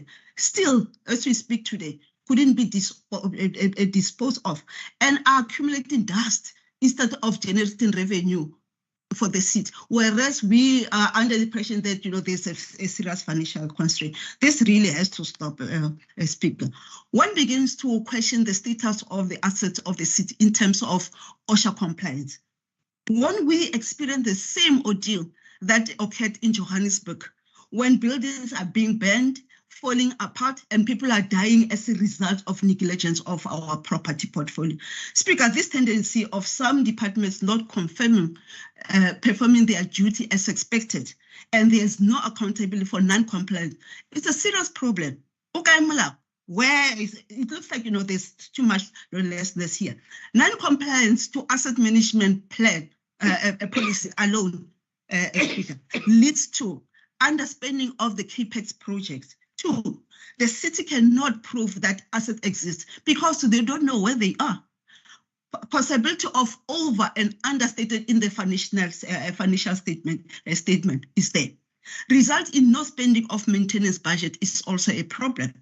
So, Speaker, what we're saying, we really want to put additional recommendations here to say really in the moving forward, we need a proper planning on this asset under constructions.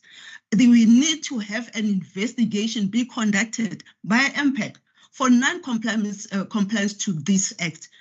And the custodian of all these assets under construction be held accountable. And the outcome of the investigation must be presented to the council. I thank you, Speaker.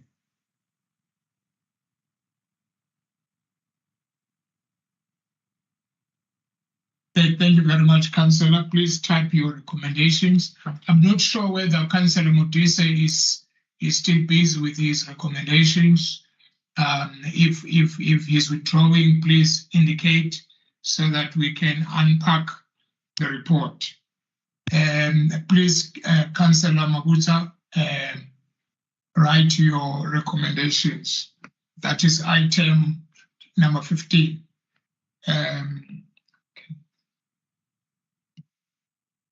Then we will come back to item number 15 and 13 to finalize them once we receive the recommendations. Let's move to item 16. Those were the, okay, Councillor, I'm sorry, Councillor Mayor. Councillor Mayor, on item 15, please. My apologies. Thank you, Speaker. Speaker, in this report, I would just like to highlight the assets under construction, which is on page, I think, 98 of the report, which is a total amount of 12.3 billion rand. And I think the previous councillor also mentioned this in her speech just now. That is of a huge concern. And this goes back like 16 years. Since 2006, 16, 17 years. Speaker, this was one of the findings of the Auditor General as well, repeat findings, that we've got so many assets under construction and what is done to it. These assets under construction, they either need to be capitalized, that they form part of the asset register, or it will be seen as irregular, wasteful expenditure, and maybe unauthorized as well. But what is more important is that we should look at the root cause of why we have so many assets under construction. And this all starts with our supply chain management. Why have we got so many assets under construction? They've never been capitalized.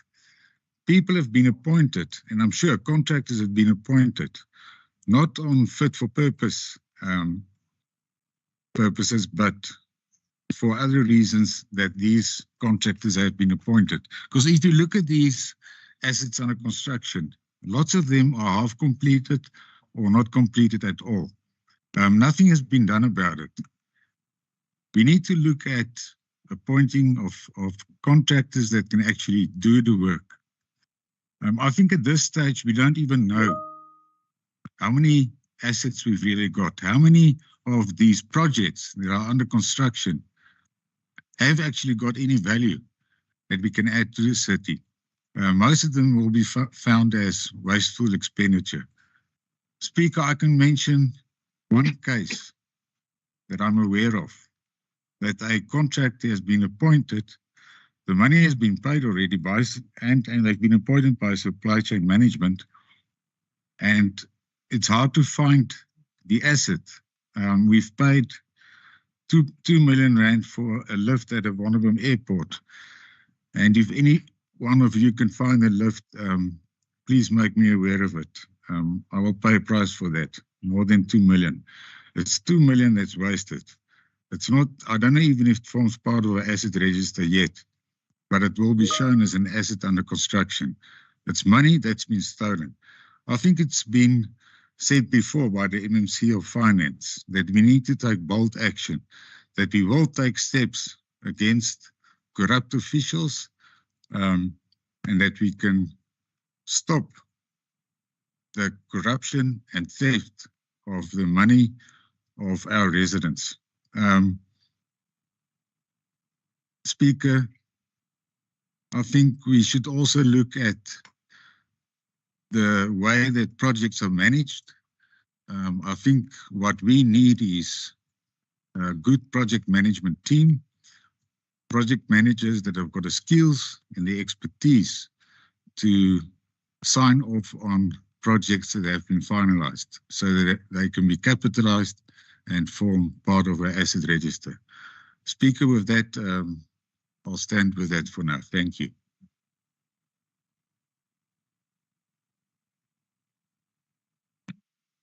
Yes, thank you very much, Councillor. The recommendations from Councillor Mabuza, additional recommendations: 1, proper planning be put in place for all assets under construction. 2, investigation be conducted by MPEG for non-compliance and custodian be held accountable. 3, outcome of the investigation be presented to the council. And may I have a councillor that can second the recommendations that are done by Councillor Mabuza? She must ask anybody from the left, from the right. All of us, we agree with her. Any name he can choose, we agree with her. Okay. Thank you, sir, very much, Alderman Manulela. Councillor Mabuza, you can ask anyone from the team or from the group to second you. Can I ask Alderman Maluleka? Speaker, my hand is up already for all supporting. the time, every day, my sister. Every day, all the time. Thank you. Thank you very much.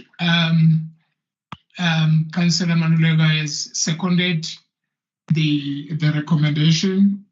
That is item 15 as amended. Yes. Thank you. Yes. Yes. Right. Thank you so much. Now we are moving to item 16, which is we are done with the speakers of item 15. We move to item 16. Reference number 47340/1, Group Financial Service Department report on the implementation of asset management policy for Q1 of the 2022-2023 financial year. This report is on page 114 2141. The first speaker that I have here, the only speaker that I have is Alderman Malulega. Alderman Malulega, your 3 minutes starts now. No, we agree with the contents and support them. Thank you.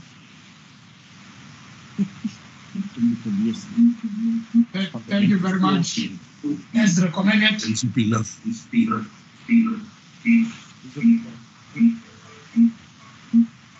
Councillor Duploy, your mic, please. Can you mute yourself? Can you mute yourself? I've noted your message, Councillor Tisuluana. I've noted your message that you'll be on load shedding from 4 o'clock. I've noted your message. Unless you want to say something, thank you very much. We are moving now to item 17, reference number 06499/1. Group Financial Service Department irregular expenditure for June 2023, 2022-2023 financial year. This report is on page 142 to 148, sorry. From 142 to 148. On this item, I've got Councillor Bushielo and Councillor Mashabani from the EFF, Councillor Bushielo from the ANC. Let's start with the ANC as Councillor Bushielo is not here. I understand that finances, Councillor Luwele.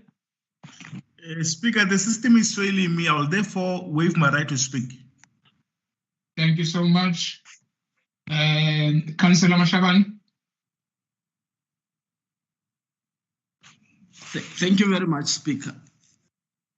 Speaker, the EFF knows the reports, but we've got issues with all the financial reports. We have noted that all financial reports paints a bleak picture of the finances of the city. The city, Speaker, is run like a spaza shop. There are exposed factor payments all over the show. It appears as if we are going to experience another shocking audit report from the Auditor General. MFMA is breached willy-nilly. The mayor is parading on social media claiming that the city does not have the money and they are unable to pay for workers, but we read about exposed factor payments in these reports. The service delivery has collapsed completely, Speaker. There's clearly no control systems in this city. DA-led coalition is not capable of governing. The city is dirty, stinking, the sewage spillage is the order of the day. There are no working street lights. Our people are in permanent load shedding, which is not even created by ESCOM. Some do not even have water for days now. Just recently, Speaker, the Moonshot Pact failed to submit the financial statement to the Auditor General, even though they were given extension so that they can submit. This is happening while we have received adverse financial audits. As the EFF were not even surprised because the mayor, when he announced... Councillor Neo, can you mute yourself, please? Councillor Neo, mute yourself. Monchumi, mute yourself. Thank you. Go ahead, Councillor. I'm sorry about that. Yes, thank you, Speaker. Speaker, we are saying that as the EFF were not even surprised because when the mayor came in, he announced two things. He said he's going to reduce the regions and sell the assets of the municipality. And he has started. He's firing people. Even now, we have seen a statement that he's going to fire another bus drivers. Clearly, he's doing it through that plan of his of reducing the employees of the city. Even when we give advice that this is going to plunge our city into a crisis, he's continuing because he is getting the likes and the retweets from the right wingers on social media that he loves so much. The city is destroyed by this coalition, Speaker. And we are reiterating our position as the EFF that the city must reinstate all the fired workers. They must go back to the negotiating table. They must not even try to review the decisions of the bargaining council. They must implement the findings as they are. Thank you very much. Thank you so much. On this item, that was the last speaker. As recommended? Yes. Yes. Yes. Thank you. Let's move to part 5, which is from the Mayoral Committee meeting, 16 June 2023. Item 18. Reference number 82814/41. Human Settlement Department request to grant powers of attorney to submit various land use application on a portion of the farm Louis Fontaine 427 JR. This report is on page 3 to page 33. And speakers on this item, I've got 2, Councillor P. Malope from the ANC and Councillor Mayor from FF Plus. Councillor Malope, your 3 minutes starts now.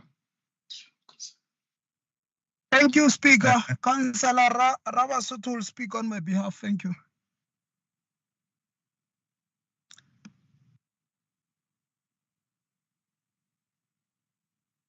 Say that again, Councillor. Councillor Rabasotho will speak on my behalf, Speaker. Thank you. Okay, thank you. Go ahead, Councillor. Thank you very much, Speaker. Speaker, let me report to you and to this council that the ANC remain committed to the acceleration of land distribution for the purpose of establishment of a decent human settlement, with access and a provision of basic service to the most marginalized informal settlement communities. As such, Speaker, we are indeed pleased to see that the caring government, the service-oriented Gauteng provincial government is responding directly to the plight of our communities by entrusting the city with the power of attorney to continue with the township establishment processes. This development is not only going to improve the quality of life for the beneficiaries of this project, but it also has a potential, Speaker, to unlock critical economic and road infrastructure that has since been suspended due to community encroachment to the road infrastructure, which resulted into K54 road being abandoned. So this project is going to be of great assistance in helping us to resolve that challenge, Speaker. But we could only hope that the multi-party coalition will not misuse or mismanage financial resources allocated for this project.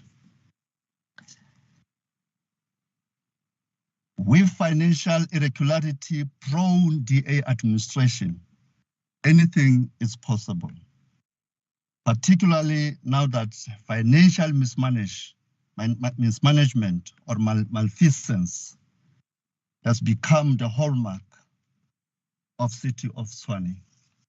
This multi-party coalition must be warned, Speaker, that we will be watching them. The report is welcome. Thank you very much, Speaker.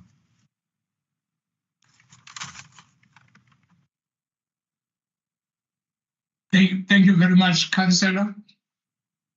I've noted you, Councillor Wilderson. But can I take Councillor Mayor to do his speech? Then after that, I'll recognize you. Thank you. Councillor Mayor. Thank you, Speaker. Speaker, yes, we're also in support of the human settlement and the expansion of the housing in the city.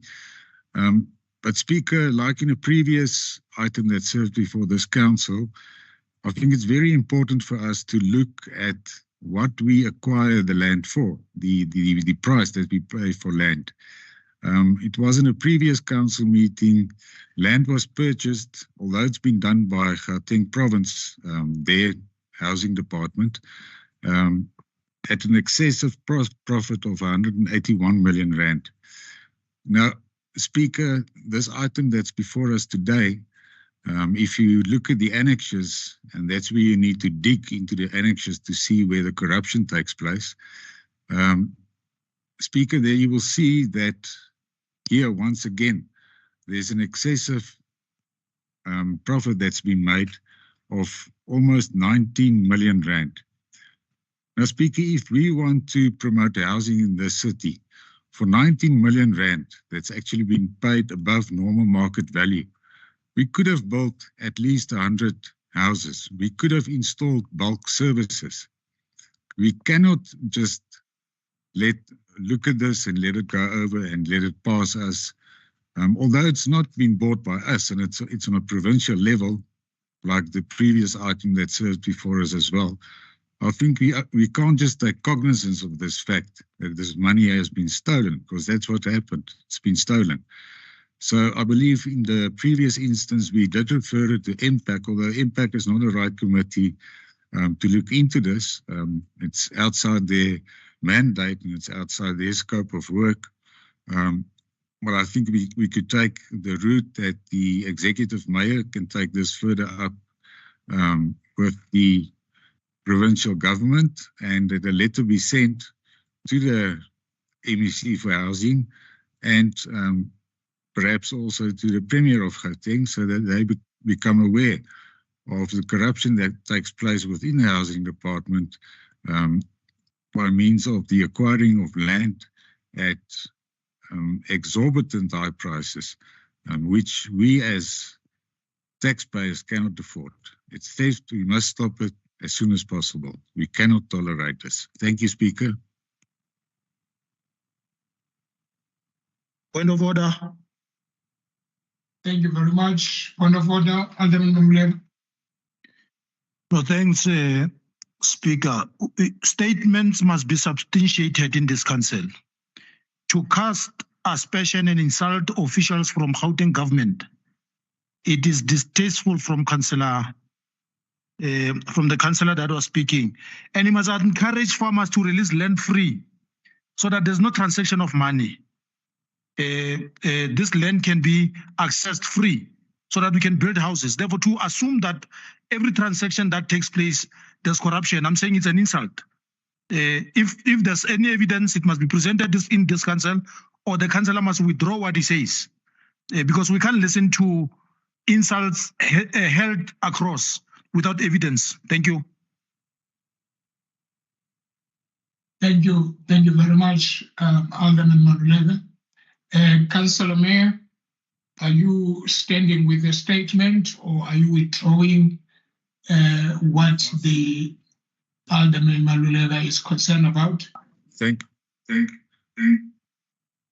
you, Speaker. Speaker, how can I withdraw a fact? If he looks into Annexure C, he will see that on the same day, 2 transactions took place. The one transaction was the private property owner who bought the property for 17 million rand. And then the same day, the Gauteng province bought it for 38 million rand. So if that's not correct, he must prove me wrong. I'm not just making insults, I'm stating facts. I'm not getting emotional about this, I'm stating facts. If there's corruption, there's corruption. And we know it, there is corruption. So there's nothing for me to withdraw. I'm just stating facts. Thanks a lot, Speaker. Thank you very much. Councillor Wilkerson. Yeah, but it's not correct, Speaker, to get such a pedestrian response from Councillor Mayor. There's nothing wrong with me increasing prices or transaction that has increased prices. This is what the EFF is fighting about, market-related prices that we get all the time. Therefore, they must release land for free so that people can get housing. And people from Gauteng cannot have any cent coming from these transactions. It's very unfortunate and very distasteful, Councillor Mayor. Coming from you, it's very rich. Thank you very much, Alderman Malulega. Let's move on with Councillor Wickelson.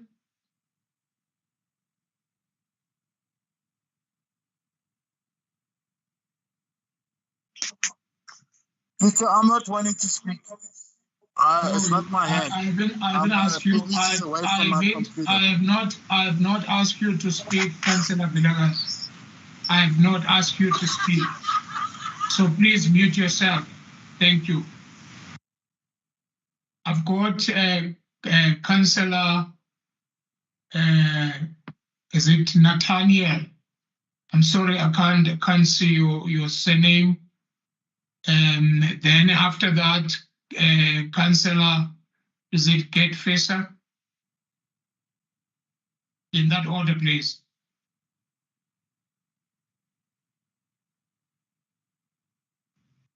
Unless Sorry, Speaker. Councillor Masuba, yes. Go ahead, please. No, I'm sorry, Speaker. It's a legacy hand. Okay, thank you so much. Councillor Fesa.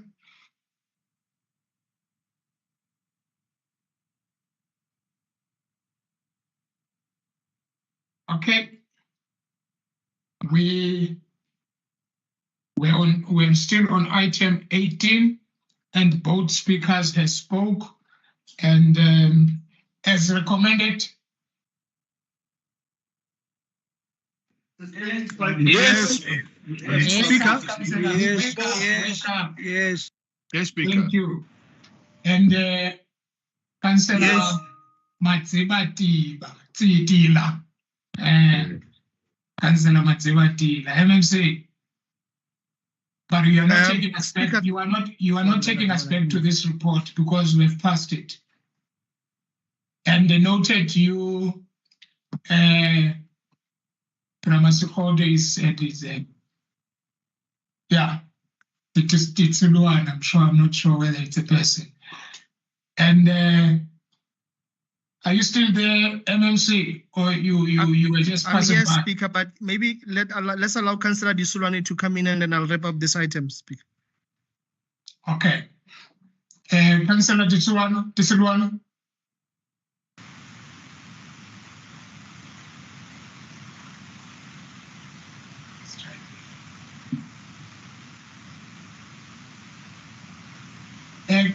We can't hear you, Councillor. We understand that you are on load shedding, as we have said. Then, if you are struggling to speak, don't try very hard, because we understand that you are on load shedding.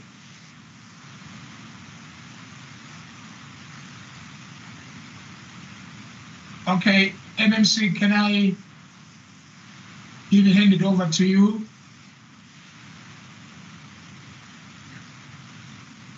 Thank you very much, Speaker. Speaker, let me first of all acknowledge and thank Councillor Nathaniel Mashupa, whom me and him share a name, and assure him that the Human Settlement Department would not be mismanaged in this project.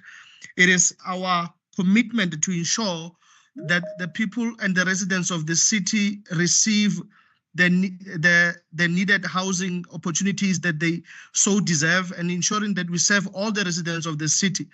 This project, Speaker, will ensure that it not only unlocks the economic opportunities that will be brought by the K54, but also give the needed housing opportunities that is so much needed by a capital city such as ours.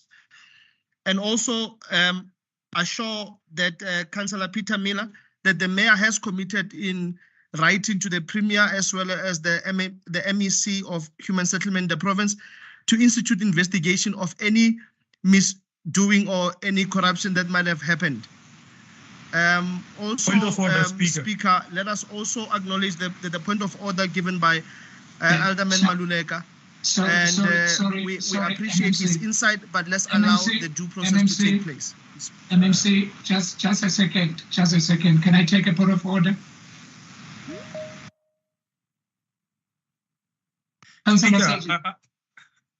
Who's asking for point of order? It's Leo Filishabana. Okay. Yes, Speaker. I think that after deliberations, the MMC is given an opportunity to speak before we decide on whether we are agreeing with the report or not agreeing with the report. So this report has passed. My question is, under which item is the MMC addressing? Because he can't speak after after the report has been recommended. We are moving to the next item, then he's taking us back. What informs this logical submission? We have passed this report, Honorable Speaker, and we can't be taken back. You should have spoken before we vote on the report.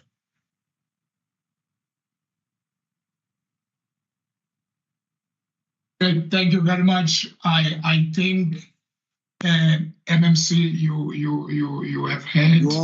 You was sleeping. Because in fact, the councillor is correct. I did raise my hand. You did not recognize it. My hand has been up since the first speaker. Okay, my apologies. But let me then allow you to finish. I understand, Councillor Elishabani. Can we allow then the MMC to wrap up? I know that we have passed the report, but can we allow it then? No, thank you again, Speaker. As I was saying, that we remain committed in ensuring that the people of the city of Tshwane get the adequate home opportunities or housing opportunities that they deserve.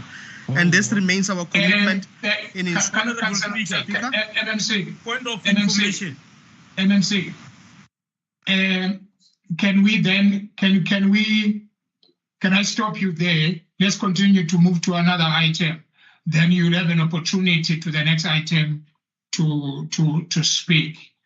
Can we then move to the other item? Yes. Councillor, be careful, Speaker. Thank you. Introducing new systems here that will give us difficulties in future. Thank you, Councillor Shaban.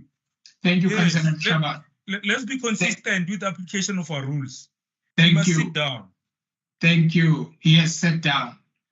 And Councillor Mark Sergi, you've been raising your hand, and I've called you, but you did not respond.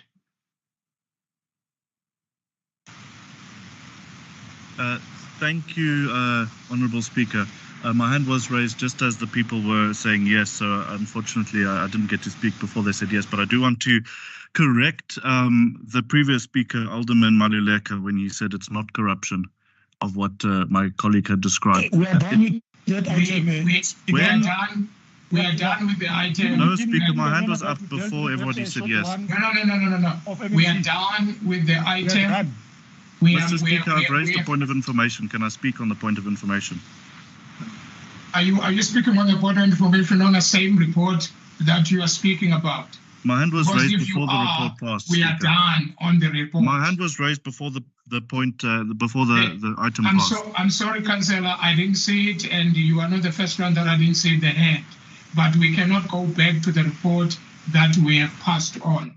So now we are moving to the next item, which is item 19. That is where we are getting in down, because even item 18, we have passed it. So we cannot go back. I'm sorry, Councillor, and my apology that I didn't see your hand. I'll make sure that I see the hand. May I just speak to what the other councillor had said then, Mr. Speaker?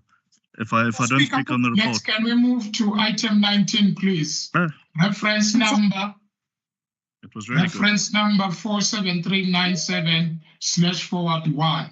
Human Settlement Department request for approval for the development plan for Nkangala Priority Human Settlement and Housing Development Area. The report is on page 4 to page 301. The speakers on this item, I've got two, which is Councillor Idi Moloi from ANC and Councillor P. Matlala from the EFF. Then noted you, MMC Matsebati. I've noted you. You will be the last speaker on this item. Thank you. Let's start with you, Idi Moloi. ANC. 3 minutes starts now. Thank you, Speaker.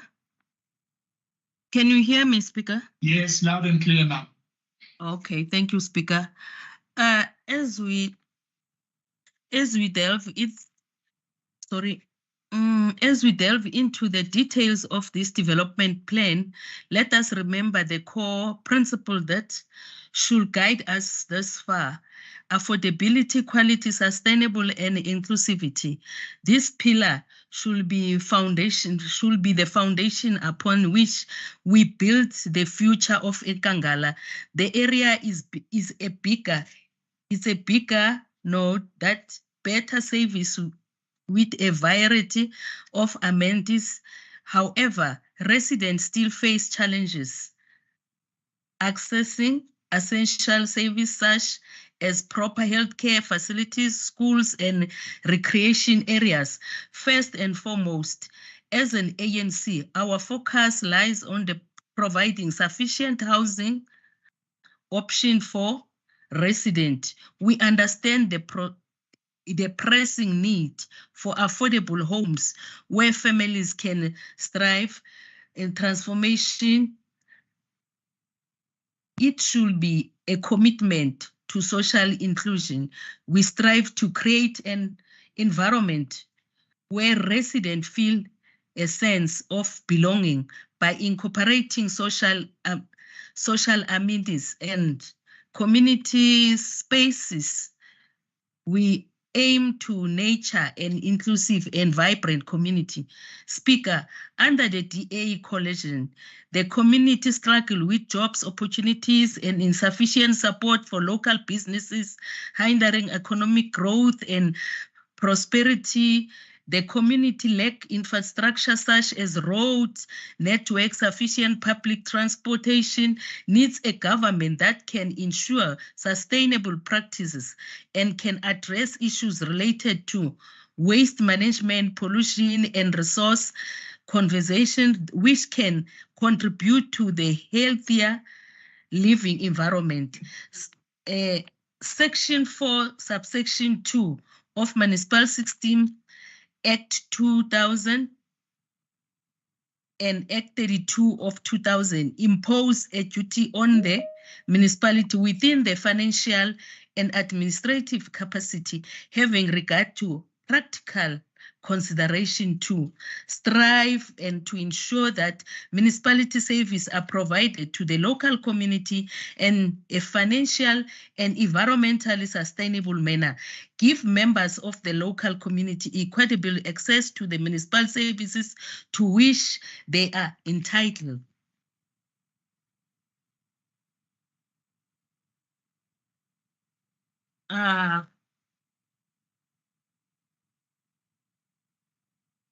Speaker, the development plan needs a government that helps the community establishment, collaboration with the government agencies to advocate for increased funding and resource for essential services. The collaboration can help address infrastructure needs and ensure that basic service and adequately provided. The development plan needs a government that can empower local business, support and promoting local businesses, can contribute to the economic growth and job creation. A government that initiate programs which promote entrepreneurship, attract investment and ensure access to quality education and skills training, which will assist residents acquire the necessary knowledges and skills for the better employment opportunity and personal growth. Thank you, Speaker.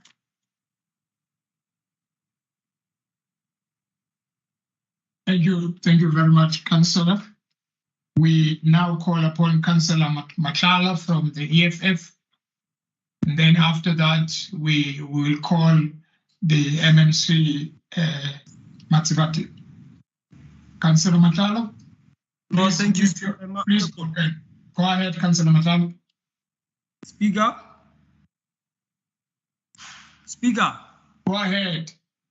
Oh, thank you, Speaker. As the EFF, we take note of this report with excitement and humility, because it has always been our idea that our people deserve better living environment, sanitation, water and road and flushing toilets. Speaker, this plan is acceptable not because we agree with the city's underspending policies that got this municipality into a protest capital city of South Africa. I'm saying this because service delivery out there is in tatters, because the city is saving the municipality coffers and denying the workers of this municipality a salary increase for far too long now. We agree with this report because we are the vanguard of our people who cannot stand between their betterment and better living environment where they can associate among themselves freely like the rest of us. The EFF has always been at the forefront of demanding for formalization of informal settlements since 2016, and this report has brought a sigh of relief to our caucus because at least the city is listening to us. We are always leading and they are following. We believe, Speaker, that approval of this plan will not just be formality of documentations that will remain in the drawers and under the tables to gather dust. There must be action. Speaker, the speed at which the city is running to formalize the informal settlement is very slow. The speed at which the city is running the formalization of informal settlement is very small. This means it will take forever to restore the dignity of our people. So, Speaker, before I conclude, Speaker, the people of Atteridgeville, Soshanguve, Mamelodi, especially the flood victims, Mabopane and Oliven, are waiting for service delivery. We want to see overalls and boots on the ground of Ekangala, Zitobeni, and Retabisen, and all over the city. The city has the budget to formalize many informal settlements, but the problem is you who run the government like money market scheme of making profit. The city must stop being coward when it comes to saving our people and give workers the salary increases. We need sanitation and proper houses all around the city. In conclusion, Speaker, we demand for expropriation of land without compensation, for equal redistribution so that our people can be relocated for good living environment. Speaker, we support the report. However, we do so with reservations because until the stolen land is returned, we are going to come here and ask for this power of attorneys for small pieces of land, which will not resolve the over 200 informal settlement. Thank you, Speaker. Thank you. Thank you very much, Councillor. Then Councillor Mashabela, please mute yourself. Councillor Mashabela, please mute yourself. I'm coming. Councillor Mashabela, please mute. Thank you. MMC. Speaker, thank you very much. Let me also acknowledge and thank the two councillors, Moloi as well as Matlala, for the support of the development framework. Speaker, this framework is a very important framework in ensuring that we develop areas that are also outside the urban edge and bring upon the much needed economic development and human settlement opportunities. Inclusive of that, those are your social amenities, that is your sports ground, as well as other social amenities such as parks, inclusive of economic opportunities. Speaker, other frameworks will be coming to this council that will be inclusive of Hammanskraal, Oliven, Soshanguve, to ensure that we develop people where they are and we lessen the burden on urban movement towards the city center. Speaker, the report is tabled and we appreciate the support given by Council. Thank you very much, MMC. As recommended. Yes. Yes. Yeah. I want to, Yes. Are you sleeping, councillors? Please wake up. Yes. Yes. Thank you very much. Yes. Let's move to item 20. Reference number 559821/1. Office of the Executive Mayor, review of circular number 9. On this item, I've got one speaker, Alderman Malulela. ANC, 3 minutes starts now, say. No, thank you, Speaker. I was just finalizing our recommendation on 13. But our comments on this report are very few, but impactful, that we believe that many of our problems of service delivery are born out of Circular 9 of writing reports in the city, especially that we do not have electronic monitoring of comments, stakeholder comments that are expected from our departments and other stakeholders. A report that is supposed to be finalized within 2 or 3 months takes almost 13 months to be finalized, because key stakeholders like transport infrastructure takes time to finalize on their comments. And we know that as the city, we have master plan in terms of development. The way the report comes to council, that requires that we should have comments from stakeholders. They should know that whether we do not have bulk services or whether we would need services of engineers to build roads. But this becomes a struggle because people go out on leave, people are not available to give us comments. What we need to do, it's what the stakeholders that came with Lex in this council presented issues around automating our services. During COVID, one of the biggest lessons that came to people's lives is that technology has been one of the intervention efforts of making sure that we do business. Physical contact with offices sometimes becomes a struggle. But what we need is to have an automated service that will show us delays that are coming from stakeholders, and those that are delaying on giving us out comments, we should take action against them, because that's not how we run an efficient city. An efficient city is run by people that are available at all times to assist us in making sure that we get reports that there's a clear flow of the work that we're doing. And we heavily rely on finance and legal services to provide us with support. But you are aware that the legal department has no head.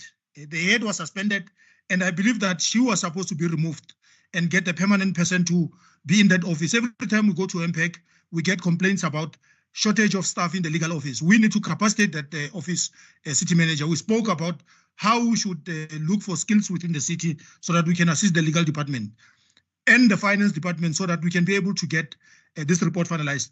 We accept the recommendations and how consideration that needs to be brought forward in the review. Thank you. Thank you very much, Alderman Malulega.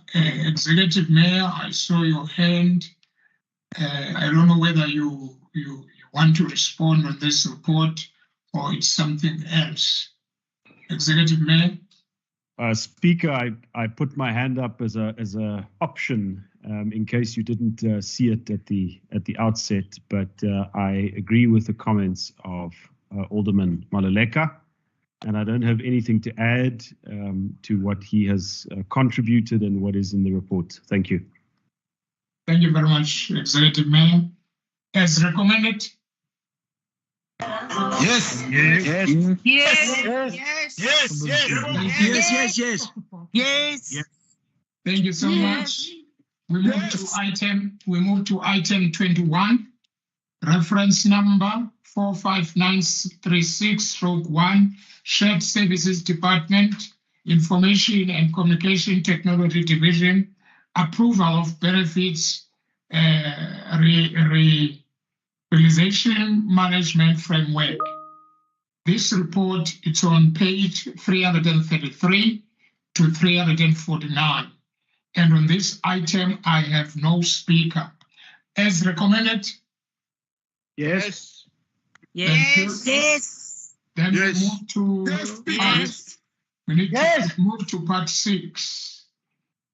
From the mayoral committee meeting 23rd August 2023, reference number 34937/1, Office of the City Manager Department request for a council to approve the further acting of the Chief Financial Officer CFO from 1st September 2023 on a month-to-month basis, not exceeding 3 months. This report is on page 3 to page 97. On this item, we've got Councillor Matebula from the EFF. Your 3 minutes starts now.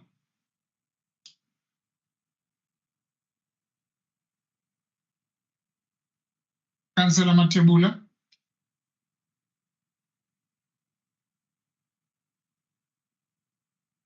Is Councillor Matebula still around? Or is affected load shedding? Okay, let's move on. Yes, Speaker. Yes. Speaker. Yes. Who is that? Who is that? Is the Chief Whip of the EFF Caucus. Okay.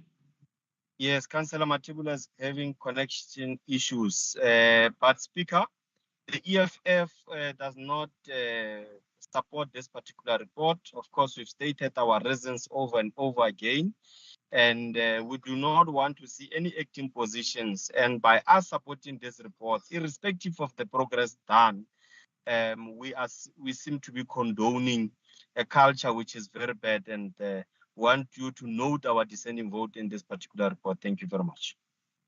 Thank you very much. That is the speaker that we have on this item.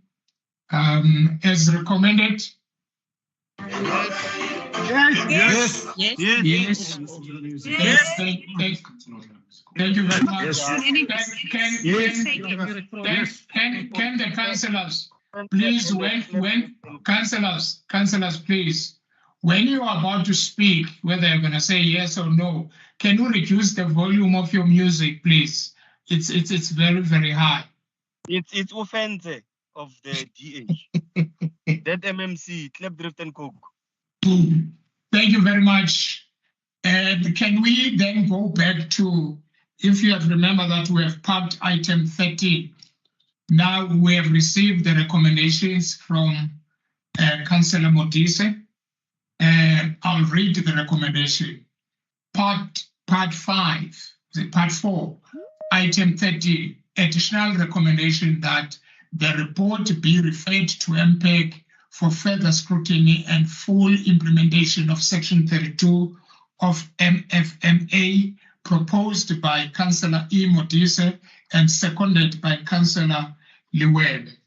As amended? Yes. Yes. Thank you very much. So we are done with item 13. And now we are moving to item 23. Reference number 80884. Office of the City Manager Department request for the Council to approve acting in a position of Governance and Support Officer GSO from 1st September 2023 on a month-to-month basis not exceeding 3 months. This report is on page 98 to 101. Still, I have Councillor Matebula on this report. I believe that Councillor Ratukwana, you'll be coming in. Yes, if Councillor Matebula is not here, Speaker, the notion is still the same. We do not support this particular report. Thank you very much. Thank you so much. That was the only speaker on this item. As recommended? Yes. Item 24, reference number 66308/forward1, Office of the City Manager Department request for a council to approve for the acting in the position of Group Head, Office of the City Manager, COCM, from the 1st of September 2023 on a month-to-month basis, not exceeding 3 months. This report is on page 102 to 105, and the speaker here is Councillor Matebula again. Councillor Matebula, are you here before I can give it to the Chief Whip of EFF? Councillor Matebula is not in. Councillor Ratukwane? Seems like there is a hand there from. Oh, Councillor Mayor.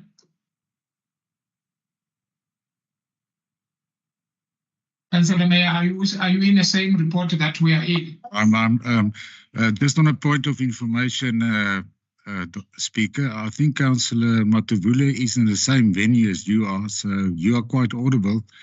I've seen him in his video was on just now, so I've seen he is in Tshwane now, so I don't think he's got connectivity problems. So maybe he asked the Chief Whip to leave early, but I'm not aware of that. Thanks, Speaker. Thank you very much for that information. But the Chief Whip of EFF, do you want to come in on item 24? Yeah, it's fine, Speaker. We are going to waive our right to speak. But I mean, Councillor and the MMC does not keep a record of the movement of the EFF councillor. So it's an irrelevant point because people can be in one place earlier, but then move and all that. So we know the story. So that's not a problem. Thank you. Thank you very much. As recommended? Yes. Thank you very much. Let's move to item 25. Item 25, reference number 60747/forward1, Group Financial Service Department Supply Chain Management Tender Deviation Report for fourth quarter of 2022 to 2023 financial year. This report is on page 106 to 110. And on this report, I've got Councillor Luele and Councillor Mabukhwana from the EFF. Councillor Luele from ANC, your time starts now. Greetings, Speaker. The deviations from procurement process approved for the fourth quarter of 2022-2023 financial year amounted to 934,872.32 cents. Speaker, if you can recall, the MMC in its budget speech indicated that the water tanker services to informal settlements are projected at 262 million. This deviation relates to the agent appointment of a service provider for the rendering of specialized chemical and microbiological analysis services. There was a cholera outbreak announced by the city. Lives have been lost, Speaker. Families have left in destitute. Will there be consequences management in place with regard to money not well spent? So we take note, Speaker, that lives mean nothing to the administration. The residents of Tshwane are on their own, while the DA and their coalition partners live in comfort, running the city to their own benefits. Thank you, Speaker.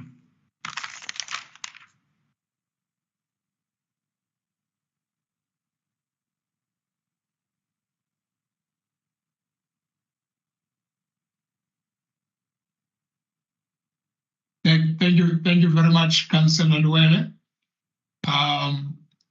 Councillor Mabukhwana from EFF.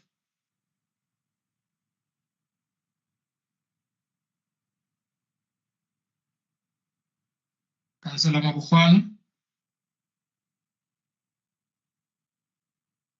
It seems Councillor Mabukhwana is not here. Give us an indication. Yes, Councillor Ratukwan. Yes. It's fine with our right to speak. Thank you so much. as recommended? Yes. Yes. Yes. Yes. Yes. Thank you. Let's move to item 26, reference number 26049/1, Group Financial Services Department, Grants and Subsidies Progress Report for the period ended 31st May 2023, and approval of inclusion of approved rollovers in the current budget. This report is on page 111 to 144. The speaker that I have here is Alderman Malulega from the ANC and Councillor Disuluana from the EFF. Alderman Malulega. So thanks, Speaker, for the opportunity to once more again deposit our views as the ANC caucus. Speaker, we could have dealt with this report in the last meeting because it's a progress report for the period ending on the 31st May 2023 and approval of the inclusion of approved rollovers in the current budget. Then there's a first point that we want to raise, Speaker, that it's a condition for the rollover for municipalities, and I believe that there's compliance because part of the 7 reports of the appointment of senior managers, there's one crucial report that is linked to this report that is of the CFO because the condition says that we need to have an appointment of a permanent CFO for National Treasury to consider the rollover application that we had made.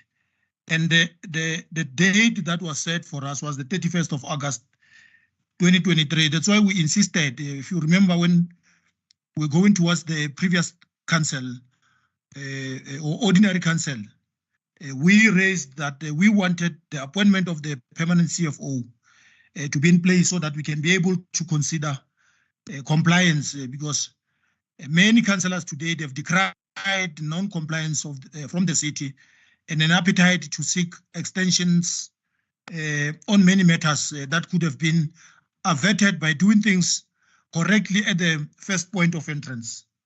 The expenditure for the period for this period is 5.3 billion, which or 83% of the year-to-date budget received of 6.4 billion. As of May 31st, 2023, the unspent balance was 1 billion. Expenditure projected to be 95% at the end of the year. If you look at one table there, operating and capital grants for 22-23 year ending to 2023, that total, it's also written up there, Chair, that it's 6.4 billion as stated earlier.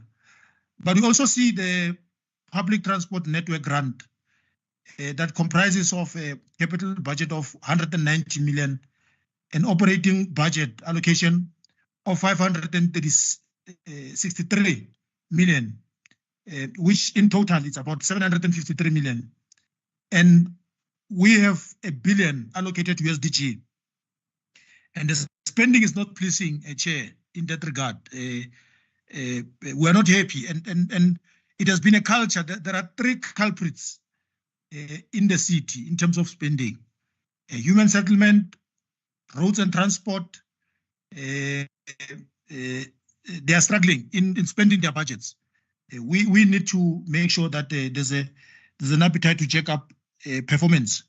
But we could have raised sharply our views in the previous council around the appointment of senior managers that we need to comply with regard to spending on our grants, but also comply with the rollover. And we believe that if it's granted, that money that is allocated will be spent. There are many causes that needs money, and we can't complain that there's no money when we're not spending our grants. Mayor, we need to put up monetary mechanisms on our grants and subsidies because we can't return this money.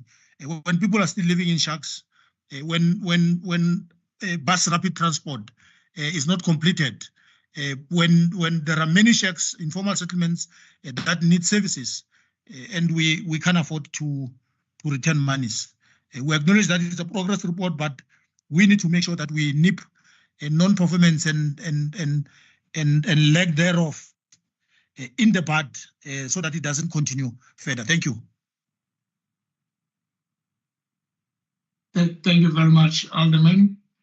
The next speaker is Councillor De Soloan from the EFF. Thank you, Speaker. Thank you, Speaker. I will be speaking on behalf of the EFF due to connectivity issues of Councillor De Soloan. Yes, go ahead. Thank you. Thank you very much, Speaker. Speaker, the EFF is very much concerned because the DA seems to be the master of underspending and returning of the grants that are given by both National Treasury and provincial offices. We have a problem, Speaker, whereby these particular grants are taken away from us and we have to give them back to the relevant source where they were coming from. And it is simply because that the DA does not have capacity nor the skills thereof to spend this money, or officials that are competent enough to ensure that these monies are spent. And this particular issue is affecting our communities very badly because we are sitting here with communities that are spending a lot of money on transportation because there is no access to public transportations that is government sponsored. And as a result, we are resorting to only using one mode of transport, which is just the taxis. And nowadays, since the rail infrastructure use the trains and so forth. And this is not just on transport, but in general, we are facing the same similar problems. We would like to urge the DA government to please try by all means to spend all the grants, and rightfully so that tomorrow our people can receive services. And if they are not willing to do that and they are unable to do that, then they must step aside so that the government that is competent can take over governance and ensure that our people receive services. Thank you very much. Thank you very much, Councillor. And Councillor Van Heerden, please mute yourself. Please mute yourself. Your driving is affecting us. Thank you. MMC setting. The last person on this item. Thank you, Speaker. Firstly, and thank you to the Chief Whip of the ANC. I do take his concern, and he is correct. There is very strict guidelines in terms of a vacancy of a CFO 6 months after a vacancy occurs, or 12 months in terms of acting positions, in terms of a suspension. But the process of the appointment of the CFO, the interview processes, the hard work has been done. We have consistently been in contact with National Treasury, and we've taken all the steps to put in place that we will not be penalized from that regard. We will bring those reports very soon for the appointments, and I do take his concern. We should not lose that money. And you know, the 83% that the Chief Whip of the ANC has pointed out, in my personal opinion, is misleading, because we need to look at the spending and the historical tradition of this municipality in the first 2 quarters of every financial year, where we, with the slow spending and the aspects that goes with that. Now, we need to break that cycle. And we had the issue with the preferential procurement policy in the last financial year, but it's really no excuse for us, as has been pointed out, not to spend the money. We need to get our planning in order. We need to get our procurement in order. We need to align our processes and make sure that that money does get spent. So I concur with him, and we have, from the executive side, put further steps in place to not only see that that money gets spent, but that we see a consistent spending through the year and not a ramped up spending from February every year like we have traditionally seen. So with that, Speaker, I have taken note of the comments made by the speakers. Thank you. Thank you very much, MMC. As recommended? Yes. Yes. Yes. Yes. Yes. Let's Yes. move to Yes. Yes. Yes. Yes. Yes. Thank you very much. Let's move to item 27, reference number 20679/1, Group Financial Services Department report on a non-compliance for local government Municipal Finance Management Act of 2003, Act 56 of 2003, MFMA, Section 71, submission of monthly budget statement for the period ending 31st July 2023. This report is on page 192 to 206. And the speakers on this report, I've got Councillor Luwela from the ANC and Councillor Notununu from the EFF. Councillor Luwela, your time starts now. Thank you, Speaker. Non-compliance is a big concern in the city and it goes against good governance. And it must be noted that it paints a bleak picture.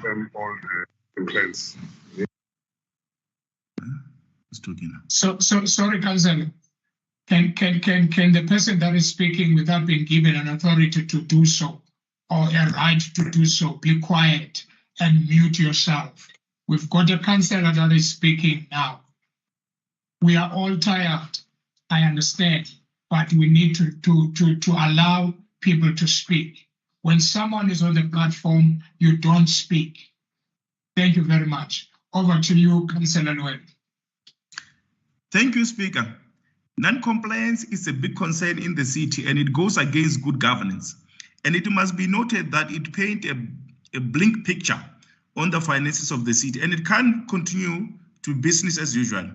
This is not a correct way of doing things. Let's put our house in order. I thank you, Speaker.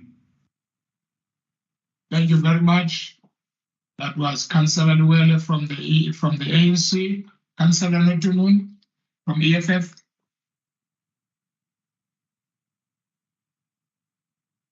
Thank you, Speaker.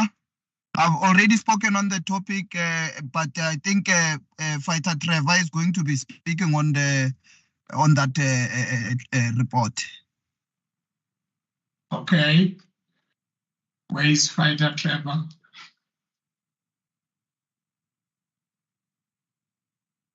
Fighter Trevor, I'm giving you the platform.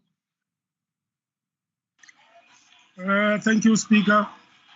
Let me just put the volume down. Thank you, Speaker.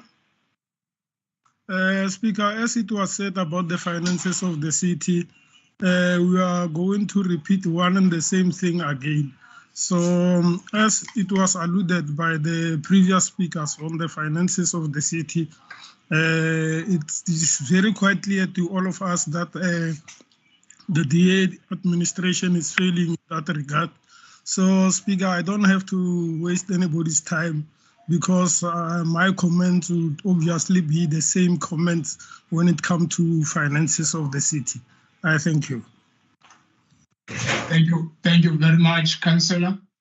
MMC, I don't know whether it's an old hand or you want to come back again. And Alderman Maluleka, I can see your hand. Councillor MMC Peterson, is that Peter Sutton? I mean, is that your old hand or it's my Speaker? If you will allow me to close the debate on this item, it will be much appreciated. Before you can close it, let me allow Alderman Maluleka to come in. Information, Speaker. Yes. Is Councillor Notununu the small councillor that was strangled by Councillor Shane Mas? Yes, that's him. Thank you.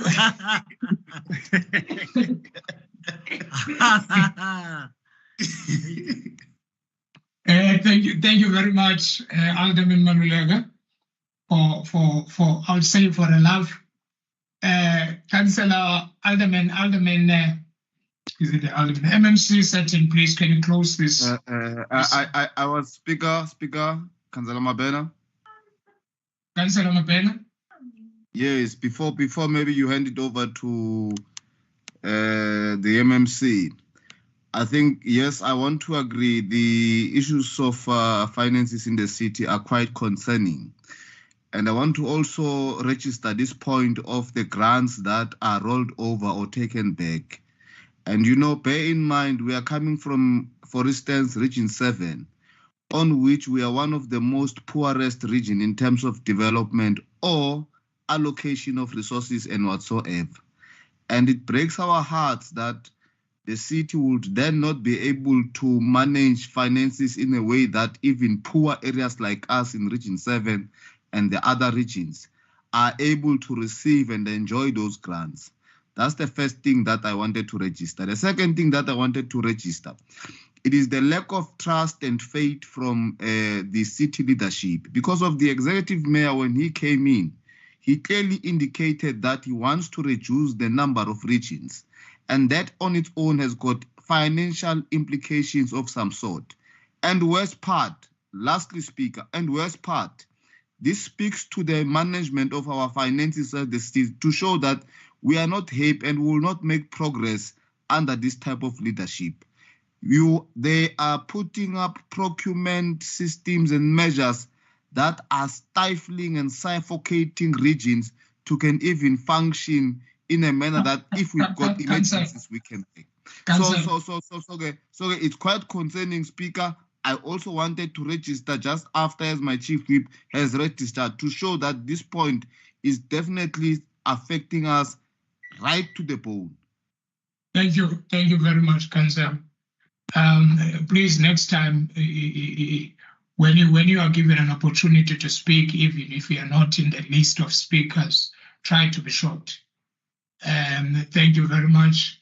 MMC Setting, please close this item. Thank you, Speaker.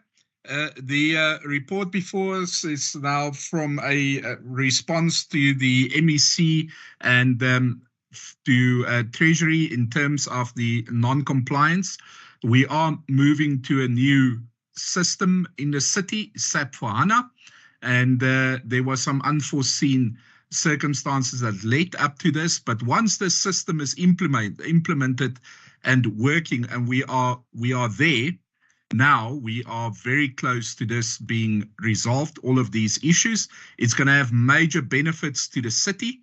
We're also implementing a new system for supply chain that's going to take a lot of the interventions, of manual interventions out. It's going to automate a lot of the aspects that's going to go with that. So yes, it's unfortunate that we do have this non-compliance due to the move over to a new system, but we are very comforted and excited that the new system is going to help us to avoid a lot of the problems we had in the past. I thank you, Speaker. And then just to a bit, if I may respond to the Chief Whip of the ANC, it's very confusing when he says the small councillor, because all the councillors in the opposition are small, so I'm not quite sure who he refers to. Thank you very much. Now this item we have closed it, and item 27 as recommended. Yes. Thank you very much. Yes. Thank you, councillors. Now we are on annexures, which is we've got 10 of them. Honorable councillors, you have 60 minutes in total to discuss annexure A, A1, A2, A3, A4, A5, A6, A7, A8, A9, and A10. Annexure A, Annexure A1 as recommended? Yes. Yes. A2? Yes. Yes. A3? Yes. Yes. A4? Yes, Speaker.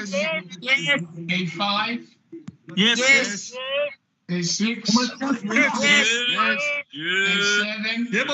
Yes. A8? Yes. Yes. A9?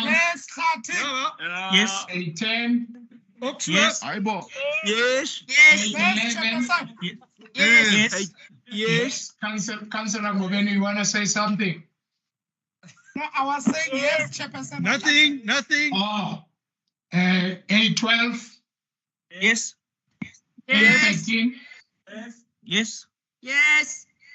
We are done with Annexure A. Now we are entering to Annexure A1. A11? Yes. Yes. A12? Yes.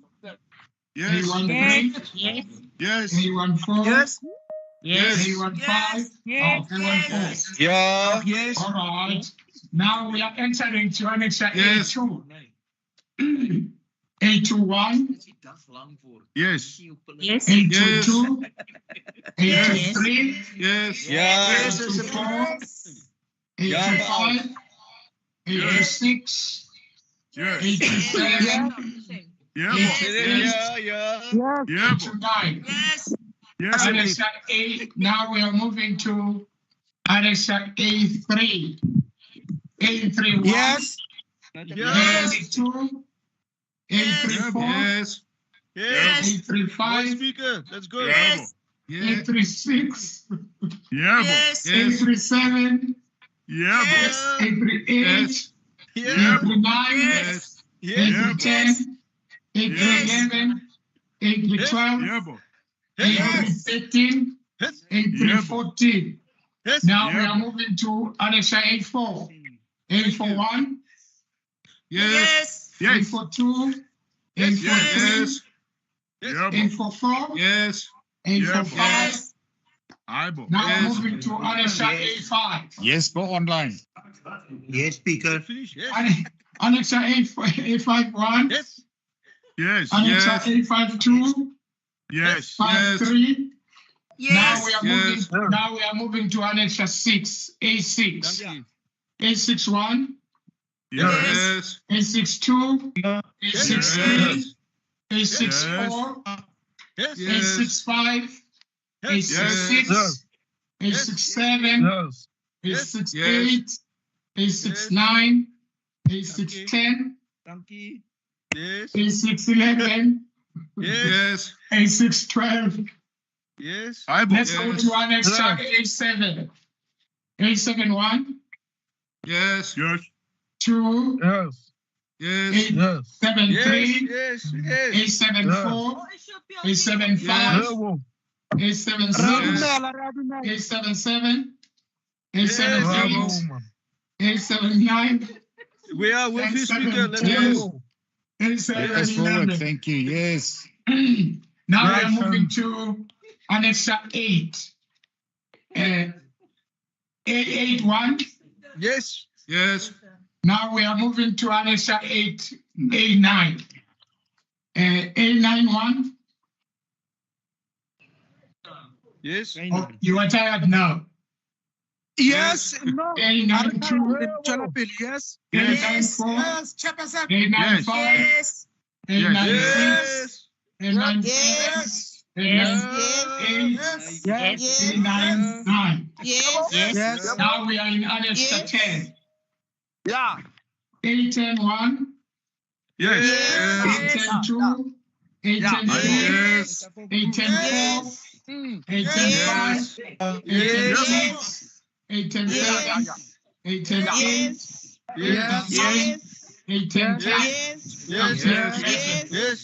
Yes. Speaker, quick. Speaker. Thank you very much. We are done with annexures. Yes. We are done with annexures. Yes. Now we are moving to. Now we are. Yes. we are drowned out by excitement. I don't know for what. There's a smell of savannah and gardens that comes from this process. Yes, Aaron, Speaker, listen, I've been shouting at you. Everybody is excited. No, but Speaker, there's a tourism MOU that has been signed. Yes. And I wanted to speak to the last annexures that you have there. Yes. And the Babalas and the Sky Vodka things that are smelly here are dealing with me. But on a serious note, Speaker, tourism in this city is not considered as part of the core business. And if you look at our mandate or object of local government, in terms of our constitution, LED, it's a mandate of all local governments. But tourism is not considered as our core business. And I don't know where that thing comes from. In the previous administration, it was frustrated from the city manager going anywhere else where it can be dumped. It was in TIDA, it was brought back into economic development. But one thing that we need to do, Chair, is to make sure that at the front center of our work, we place tourism, because many people, automatically they come to the capital city to do what we call business tourism.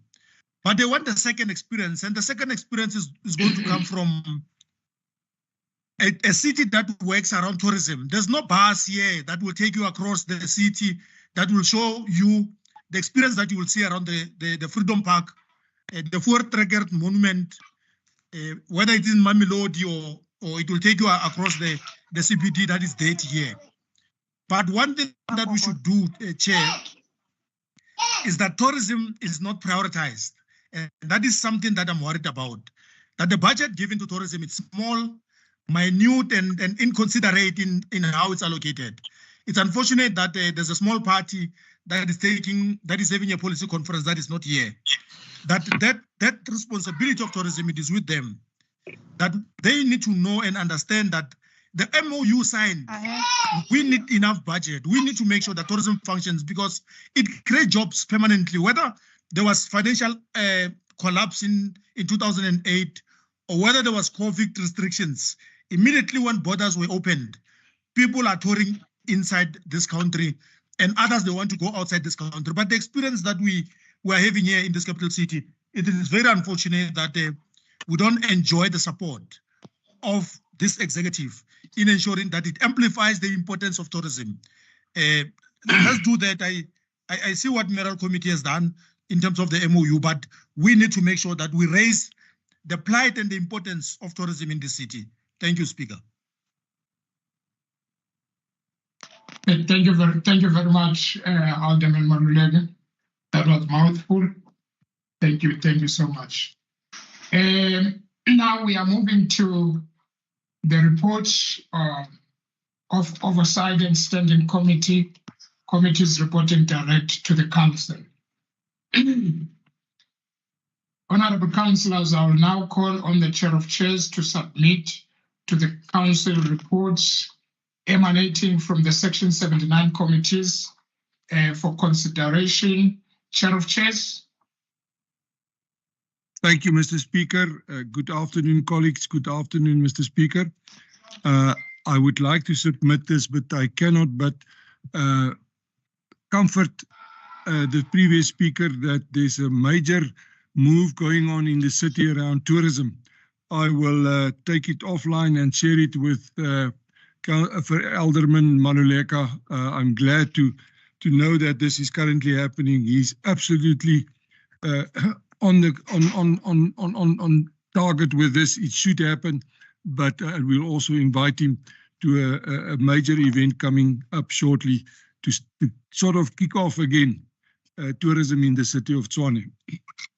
Speaker, it's a pleasure for me to submit to Council reports from the following Section 79 oversight and standing committees. The first one is the reports from Community and Social Development Services of 21 July, Utility Services of 3 August 2023, Oversight Committee of Integrated Development Planning of 8 August 2023. Then also Roads and Transport Oversight Committee 15 August. Tshwane Geographical Names, the meeting, oversight meeting of the 4th of August. Then the reports from Rules and Ethics of the meetings that were held on the 23rd and 11th of August. Corporate and Shared Services 3rd of August. The reports from the Health Committee of the 15th of August, I would like to withdraw those 2 reports at the request of the chair. These reports were actually referred back to the department and they're still awaiting for it to come back. It will be handled at the next meeting. So I withdraw the 2 reports from Health. Then also I would like to submit the Community and Social Development Services reports of the 22nd of August. Community Safety reports of the meeting held on the 22nd of August. And then Economic Development and Spatial Planning, the meeting of 24th of August. And then, Mr. Speaker, when I come to D5, I will just make, at the request of the administration, come in and make a short suggestion that I was requested just to change the date, but I will ask to just do that at D5, Roads and Transport. But with all that said, I think I submit these reports for discussion by Council. Thank you, Mr. Speaker.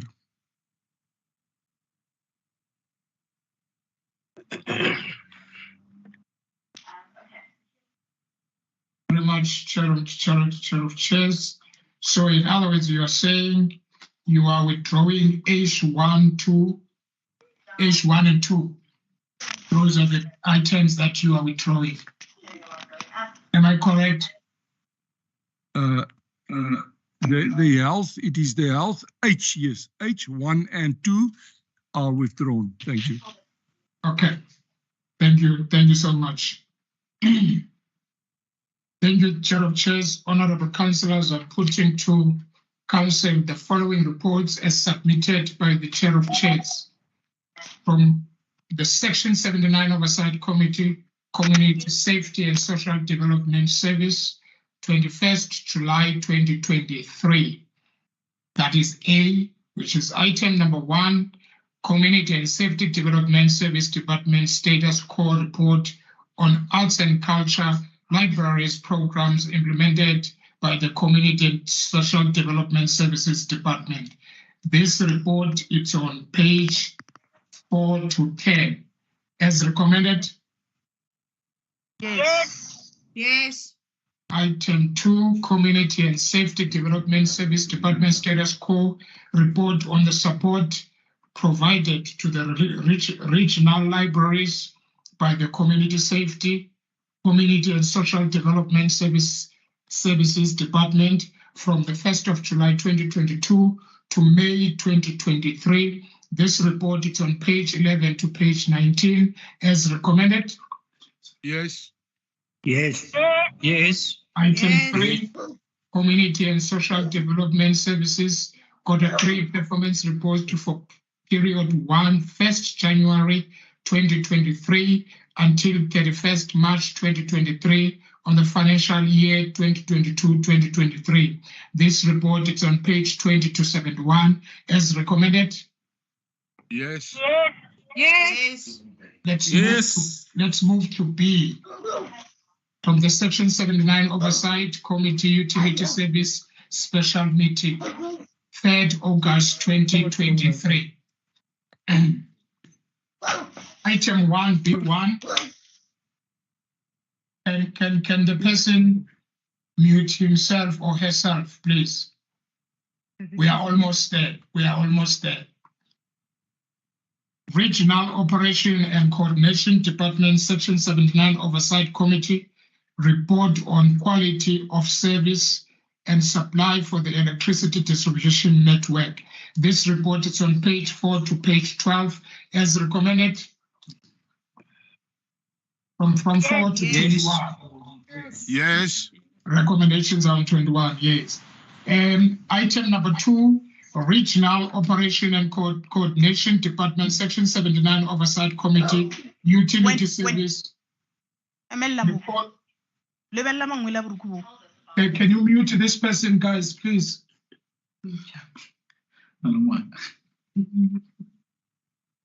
Regional Operation and Coordination Department, Section 79 Oversight Committee, Utility Services report on the status of the regional swimming pool. This report is on page 22 to page 43. Recommendations are on page 31. As recommended? Yes. Item 3, Regional Operation and Coordination Department, Section 79 Oversight Committee, report on the quality of service and supply for the electricity distribution. This report is on page 44 to 49 to 59. Recommendations are on 59. As recommended? Yes. Yes, sir. Yes, sir. Item 4, Energy and Electricity Department, Quarter 3 Performance Review Report for 2022-2023 financial year. This report is on page 60 to page 120. Recommendations are on 120. As recommended? Yes. Yes. Item 5, Energy and Electricity Department, tenders in use in the Energy and Electricity Department, including critical tenders required for the 2023-2024 financial year. This report is on page 121 to 128. Recommendations are on page 128. As recommended? Yes. Yes. Item 6. Water and Sanitation Department Infrastructure Planning and Implementation. Report on the calculation on the non-revenue water and the measures in place to reduce non-revenue water. This report is on page 129 to 143. Recommendations on 143. As recommended? Yes. Yes. Yes. Yes. Item C. Item C from the Section 79 Oversight Committee Integrated Development Plan, the date 8 August 2023. Item 1, Human Settlement Department, Financial and Non-Financial Quarterly Performance for the Quarter 4 2022-2023 financial year. This report is on page 4 to page 58. Recommendations on page 58. As recommended? Yes. Yes. Yes. Yes. Item 2, report of the City Manager Grants and Subsidies Progress Report for the period ended 30th June 2023. This report is on page 59 to 96. Recommendations are on 96. As recommended? Yes. Yes. Yes. Item 3, Human Settlements Department reports on urban settlements development grants from National Human Settlement and Allocation to other departments in the city. This report is on page 97 to 124. Recommendations are on 124. As recommended? Yes. Yes. Thank you. Yes. We are on D. From the Section 79 Oversight Committee, Roads and Transport, date 15 August 2023.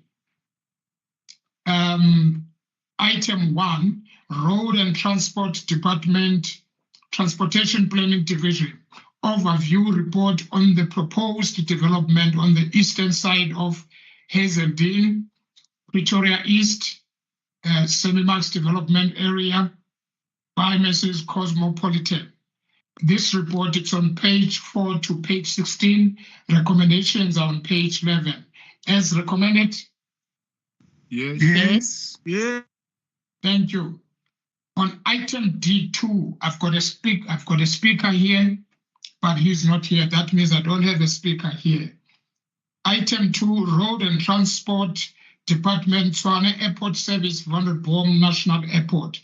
Vanderbom National Airport aerodrome model and proposed commercialization model by the Airport Company South Africa. This report is on page 12 to page 32. Recommendations are on page 32. As recommended? Yes. Yes. Item 3, Roads and Transport Department report for update audit progress to the Section 79 Oversight Committee. This report is on page 33 to 41. Recommendations are on 41. As recommended. Yes. Yes. Item 4, Roads and Transport Q4 Performance Report on the implementation of the Service Delivery and Budget Implementation Plan. Business plan with financial on capital department projects as well as expenditure. This report is on page 42 to 64. Recommendations are on page 44. As recommended. Yes. Siyabulala. I'm on item 5. What was the point? What was the issue of this item? Chair of Shares. Thank you, Speaker. It's short and sweet.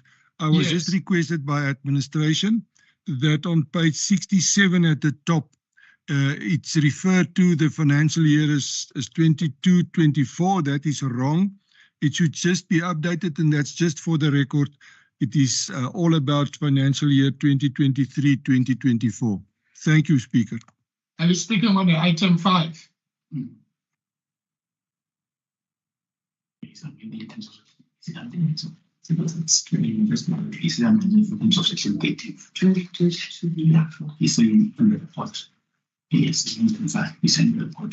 It's just an error.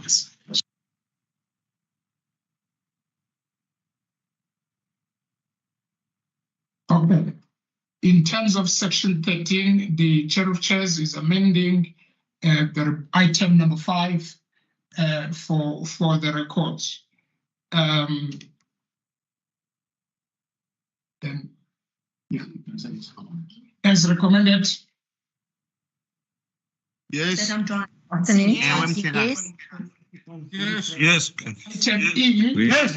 From the Section 79 Standing Committee, Tshwane Geographical Names, 4 August 2023.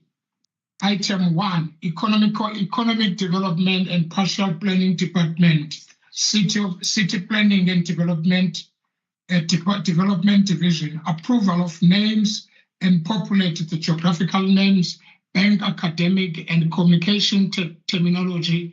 This phase 4, this report is on page 4 to page 15, recommendations on page 8. As recommended. Yes.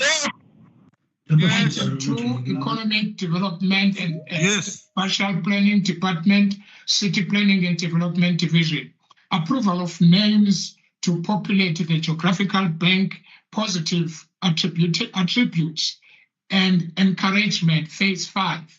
This report is on page 16 to page 29. Recommendations on page 20. As recommended. Yes. Item 3, Economic Development and Partial Planning Department, City Planning and Development Division. Approval of names, populate the geographical names bank, spot names, phase 6. This report is on page 30 to page 42. Recommendations on page 34. As recommended. Yes. Item F from the Section 79 Standing Committee Rules and Ethics, 23 June 2023 and 1st August 2023. Office of the Speaker, Mid-Term Performance Report of the Section 79 Standing Rules and Ethics for the 2022-2023 financial year. This report is on page 4 to page 8. Recommendations are on page 8. As recommended. Yes. Item 2, Speaker, Office of the Speaker, 3rd quarter performance report of the Section 79 Standing Committee Rules and Ethics for the 2022-2023 financial year. This report is on page 9 to page 12. Recommendations on 12. As recommended. Yes. On item G, from the Section 79 Oversight Committee, Corporate and Shared Services meeting 3rd August 2023. Item 1, Group Human Capital Management Department report on the absorption and employment status of persons with disability within the city of Tshwane for the period 1st October 2022, 31st December 2023. This report is on page 4 to page 49. Recommendations are on page 12. On this item, I've got a speaker, which is Councillor Aish Noje. Yes, Speaker. Can you hear me? Yes. May I continue? Yes, you may. Thank you. Mr. Speaker, Honorable Mayor, councillors, ladies and gentlemen.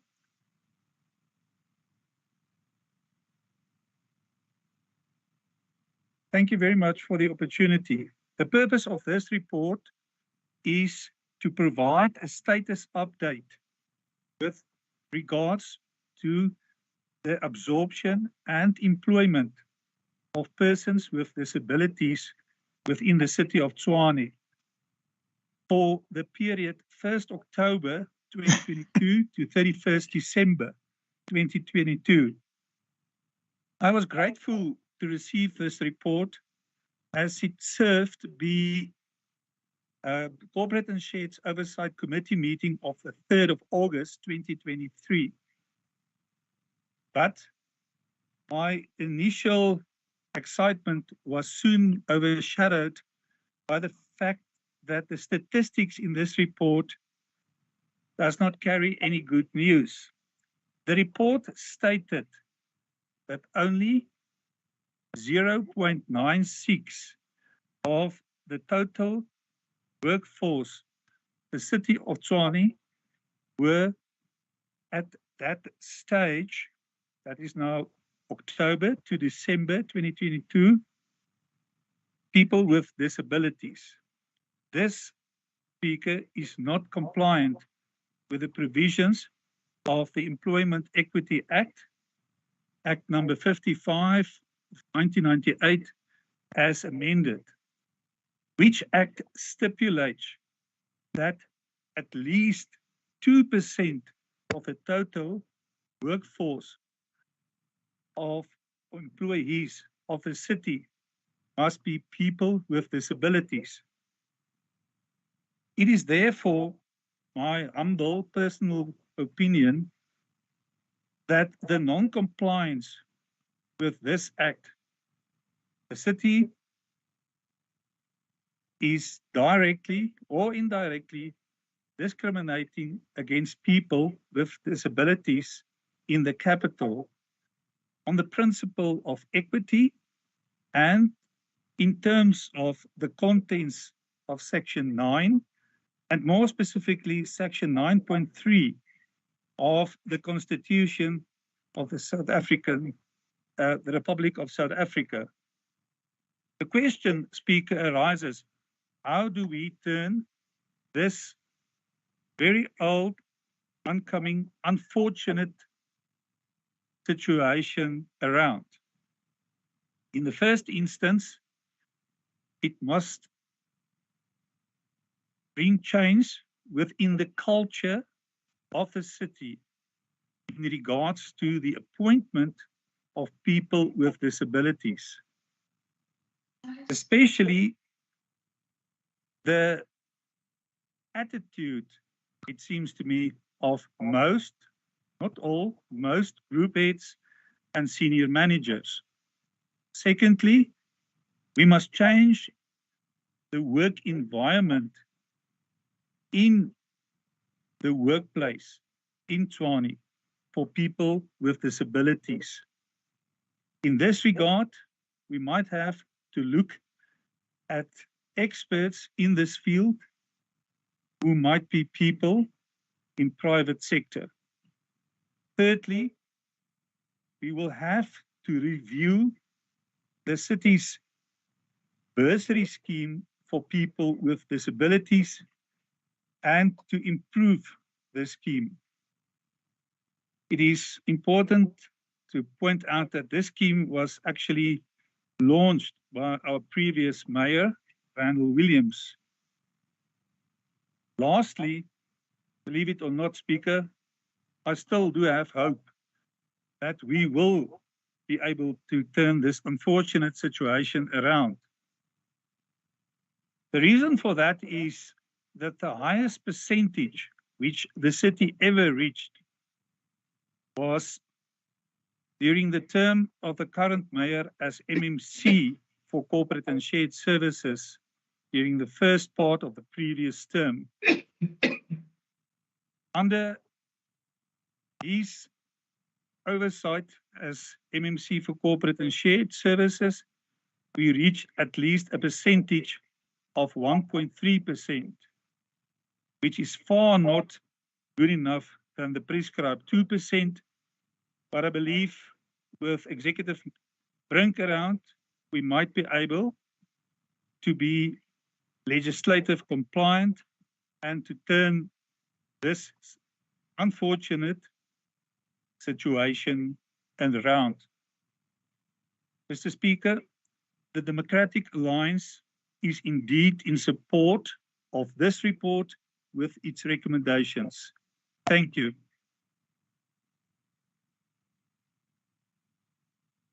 Thank you very much, Councillor. As recommended? Yes. Yes. Yes. Item 2, Group Human Capital Management, third quarter progress report on the performance of the department on the 2022-2023 financial year. This report is on page 46 to 49 to 59. Recommendations are on 59 as recommended. Yes. Just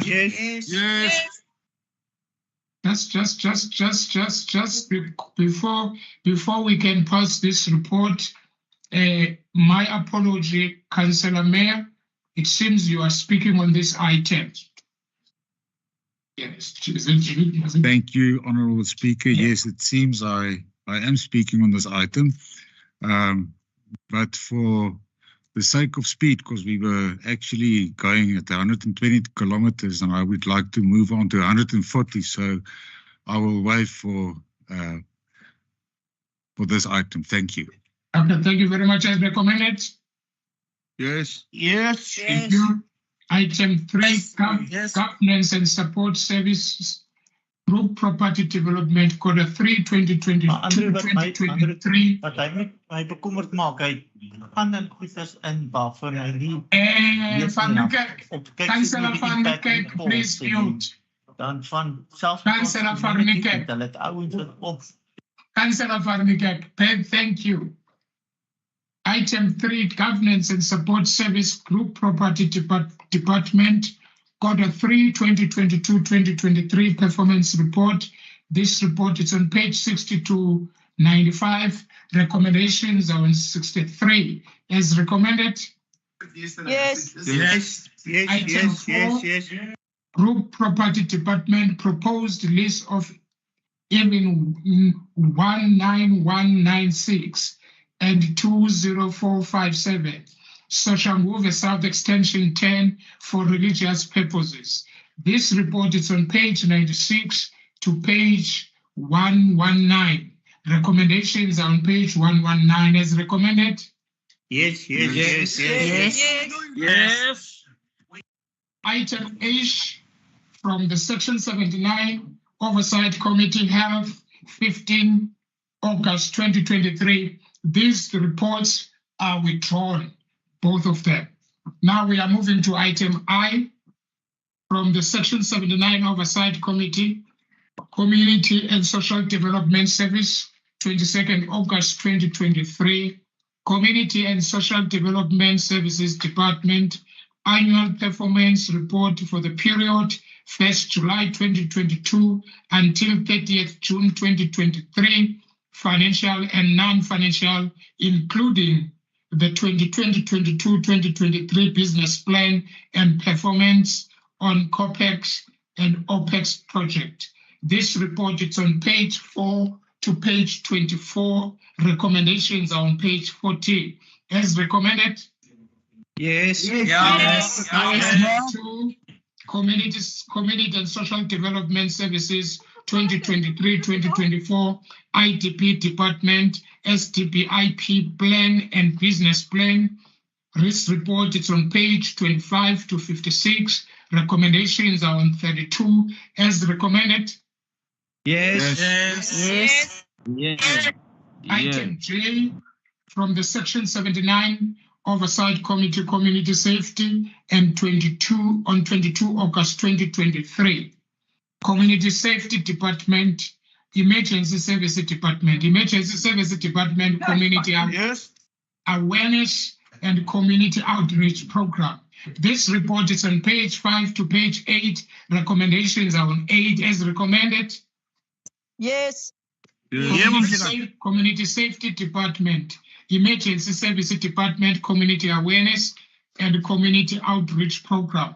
This report is on page 9 to page 12. Recommendations are on 12 as recommended. Yes.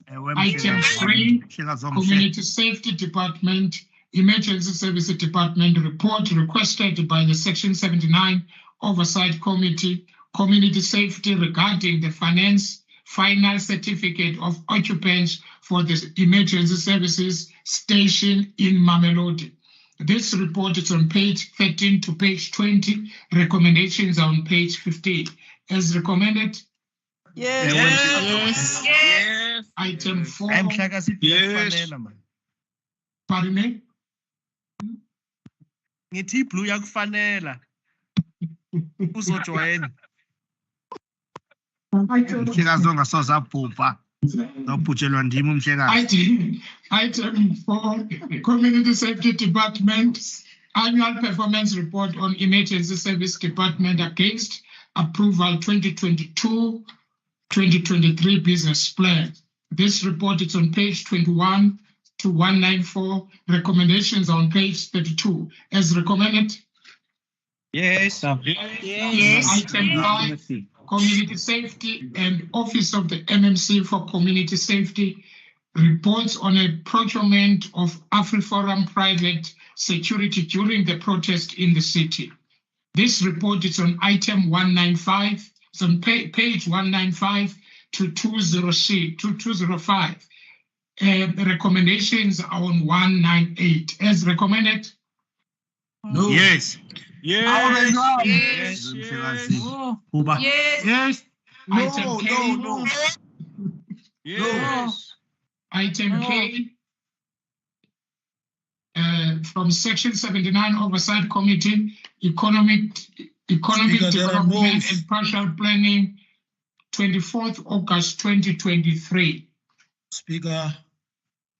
Let's proceed. Can we continue, please? Speaker. Yes, Alderman Malule. There's a report that explains the work of AfriForum in the city. Therefore, there are notes that are coming from. Can we hear those notes? Because we can't just continue as if everybody agrees with that report. Can you repeat yourself, Alderman? So I make sure that I get it right. Speaker, I do not sit in the Community Safety Committee. Yes. And that report comes from them. And it's a report that needs to be considered by council. I'm saying I hear no's when the report is tabled. Yes. We can't pass as if there are no objections to the report. If we can hear the different voices around the report, maybe there's something that council needs to consider in taking cognizance of that report. Members that participate in that committee might share with us points of discomfort or any other issue that they're having a dissenting view on. We might hear. Otherwise, it causes confusion that a committee has done its work, but when a report is placed before us here, there are different voices. Then I don't know the voices are because of its AfriForum, or is it because of decisions that were taken in that report? Can we get clarity on that, Speaker? Thank you very much. Chair of Chairs, can you give us a clarity on this item?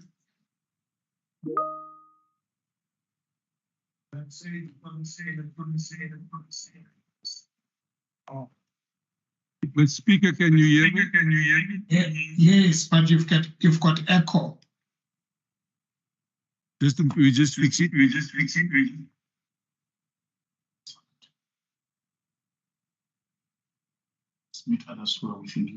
Can those who are with you can they mute their gadgets, please? I'm ready now. Okay, go ahead. I'm aware of this report, Mr. Speaker. There was a lot of questions asked in the meeting, and as far as I know, what I've heard from the chairperson and from members of the committee was that the concerns of the members were fully answered, and I think it's all taken up into in the report.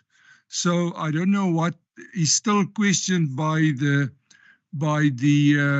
council, while it was all accepted by the committee at the time.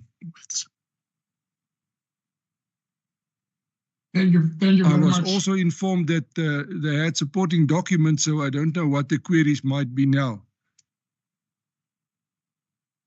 Okay, thank you very much. Let's look at those documents that are presented in the report, and also the chairperson of community safety is not in this meeting today, and I think the information will be given to those who are asking for more information, more clarity about this.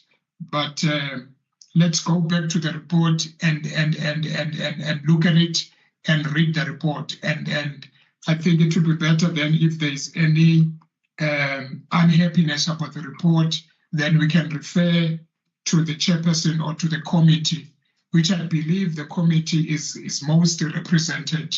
So the people that were in that committee agreed with the report the way it is. So I will then call Councillor Mabena so that we can move on. We are almost there. We are at the gate, in fact. Thank you, Speaker. I agree with my Chief Whip. It was quite concerning to see the context or content of that letter, the recommendation, because of it seeks to say AfriForum must assume the role of TMPD as and when we've got problems such as strikes and so on. But they don't put cost on that. They've got hidden cost. So you're correct, Speaker, that this matter cannot just be left to be decided by the committee, but it must be brought to the decision of council. Thank you. Thank you very much. Can we then move to item K? Yes. The Economic Development and Spatial Planning Department Q4 Performance Report on the implementation of Service Delivery and Budget Implementation Plan, Business Plan with Financial on Capital Projects, Grants and Subsidies, as well as Expenditure. This report is on it's on page 4 to page 25. Recommendations are on page 15. As recommended? Yes. Yes. Thank you. Item 2. Blue. Item 2 on K, Economic Development and Spatial Planning Department, Board Skills and Qualification Audit Report of Tswane Economic Development Agent. This report is on page 26 to page 30. Recommendations are on page 30. As recommended? Yes. Now let's move to resolution by standing committee petition Annex B. There is none. Questions of which notice has been given? There is none. motion or proposal Question from the floor. deferred from the previous meeting? There is none. Question from the floor.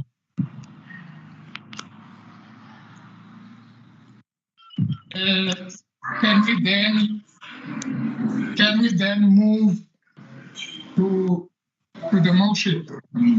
There is a new motion here, and it's the longest motion, which if I can go through it, it will. Okay, can I take the hands of Jackie Ace? Jackie Ace, Councillor Ace. Thank you, Speaker. I just want to point out that according to Rule 18(1)(d), a motion lapses if the member who submitted it is not present at the meeting in which the motion is debated. And I believe the councillors who tabled this motion is not currently in this meeting. Thank you. Thank you very much. I've got Councillor Mabena, his hand is up. Then Alderman Maluleka after that. Councillor Mabena. No, sorry, Speaker, it's a legacy hand. Okay. Councillor Maluleka. No, this motion was withdrawn. If I can recall what Councillor Flora has said with regard to the motion, at programming or WIPARI, it was said that the motion was withdrawn. I don't know whether it was carried out because I wanted to ask questions. I think it's on the extension of the amnesty period, if I'm correct, Speaker. On the credit control Alderman Maluleka, yes, I agree with you when you say, yeah, the people that put the motion, they were prepared to withdraw. They didn't withdraw it in the programming. They were going to do it in council, which is they didn't have an opportunity to do so.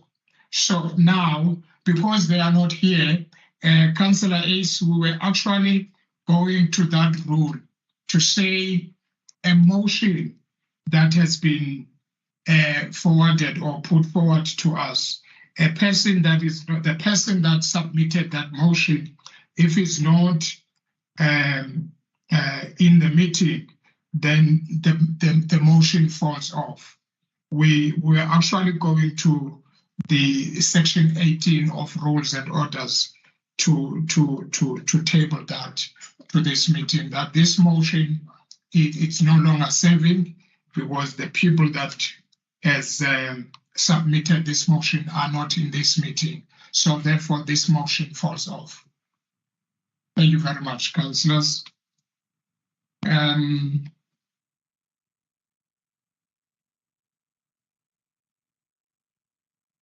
On petition, honorable councillors, any petitions? There is none. And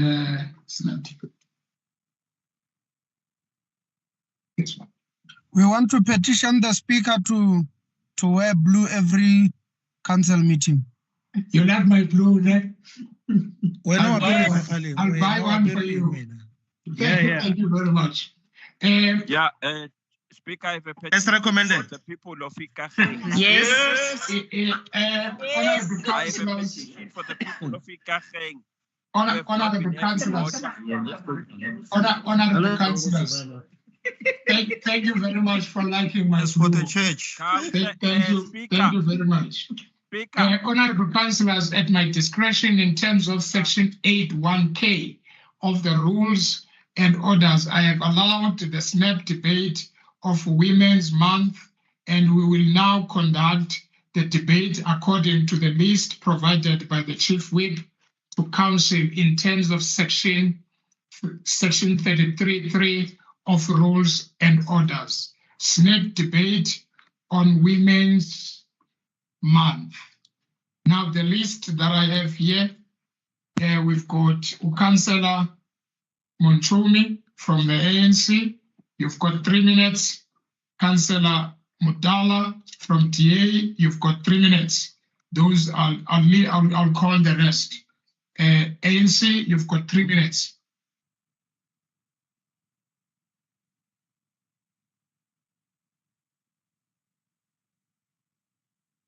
Councillor Monchumi, you are not there. Then we are moving to TA. Councillor Mudala. Chair, Okay. she will come, Councillor Muchumi, she will come. She has prepared a nice speech to Okay. honor women. She will follow. Let me know. Okay, Councillor S. Mundale, TA, 3 minutes.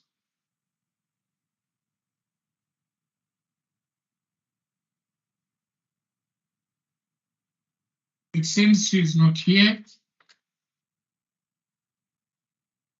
Councillor Ace, is she around? I think she might have connection. I'm just trying to get a hold of her, Speaker. All right. Let's move to Councillor Tima Shabela from EFF. Thank you, Speaker. I will stand in for Councillor Mashabela. It's Councillor Raswes. Okay. Thank you, Honorable Speaker. Greetings to our party leader and whip. Today we gather here to celebrate Women's Month, a time to honor the achievements and contribution of women throughout history. It is a month to recognize the progress we have made in promoting gender equality, but also a time to challenges that still persist. However, as we commemorate this special occasion, it is crucial to address a concerning issue that has recently come to light. The unfortunate reality is that women who were on maternity leave have been unjustifiably fired. Yes. Okay. Can you switch off the person who's answering the phone? Please. Go ahead, Councillor Rosaso. Point of information on a snake debate. As we Okay, let's take the point. Sorry, Councillor Rosaso. Let's take the point of information. Honorable Speaker, we are in September now, the month of environment, not women. Can the Speaker refrain from that speech? Thank you very much, Councillor. I will allow this debate to proceed. I will allow it to proceed because they didn't get a chance or an opportunity to speak last month when they were supposed to be speaking. And continue, Councillor Rosaso. Councillor As Ace we noted. commemorate this special occasion, it is crucial to address a concerning issue that has recently come to light. The maternity leave have been unjustly fired by the city of Tshwane. This blatant act of discrimination not only undermines the right of this woman, but also sends a distressing message about the value placed on the motherhood and the importance of supporting working mothers.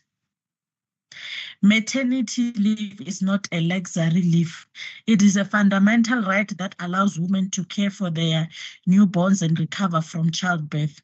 It is an essential component of creating an inclusive and supportive working environment.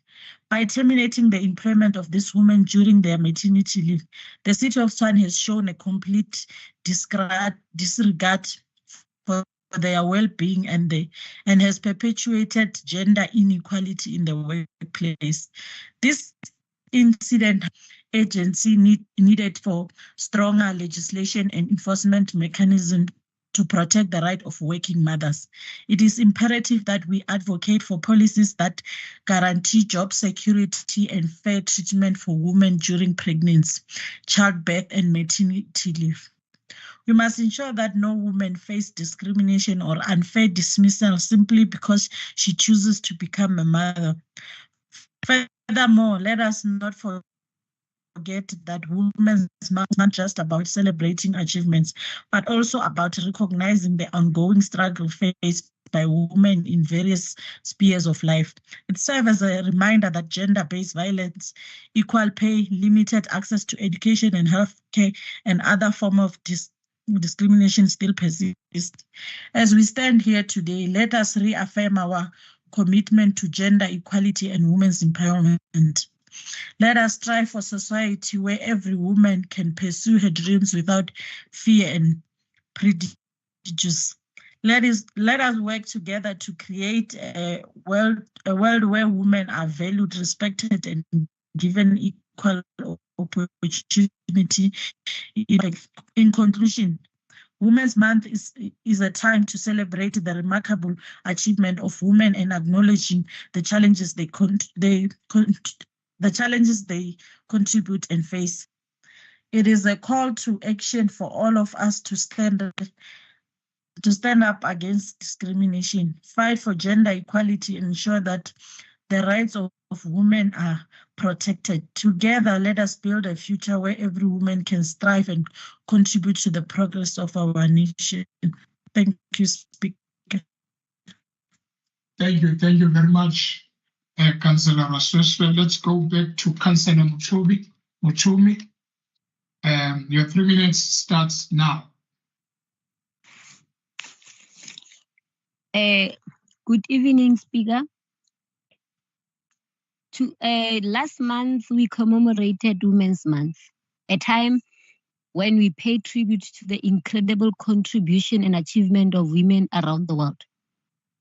It was a month that holds great significance, not only for recognizing the progress made towards gender equality, but also for acknowledging the challenges that still lie ahead. Throughout history, women have been driving force behind significant social, economic, but political transformation. From advocating for suffrage and civil rights to leading groundbreaking scientific discoveries and technology advancement, women have played an instrumental role in shaping our society. Last month served as a reminder of the resilience, strength, and determination exhibited by women across all walks of life. It is a celebration of these accomplishments, their victories, and their unwavering spirits. However, it is also a call to action. While celebrating the achievement of women, we must not forget that gender inequality persists in various forms. Women continue to face barriers in accessing equal opportunities, healthcare, education, and leadership positions. We must stand united against discriminations, violence, and prejudice. Commemoration of Women's Month provide us with an opportunity to reflect on the progress we have made, but also to ignite the flame of change. It is a chance for us to come together as committed ourselves to create a more inclusive and equitable society. To achieve true gender equality, we must empower women economically, socially, and politically. We must invest in education and skills development, ensuring that girls and women have equal access to the equality education and the tools to succeed in any field they choose. Speaker, ensuring equality access to education and skills development for girls and women worldwide requires a multi-phased approach. Education system should promote responsive teaching methods and curriculum that cater to the needs and interests of girls and women. This can help address gender stereotypes and biases and ensure that girls feel empowered and motivated to pursue education. Furthermore, we must promote workplace policies that support and encourage the advancement of women. These include equal pay for equal work, flexible working hours, and family-friendly policies that allows women to balance their personal and professional lives. Commemorating Women's Month is not simple about celebrating women for 1 month, but rather about fostering a culture of inclusivity and respect that lasts all year around. It is about recognizing inherent values and potential that each and every woman possesses. As we commemorated Women's Month, let us honor the tribalizers who came before us and paved the way for progress. Let us stand in solidarity with women who continue to fight for their rights and create a better future for generations to come. Together, we can break down barriers, challenge stereotypes, and create a world where women are truly equal. Let us seize the moment of making lasting impact and ensure that every day is celebration of the remarkable contribution of women. I thank you, Speaker.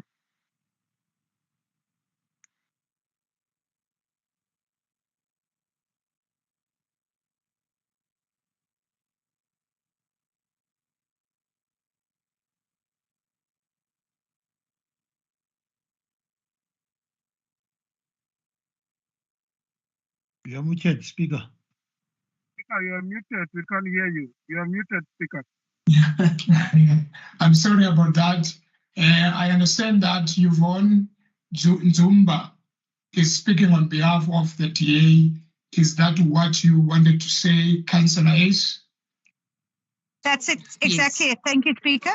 Okay, thank you so much. Now we'd like to give it to Councillor Zumba. Thank you so much, Mr. Speaker. Honored traditional leaders, executive mayor, and MMC's councillors, ladies and gentlemen, in the gallery today, we are gathered to commemorate Women's Month in the city of Tshwane. As we reflect, sorry guys, my lights are dim here where I am. As we reflect on the progress made towards achieving gender equality, we cannot ignore the challenges that still persist. Women continuing to face socio-economic disadvantage that limit their potential and hinder their ability to fully participate in our society. As you may know, women are the backbone of our society and economy. They contribute to the development. They contribute to the development and well-being of our families, communities, and nation. They also represent a huge potential of innovation, entrepreneurship, and leadership. However, women in our city still face many barriers of obstacles that prevent them from realizing their full potential and rights. Mr. Speaker, according to the latest report by Statistics South Africa, the Gender Equality Index for Tshwane is 0.41, which means that there is a significant gap between men and women in terms of health, education, and income. The female shares of employment in Tshwane is only 43.6%, which is lower than the national average of 45.4%. The proportion of seats held by women in parliament is 42.7%, which is below the average of 50% set by the African Union. This statistic shows that women in our city are only disadvantaged by only underrepresented and undervalued. This is unacceptable and unsuitable, unsustainable, and we cannot afford to waste the talent and the skills of half of our population. We cannot ignore the voices and needs of half of our citizens. We cannot achieve our visions of our prosperous and inclusive city through the active empowerment and support of our women. That is why I am here today to propose some concrete solutions and recommendations that can help us address the economic and social challenges that women face in our city. These solutions are based on the principles of gender equality, human rights, and social justice. They are also aligned with the Sustainable Development Goal, the National Development Plan, and the Tshwane Vision 2055. The first challenge that we need to tackle is poverty. Poverty affects women disproportionately, especially those who are single mothers, elderly, disabled, and rural poverty limits women's access to basic services such as healthcare, education, water and sanitation, electricity. Poverty also exposes women to various forms of violence, abuse, and exploitation. To address this challenge, we need to implement gender responsive budgeting in our city's planning and allocation of resources. Gender responsive budgeting is a tool that can ensure that the different needs and priorities of men and women are taken into account in public spending. Gender responsive budget involves 4 steps: analysis, allocation, monitoring, and evaluation. First, we need to analyze the impact of our current budget on men and women, boys and girls, using sex disaggregated data and gender indicators. Second, we need to allocate resources according to the identified gender gap and priorities using gender criteria and targets. Third, we need to monitor the implementation and execution of our budget using gender-sensitive tools and mechanisms. Fourth, we need to evaluate the outcome and impact of our budget on men and women using gender responsive indicators and methods. By applying gender responsive budget in our city. Please, Councillor, please wrap up. Okay. Oh my God.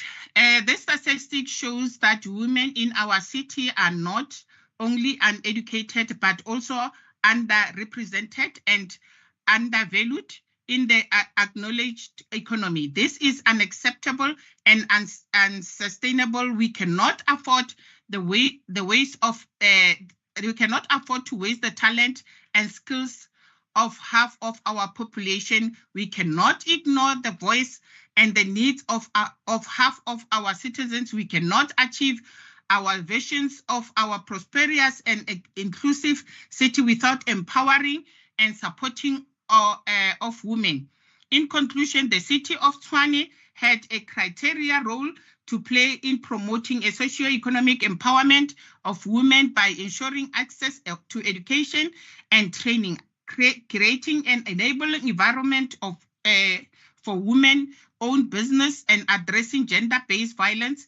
We can build more inclusive and equitable society. It's our collective responsibility to work towards achieving these goals. Thank you, Mr. Thank you very much, Councillor. And now I can say that Joel Fumuto, the hand is up. I don't know whether I'm late to recognize you, but I am recognizing you. Yeah.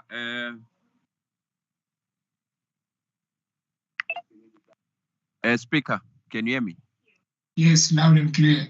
Yeah, no, sure, Speaker, man. I just probably you never picked up my hand. I wanted to submit a petition on behalf of the people of Ikageng regarding, as well as Mahube, regarding the issue of not having water for the last 3.5 years, now going to the 4th year. Thank you. Okay. Oh, okay. You can do that administratively, and then we will attend to it. And I'm sorry for not recognizing your head on an item that you wanted to speak to. Thank you very much. Okay. Thank you very much. Thank you. Let's move to FF plus, Councillor A. Spark.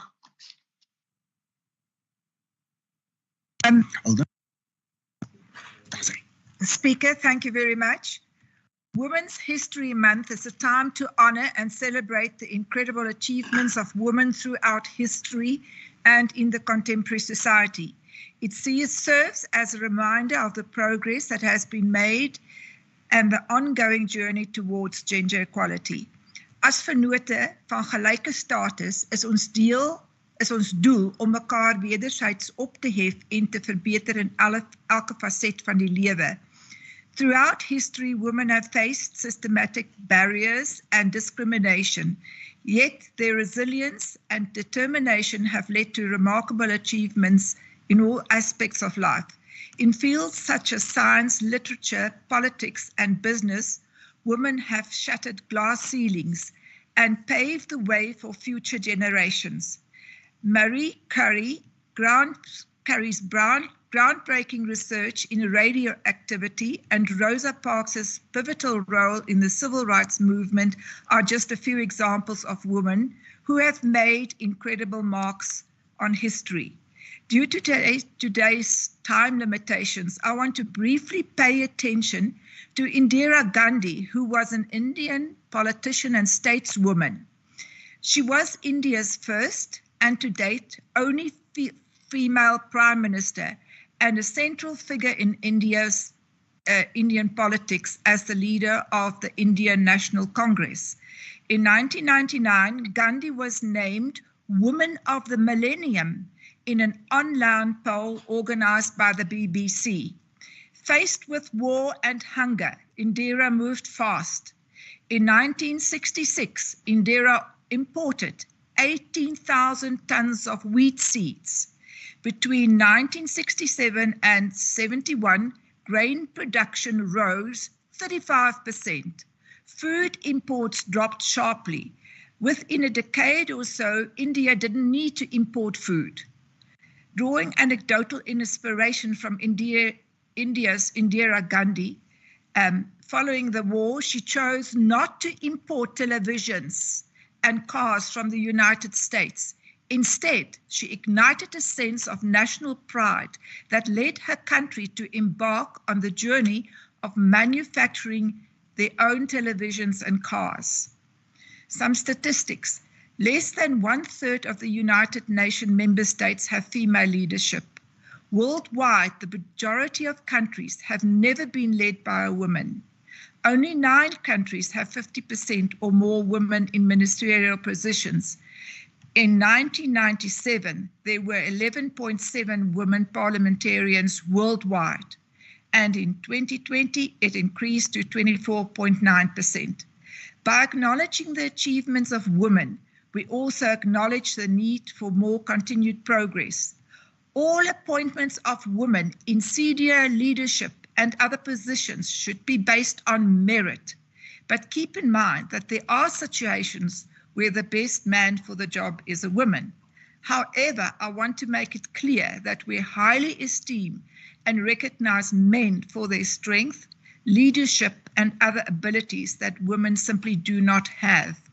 Our intention is not to substitute men, but rather to collaborate and work together. God's complete nature can be accurately reflected within a culture when the viewpoints and impacts of both males and females are equally respected and put into action. Thank you, Speaker. Thank you very much, Councillor. Thank you very much. Now we move to AIC. Is AIC with us?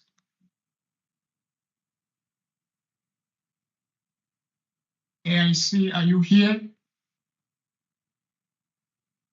No. Now we move to Councillor Mabuza. Good.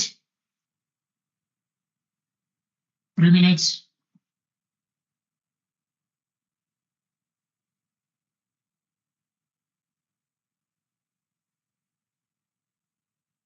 Councillor Mabuza, are you here?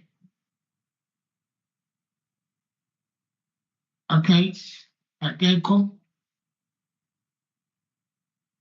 Let's call as much that she has indicated that she's got a load shedding issue, but let's check if she has tried to log in again. Councillor DT William Moses.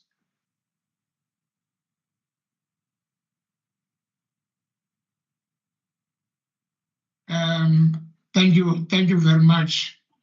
On behalf of ATM, let me say, women, you are beautiful.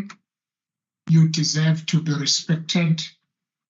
The contribution that you are giving in this country, no one can imagine it.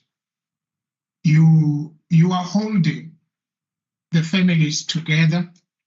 You are holding, you might not know this, but you are holding this country together. Because when you cry, as men we respond. We want to know why. We want to know what happened. All that I can say to you, stay be in Bogodo that are not breakable. It is not right or it is not true to say you are strong. No, but I want to say to you, don't allow yourselves to be breakable. That is a message from ATM, not from the speaker. But a message from the speaker is that on Thursday, this coming Thursday, on the 14th, I'll be hosting a women's dialogue. So I invited 5 women per political party and all other women councillors to be part of the event on Thursday.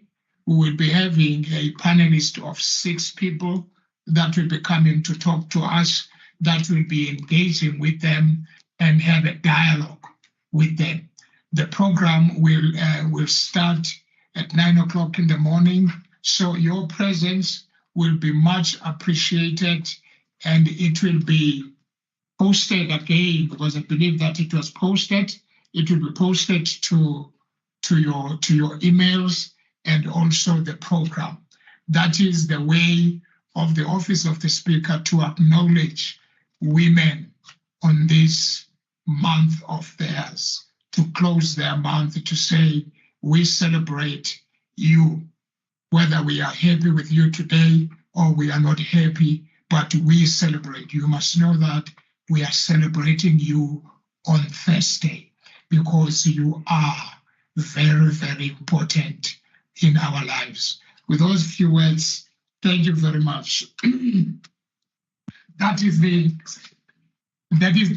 end of the speakers that were allocated for us. Now I would like, councillors, I would now call upon the Executive Mayor to close the debate. Executive Mayor.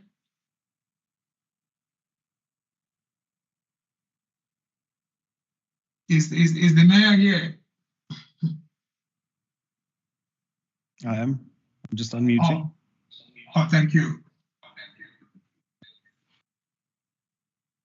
Thank you very much, Speaker.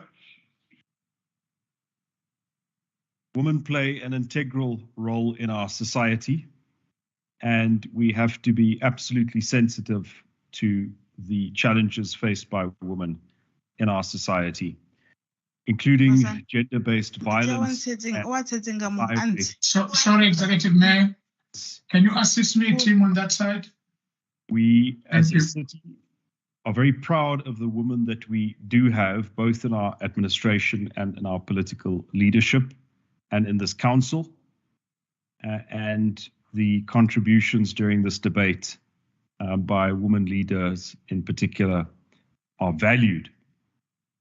Speaker, we often speak about gender-based violence in particular as if it were a specific offense or crime by itself, but I am increasingly starting to believe that it is a feature of a lawless society. The more society tolerates poor behavior, tolerates a lack of standards and a lack of any upholding of the rules, the more the weakest members of society are the victims. And I believe that if there is a genuine reflection on gender-based violence, in particular, as we must do in having a debate on the role of women in society, we will come to that realization. At the same time, Speaker, there is much to be proud of. Women have made tremendous progress, especially in the past 2 decades, in the economy, in political leadership, in civil society, in the civil service. And we must not underestimate the extent of this progress. As this administration, we are committed to empowering women, creating opportunities for women leaders. And as we move towards the appointment, Speaker, or recommendations to this council on the appointment of Section 56 managers, I believe that that will also be an important point for us to celebrate and reflect on the progress made by professionals, women who are professionals in the municipal administration. And I do look forward to that meeting and the permanent cadre of senior managers, which this council will soon consider. So I want to thank each and every one of the speakers who participated in this debate and reaffirm our commitment to building a capital city that works for all of its people. Thank you very much, Speaker. Thank you very much, Executive Mayor. Honorable Councillors, now that we have finished with our debate, can I please have a written proposal from the floor that will serve as a City of Tshwane's resolution or pledge in this regard, which I believe the floor will give me that proposal so that we can have a second in proposal then. Can we have the representative of the chairpersons of the Women's Caucus to have a proposal so that we table the proposal to the councillors for seconder. Then if then there is no seconder on this proposal, then if it is unopposed, it becomes a resolution of the council. So can I have the proposal, please?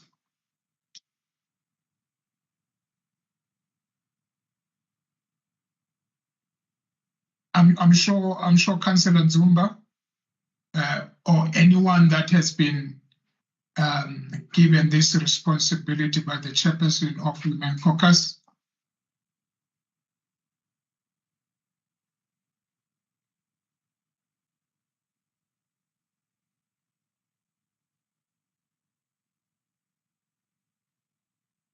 Or else what we can do, councillors, is that if the Women's Caucus are not ready with the proposal and they never thought that we might ask for it, we need to have that proposal, then I will allow them a space to work on it.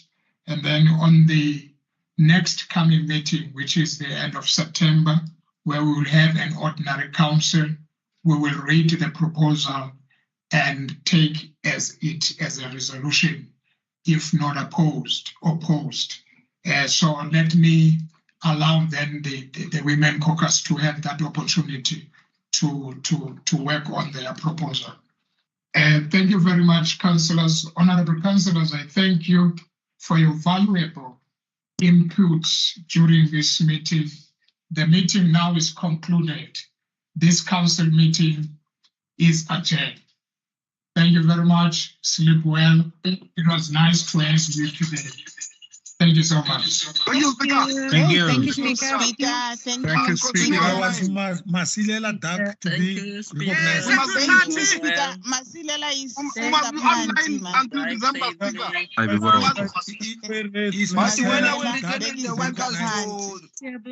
must be online until Christmas, Speaker. Online until Christmas. Masilela bekisa ngaphandle. Wena futhi ke tala ka malapeng la Speaker, you are online until Christmas. Thank you. Hey, Speaker Lena man. Thank you very much. I'm out. If you are calling me, I'm not gonna respond. Thank you, Speaker. Speaker is online. That's very nice. You are the best speaker. You are gonna be a speaker. Continue online. Who is that small councillor? Rinky, what did?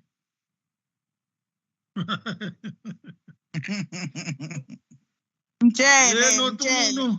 Mabuyele enkomeni abasebenzi ngomso Rinky kwedini. Mxelele kwedini. Mxelele athathele abasebenzi ababisele emsebenzini. Abuyele emsebenzini abasebenzi. Kini? Ababuyele. Ufuna batye iChristmas bese estratweni becela isonka. Bangana kwanto. Enjoy your week, comrades. How batho ngjuele let's ho fatshe batho motho wa modimo. You go be a point of order. O tla be a point of order le ko dikubong. Hape ba ba ba japisa ka more gale ba robetse. Vele. No ba teng fela ka kwa ai. Ai, good night, Councillor. Sharp leadership. Sure.